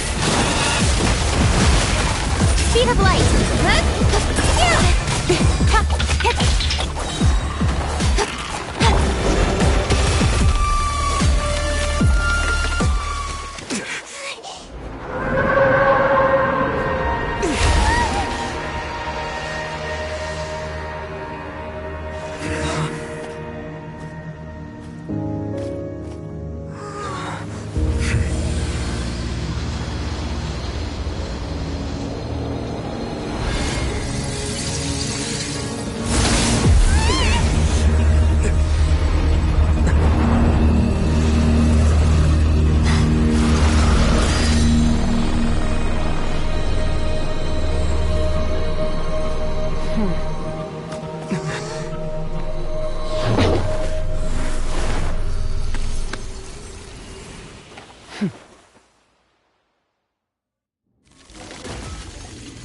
Thanks for helping with the cleanup. It should have been my job, but... oh well. It was just supposed to be a short private training session for me. I didn't think that my disciple and my master's pet would start brawling in the meantime. Well, actually, I had a feeling that it would happen at some point, but they bumped into one another earlier than I thought. What a blunder. I suppose I'll have to swing my sword 3 million times as penance. That power. Who are you exactly? Paimon has an idea. From what she said earlier, she must be Child's master. Skirk, right? It's just that he gave us the impression that she was the less talkative person. I simply did not have anything to say to the weak. But you, on the other hand, managed to defeat the all-devouring narwhal without using power from beyond this world. So you may speak to me as equals. I have to agree. It's a strange use of a planet's primordial waters just to raise an all-devouring narwhal. That kind of power is wasted on it. It's not cooperative, it eats too much, and I have more important things to do with my time than pet sitting. The only thing that creature has going for it is its looks. All in all, it fails as a pet. Miss Skirk? I think you might have missed the point. The point being? Well, being that this pet almost destroyed an entire nation.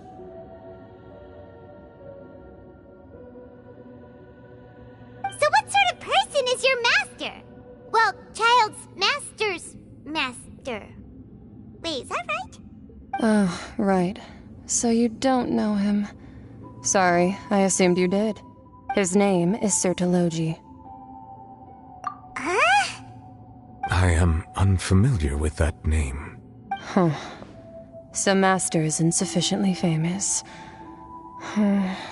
How should I describe him then? Have you heard of the name The Fowl?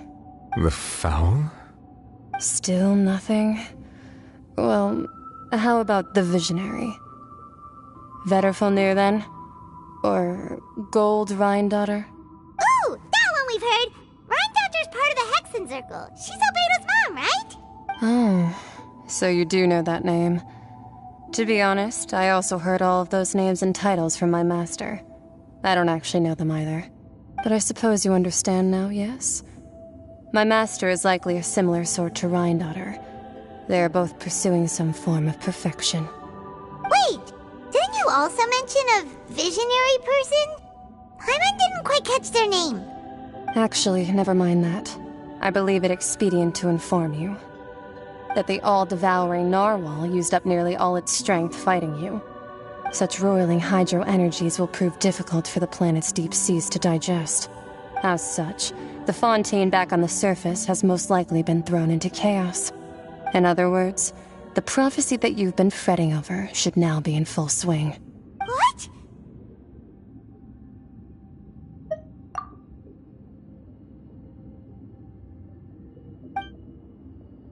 Not to worry. Focalor has already managed to deceive the heavenly principles. In the end, the people will all be dissolved into the waters, and only Farina will remain, weeping on her throne.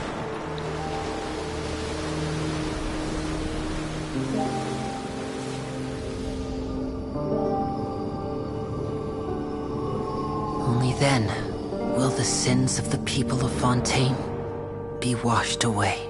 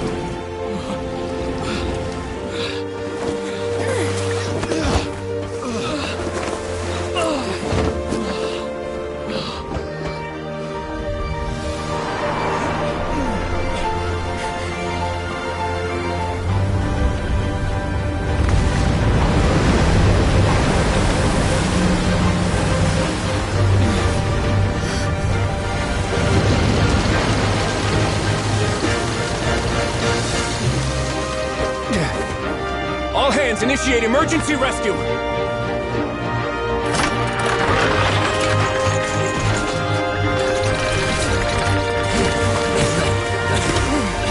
Hurry!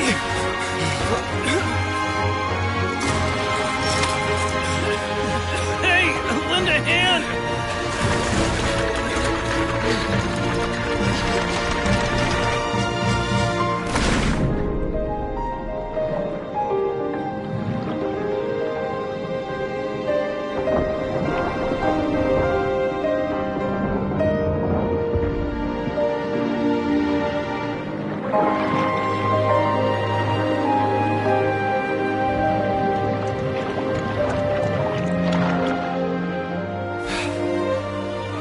Look!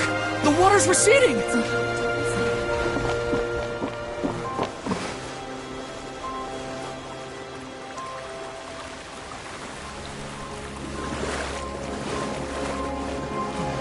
It's a miracle! Water's receding. We didn't dissolve. The prophecy was wrong. The prophecy was wrong.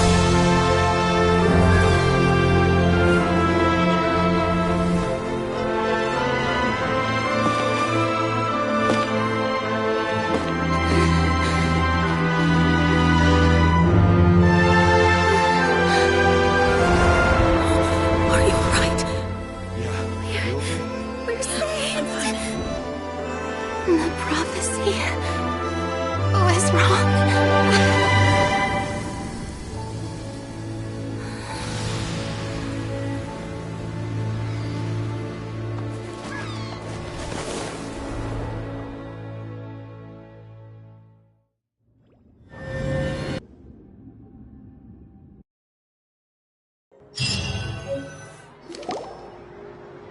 The soil renewed. The Spina di Rosula talks post-disaster rebuilding. I recently visited Poisson to meet with Miss Navia, spokesperson of the Spina di Rosula, and we spoke about Poisson's present and future.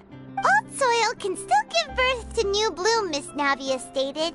Hope is like seeing a small cookie when you're starving late at night. You just Skyship Winglet, lunar brain of the Fontaine Research Institute. The various disputes that have arisen on account of Mr. Edwin have suddenly become a shield over the Institute, with Jurier turning out to be a once overlooked hidden gem. People always call the first researcher mad, but few know what to call the second. And should that latter person achieve a miracle, they would find it all the harder to find a word with which to classify him and his team. Wow! Paimon barely recognizes the people in the reports. Are those really Jurier and Navia? They sound like real big shots. What do you think? Pretty enthralling, huh? The Steambird's idea was pretty simple. With the disaster just having passed, we would print a free edition packed to the margins with good news to calm people down. The value for these big scoops lies in their inevitable follow-ups. We'll publish further reports and go into the stories behind those people. Edwin's assistant, Jurier, created a true flying ship, while Navia is leading people in the reconstruction of their home. I'm sure that these stories could draw even your well-traveled eye. Paimon's curious too! Wait a minute. Didn't we watch everything happen from start to finish? What's there to be curious about? And that's exactly why I'd like you to come conduct interviews with me. You're the best incubators of news, if you haven't noticed. And also, with you around, I'm sure I'll get to see that Duke. Are you sure? Hasn't he turned you down several times already? Oh, this time will be different. Come on, let's head to Poisson first, and then make a trip to the fortress. There are some things you'll only know when you get there.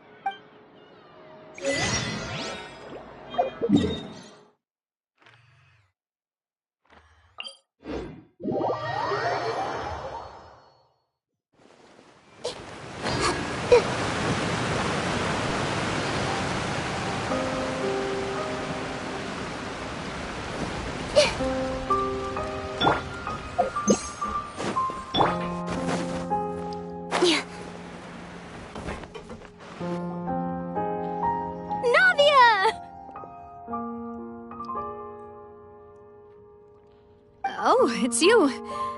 What brings you all here? Hey, we're just having a look around. I'm here to update myself on how things are going here. Oh, the Fatui are here too. Let me introduce you. This is Mr. Garunt Snežević. He represented the Knave in sending us a large amount of supplies, and is helping with our work. Our residents are hard at work as well. Thanks to everyone, work is progressing nicely. We've lost a lot of people, but we're moving forward. That will have to be enough. Hello, Miss Charlotte. I'm a big fan of yours. I especially like that article you wrote last year about Fontaine's stray cats. But if you don't mind, could you not emphasize our role too much in your report? It's not charity we're doing here. We just happen to share the same interests as the Spina. I get where you're coming from. I'll keep it as simple as possible. Or would you be willing to feature as friendly neighbors? That would be fine. Thanks. Oh, you're back too. How are things? We finished laying down the construction materials. It'll be another hour before the workers are able to go over there. Huh? You're here too, Clorinde? Well, her reputation's greatly risen after that whole duel business with Miss Farina. So she's here in Poisson to wait out the heat. All right. She really came here to help me out. There's too much to consider in the reconstruction of Poisson. The Spina has need of more decision-makers. And, well, I do already happen to be connected to Mr. Callis. Oh, wait just a moment. Do you mind me asking a few questions? You know, about how you felt before the duel, about what it was like facing down a god. There's lots of exciting material there, I bet. Forget it. I'm sure you can find a better theme than that, Miss Charlotte. I see you're the same as always. Couldn't you do me a favor, for Navia's sake? Well, if we're talking about doing things for my sake, you might as well just take a few more photos of me. Or of the Traveler.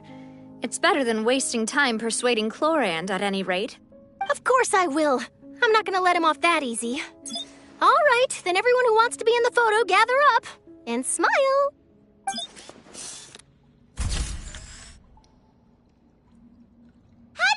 Was it a good shot? Did Paimon look cute in it? Not bad. Your addition really helped the composition of the picture. All right, hang on a moment. Let me snap a few more shots.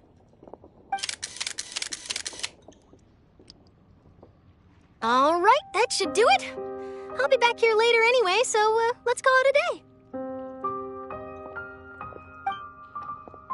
day. You're very quick. Speed is of the essence when it comes to the news, and freshness is the key. Also, not to brag, but I'm pretty good at building connections. Who knows? I might eventually get that interview with you after all, Miss Clorinde. Wow, you really do have that never say die spirit. I'm impressed. I'll hazard a guess that this is how you got that interview at the Fortress of Meripede. Whoa, you're well informed. Let me make a guess, too. I asked Sijuin, who told Monsieur Nervillet, and he told you, right? That's a very complete information chain. In truth, all Monsieur Nervillet asked me was, when did the fortress become so friendly towards the media? I told him that it was best not to speak too soon. There's no guarantee that Ridsley will make a personal appearance. You're right. I've got to treasure every moment I have with them. In which case, I'll be making a move first. Stay safe now. And tell me if you hear anything interesting. I'll treat you to afternoon tea in exchange.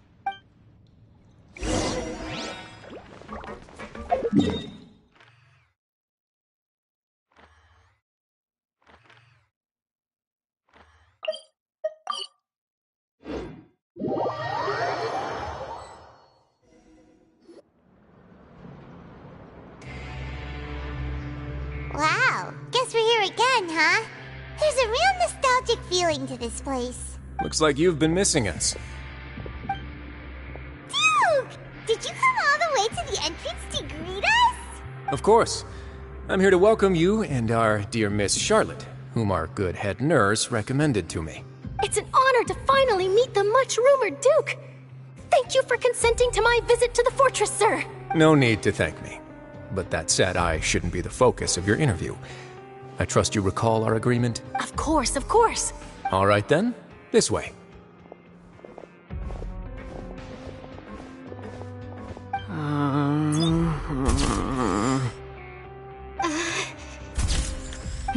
Hey, no need to be so nervous. I've already taken all the photos we need. Miss Charlotte, Do these pictures really need to be published on the cover of the Steambird? It would seem that Miss Lorvine doesn't want her face to appear beside that of Mr. Jurier, Sir, please don't say things like that. But it looks like dear Mr. Jurier denies it. Might this interview be very important to you, then? No, I just... This is my first time being interviewed, and I'm very thankful to the Steambird for... Now, I might not look it, but I actually did meet Mr. Edwin once. And I'll be honest, I enjoyed chatting with you more. You've definitely got more of that genius vibe going on. The boat that brought about a miracle, the ark that saved the people. Why, you recreated a myth back there, like an emissary of legend. Still, if I might ask, where's that flying ship now? Huh! Looks like Charlotte's trying to get herself another exclusive scoop. I have to apologize, but that ship is presently in the bowels of our factory. I'm afraid it won't be easy for you to get a shot of it. Really? Well, then in that case, could I have an interview with you to make up for that loss? You already know my answer, I'm afraid. Best you interview our head nurse instead. Or perhaps you'd like to take another photo of this couple of researchers? Did you really have to use the word couple? Well, then, 2 solo photos will do. Is my hair messed up? Please, someone help me have a look. Things sure are getting pretty lively here. We've seen this kind of thing before. Oh, seems like everyone's here. Would any of you like to try this new drink I came up with? Ah, Sigewinne. Hey, Miss Charlotte. Why don't you, take some pretty photos of our head nurse? Sure. Come on, Miss Sigewinne. Over this way. Let's find a brighter spot. Huh? Sure. Do I have to smile? So, how have things been at the fortress? Same old, as you can see. Fontaine's undergone some changes, but this place is still more or less the same. Other than that flying ship, it got a tad too much attention, I think. That's why I decided to let the interview go through. We should direct more public opinions toward the behind-the-scenes heroes. Am I right, Mr. Jurier? Miss Lorvine? You're too kind, sir. I believe that you too should have your day in the sun. Not that you would want that, which is a pity. I'll just leave the spotlight to you two. I see. Lots of things happened that day, huh? Anyway, regarding that Harbinger, I'm not sure you remember, but his 3 young followers are still waiting for his return. He sure did win them over, huh? I'll tell them that there's good news and bad news. The good being that their boss seems fine, and the bad being that they must face extended sentences for abetting his escape. Oh, actually, what about you? Are things gonna change for you too? What change can there be? The fortress will keep chugging along, and so will my duties. As to what Miss Farina's departure will mean for the nation, and if our laws and governance will be transformed, we'll leave those to the folks in the overworld. Hey everyone, the photo shoot's done. Good. In that case, let's call it a day here. Thanks for your cooperation. Come on, Traveler, let's go. Till next time, everyone. There'll be a next time? Maybe. Who knows? I might write a story about the underwater factory next time. Until then. All right. Last stop, the docks. Oh, you know, I'd love to see you in one of Charlotte's photo shoots one day. Is that really necessary? Our line of work doesn't really require much photographing. It's precisely because we don't need the picture that they'll have value as keepsakes. You don't really look all that opposed to the idea, you know. Maybe I'm just happy that I managed to once again avoid the spotlight. I think this interview went well either way. Yes, you successfully kept prying eyes away by using Mr. Jurier and Miss Lorvine as shields. Very good. You should be happy for them. They have a bright future ahead of them.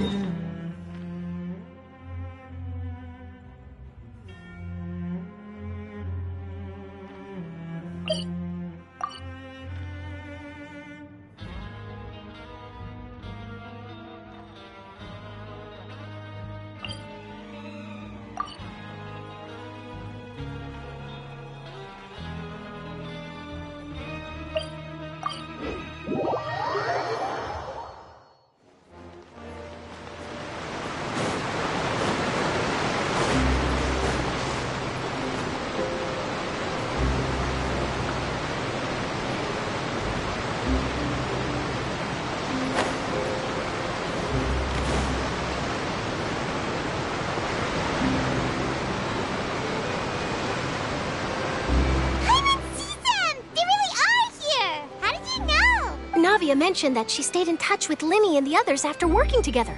Apparently, they've been at the docks distributing these strange pockets the whole time since. Traveler, Paimon. Ah, and Miss Charlotte, too. Would you like a magic pocket? What sort of gadget is it? It's a wondrous bag that can be used to carry many things. The water level has returned to normal, but if you see any of your things floating around, you can use this to carry them. Or you could trick a friend into doing it for you. Trick a friend? I wonder which of my friends would fall for that. You could just make a friend like Fremine here. Isn't that right, Fremine? Is this what you meant by, I'll help you make some more friends? To be honest, that sounds pretty sweet. Could I have your contact, please? Sure. Please, write down my address. You sure are working hard to help Fremine socialize. He was the one who proposed doing this.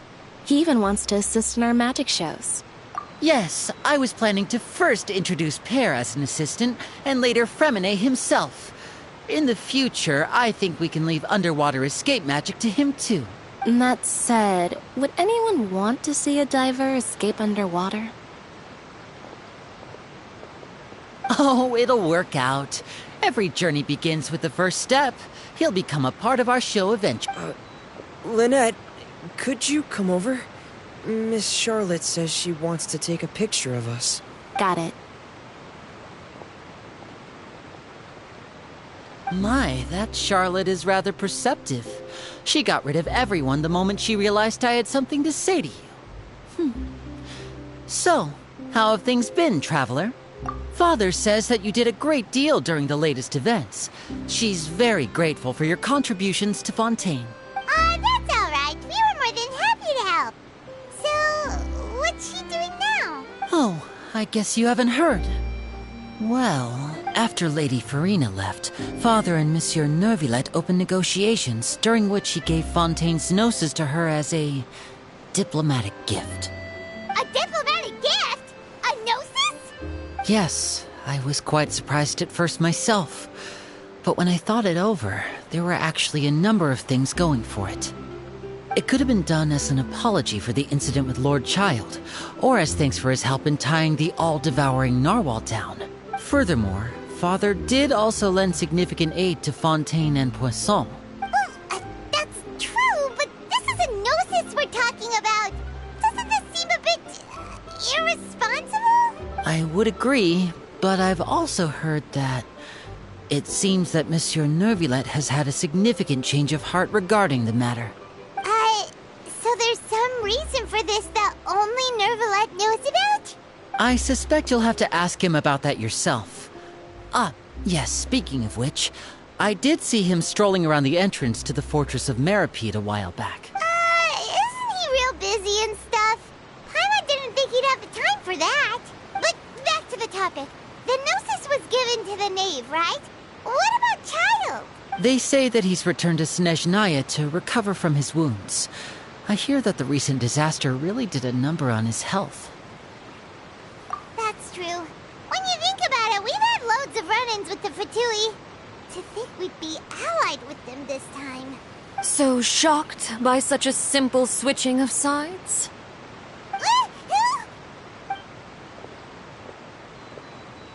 Father! Well, what do you know? Come to the docks to see how my children are doing and meet the Traveler by chance. Please do not pay my accomplishments in Fontaine too much mind. I would have done them regardless. Are you going to take the gnosis back to Snezhnaya? That is our duty as harbingers, yes. Don't be too preoccupied with sides. The goal of the Fatui concerns not a single place or person, but the entire world. With such a grand goal in mind, it is inevitable that we must wear many masks. Switching my masks is something I've always done. Well, that depends on many things. No one truly knows what the future holds. What good is honesty if you can't rely on it forever? As for you, I very much look forward to our next collaboration. Good things cannot be achieved alone, and you've proved yourselves to be great partners. A vision? All right. I'll remember to return it. Thank you for keeping it safe for him this entire time. And that's a wrap for me. Huh? You're... Greetings, Miss Journalist. Hello. If I'm not mistaken, there are diplomatic channels I'll need to report to take a photo of you. That is correct. So forgive me, but I will not be able to serve as a subject in your article. However, feel free to write as much as you'd like about our dear magicians and our upcoming rookie talent. I will. The sea breeze is quite pleasant. I shall continue my walk while the weather remains so agreeable. Farewell. Farewell, Father. Oh, she has such an intimidating presence. I didn't even dare to take a picture. Thankfully, I've already wrapped up all my pre-scheduled interviews. Thank you all. This'll be more than enough for me to write about, I'm sure. Don't be too nervous. Why don't you take a magic pocket before you go? Here, Traveler, Paimon, you take one too. To move things about? That's right. Funny. I was giving out magic pockets when we first met too. And what do you know? I'm doing the exact same thing right now. So many things have happened, but the pockets are still the pockets. I guess this must be life. We will all follow our own paths, and serendipity will lead you to your fated friends. All right then. We'll be handing out pockets in some other districts later, so we'll get going now. Have a good day, you two. Well, guess we sent Charlotte, huh? Shall we go see what Neverlette's doing? As long as he's not so busy that he doesn't have time to chat anyway.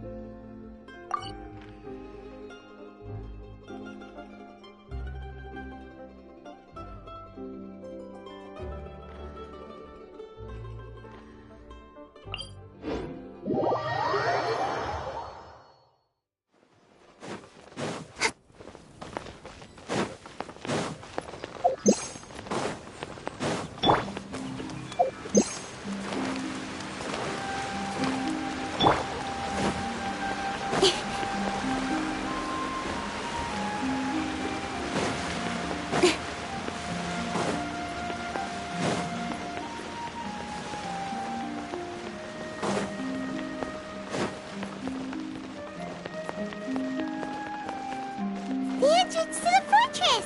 Ooh, he really is there!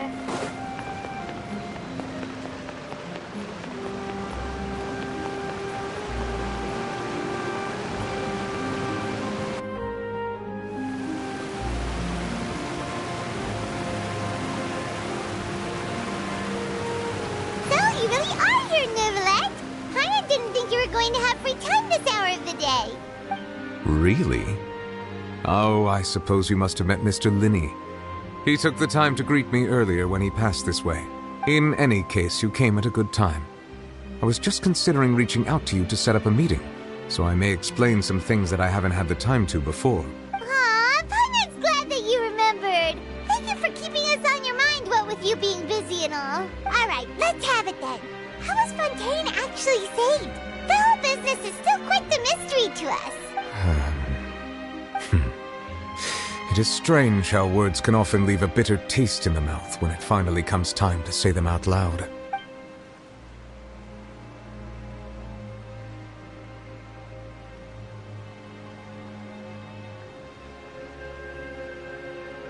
Whoa. So that's what happened? Focalord destroyed the divine throne of the Hydro Archon and restored your power to you, transforming you into a fully-fledged elemental dragon sovereign! But Paimon still doesn't quite get what you did to save the Fontainians from dissolving. For me, the authority of the ancient dragons refers to absolute control over the hydro element.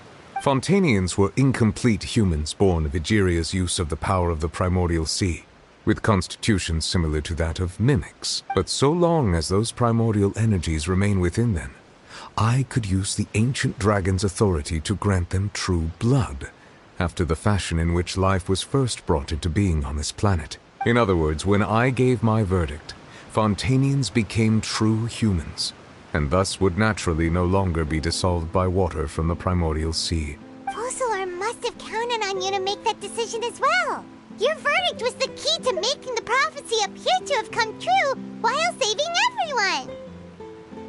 Yeah, and in a manner of speaking, Focalor finally managed to fulfill the original Hydro Archon's wish to turn Oceanids into real people too!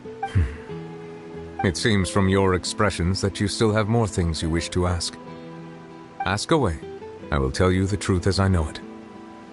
I have investigated his case along many avenues, and I have learned that he once fell into an unknown chasm when he was young. There, by chance, he awakened the all-devouring narwhal. But whether it be by sentiment or reason, that should not have been enough to consider him the root cause of the disaster. At most, he would have had tangential liability. As for the judgment passed by the oratrice during the trial, whether it was due to that liability by association or Focalor deliberately using him to buy time for us on the assumption that he would be able to hold the creature off, I cannot say. Guess Focalor had Fontainians in mind the whole time. In the end, it was thanks to her that they finally became real humans. Hang on a second. Paimon suddenly got another question. Back when Fontainians hadn't yet become real humans, were the children they had also transformed Oceanids? Life has always flowed like water. Do you recall how Fontainians would often come to the Fountain of Lucine to pray for children? Yeah! Lynette said the fountain is where all the waters in Fontaine converge. In truth, even those couples did not know that such prayers were no mere custom, but instead a form of ritual. Those Oceanids who were blessed within the spring water would later descend as new humans in the coming months. Paimon sorta gets it now. Either way, seems like this ritual won't be of any further use, but it'll probably live on as a local custom. Ask away. I will tell you the truth as I know it. Yeah, about that. Risley said Farina has already left. What's that all about? Ah, Lady Farina. The people are only aware that her death sentence has not been carried out. She abdicated the post of Hydro Archon and left affairs related to that title to me, before leaving the Opera House. I related Focalor's words to her faithfully and completely. After hearing them, she seemed neither saddened nor comforted. She simply said that she was tired and needed to rest. Having said that, she then packed her things and moved out of the Opera House, not unlike how an ordinary person might. But she's still got a place to stay, right? You need not worry. I will make arrangements to ensure that she will not want for food, clothing, board, or travel. In truth, I am somewhat happy for her. The wear and tear on her spirit will, of course, take time to heal. But now that she no longer has to play the role of Focalor the Hydro Archon, she can finally lay down her burdens and lead a normal life. What about you then? What are your plans now that you've regained your full powers as the Hydro Dragon? After Focalor passed on, the Oratrice also ceased to function. This matter will directly affect our trials. After much careful consideration, I've decided to take over its role in our courts. From now on, I shall hear cases and pass verdicts by myself. Looks like you're still considering stuff from the perspective of the Udex, huh? As an elemental dragon, there are indeed many things that I must do. But this power and this duty, in a manner of speaking, you could say that both were granted to me. As such, before I attend to my other responsibilities, I must first and foremost continue to serve Fontaine as its highest judge. The duty of the Hydro Sovereign and the duty of the Udex shall coexist within my person. Additionally, the Hydro Archon's departure has brought about another problem, which is that the Opera House shall no longer produce indemnitium. That's true. That power was derived from the people's faith in the Hydro Archon, wasn't it? Wait, but the various mechs and machines in the city are all still okay. Where are they getting their energy from?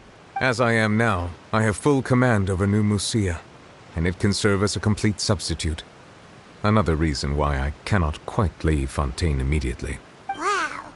This ancient dragon's authority stuff is really quite useful, huh? Ask away. I will tell you the truth as I know it.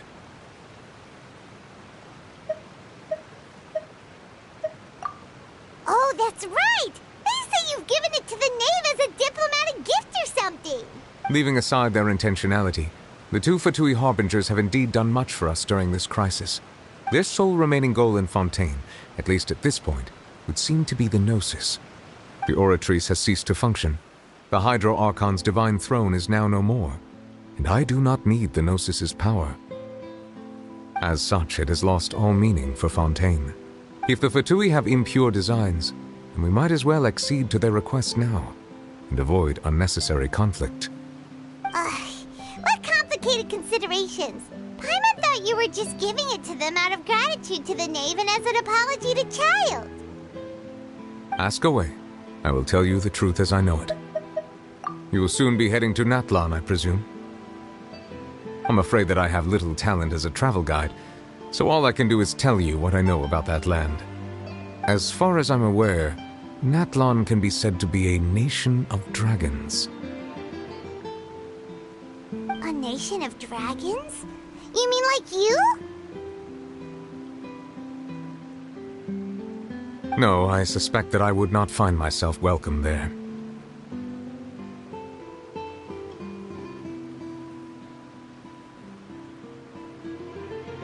Unlike ancient dragons such as myself, the dragons of Natlan have undergone long years of development and evolution. Large numbers of them have entered a form of coexistence with humanity. Natlan is also the nation of war. War ravages those lands like an undying flame.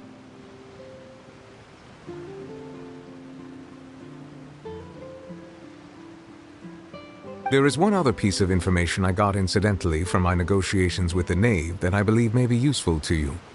The Harbinger known as the Captain has thrown his hat into the endless ring of war. The Captain. Sounds like a real tough customer. Seriously, everywhere you look, there's a Fatui Harbinger doing their thing. I suggest that you fully prepare yourself before going to Natlan. In the meantime, Fontaine's doors will always be open to you. Ask away. I will tell you the truth as I know it. Hang on a sec. Paimon's still got a question about the Gnosis. When we spoke to Linny earlier, he mentioned that your attitude towards giving away the Gnosis had clearly changed. We guessed that there might be some reason for it that only you were aware of. No wonder the House of the Hearth is the Fatui's intelligence division. They are certainly sharp. So regarding this specific issue, I was just getting ready to share something with you. What is it?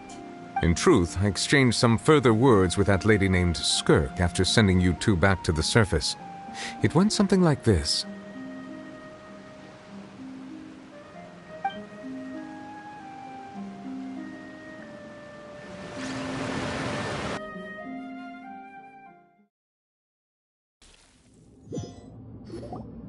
Well, we're going to head topside to see what's going on. You hurry over soon as well, all right, Nervalet?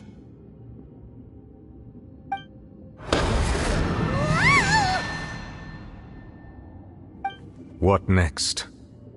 The all-devouring narwhal isn't here, so I'm no longer getting any interference.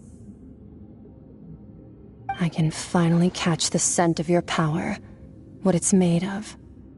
It is the authority of the planet's primordial dragons, but with something very similar to a god's curse mixed in.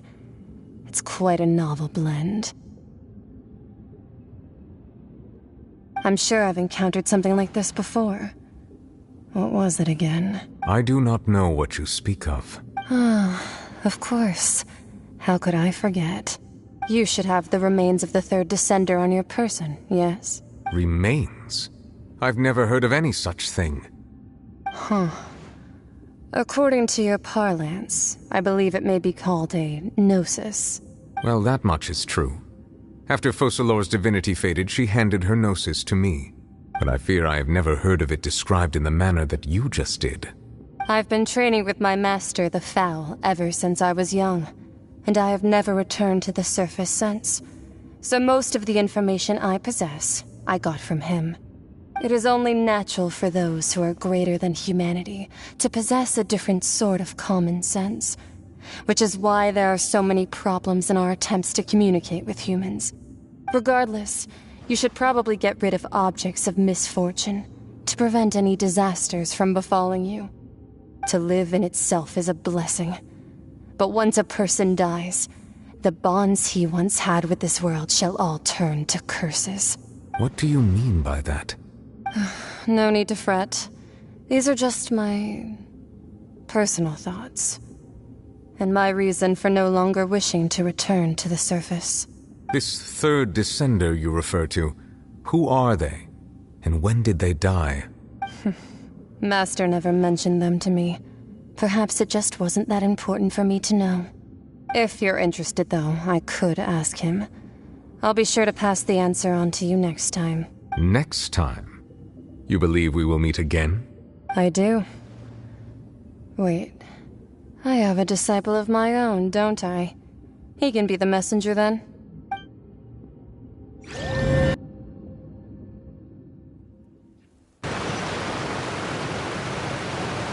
That's what she told me.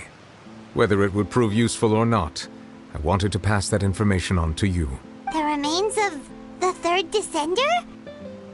So that's what the Gnosis actually are. Paimon just thought they looked like chess pieces. How could they be a person's remains? All the same, assuming that there was no misunderstanding or special metaphor at play, that is what she meant to say. And she said that it would bring misfortune and that you should check it, which is why you gave it to the Fatui. If she speaks the truth, then I would simply be putting Fontaine at unnecessary risk by keeping it here.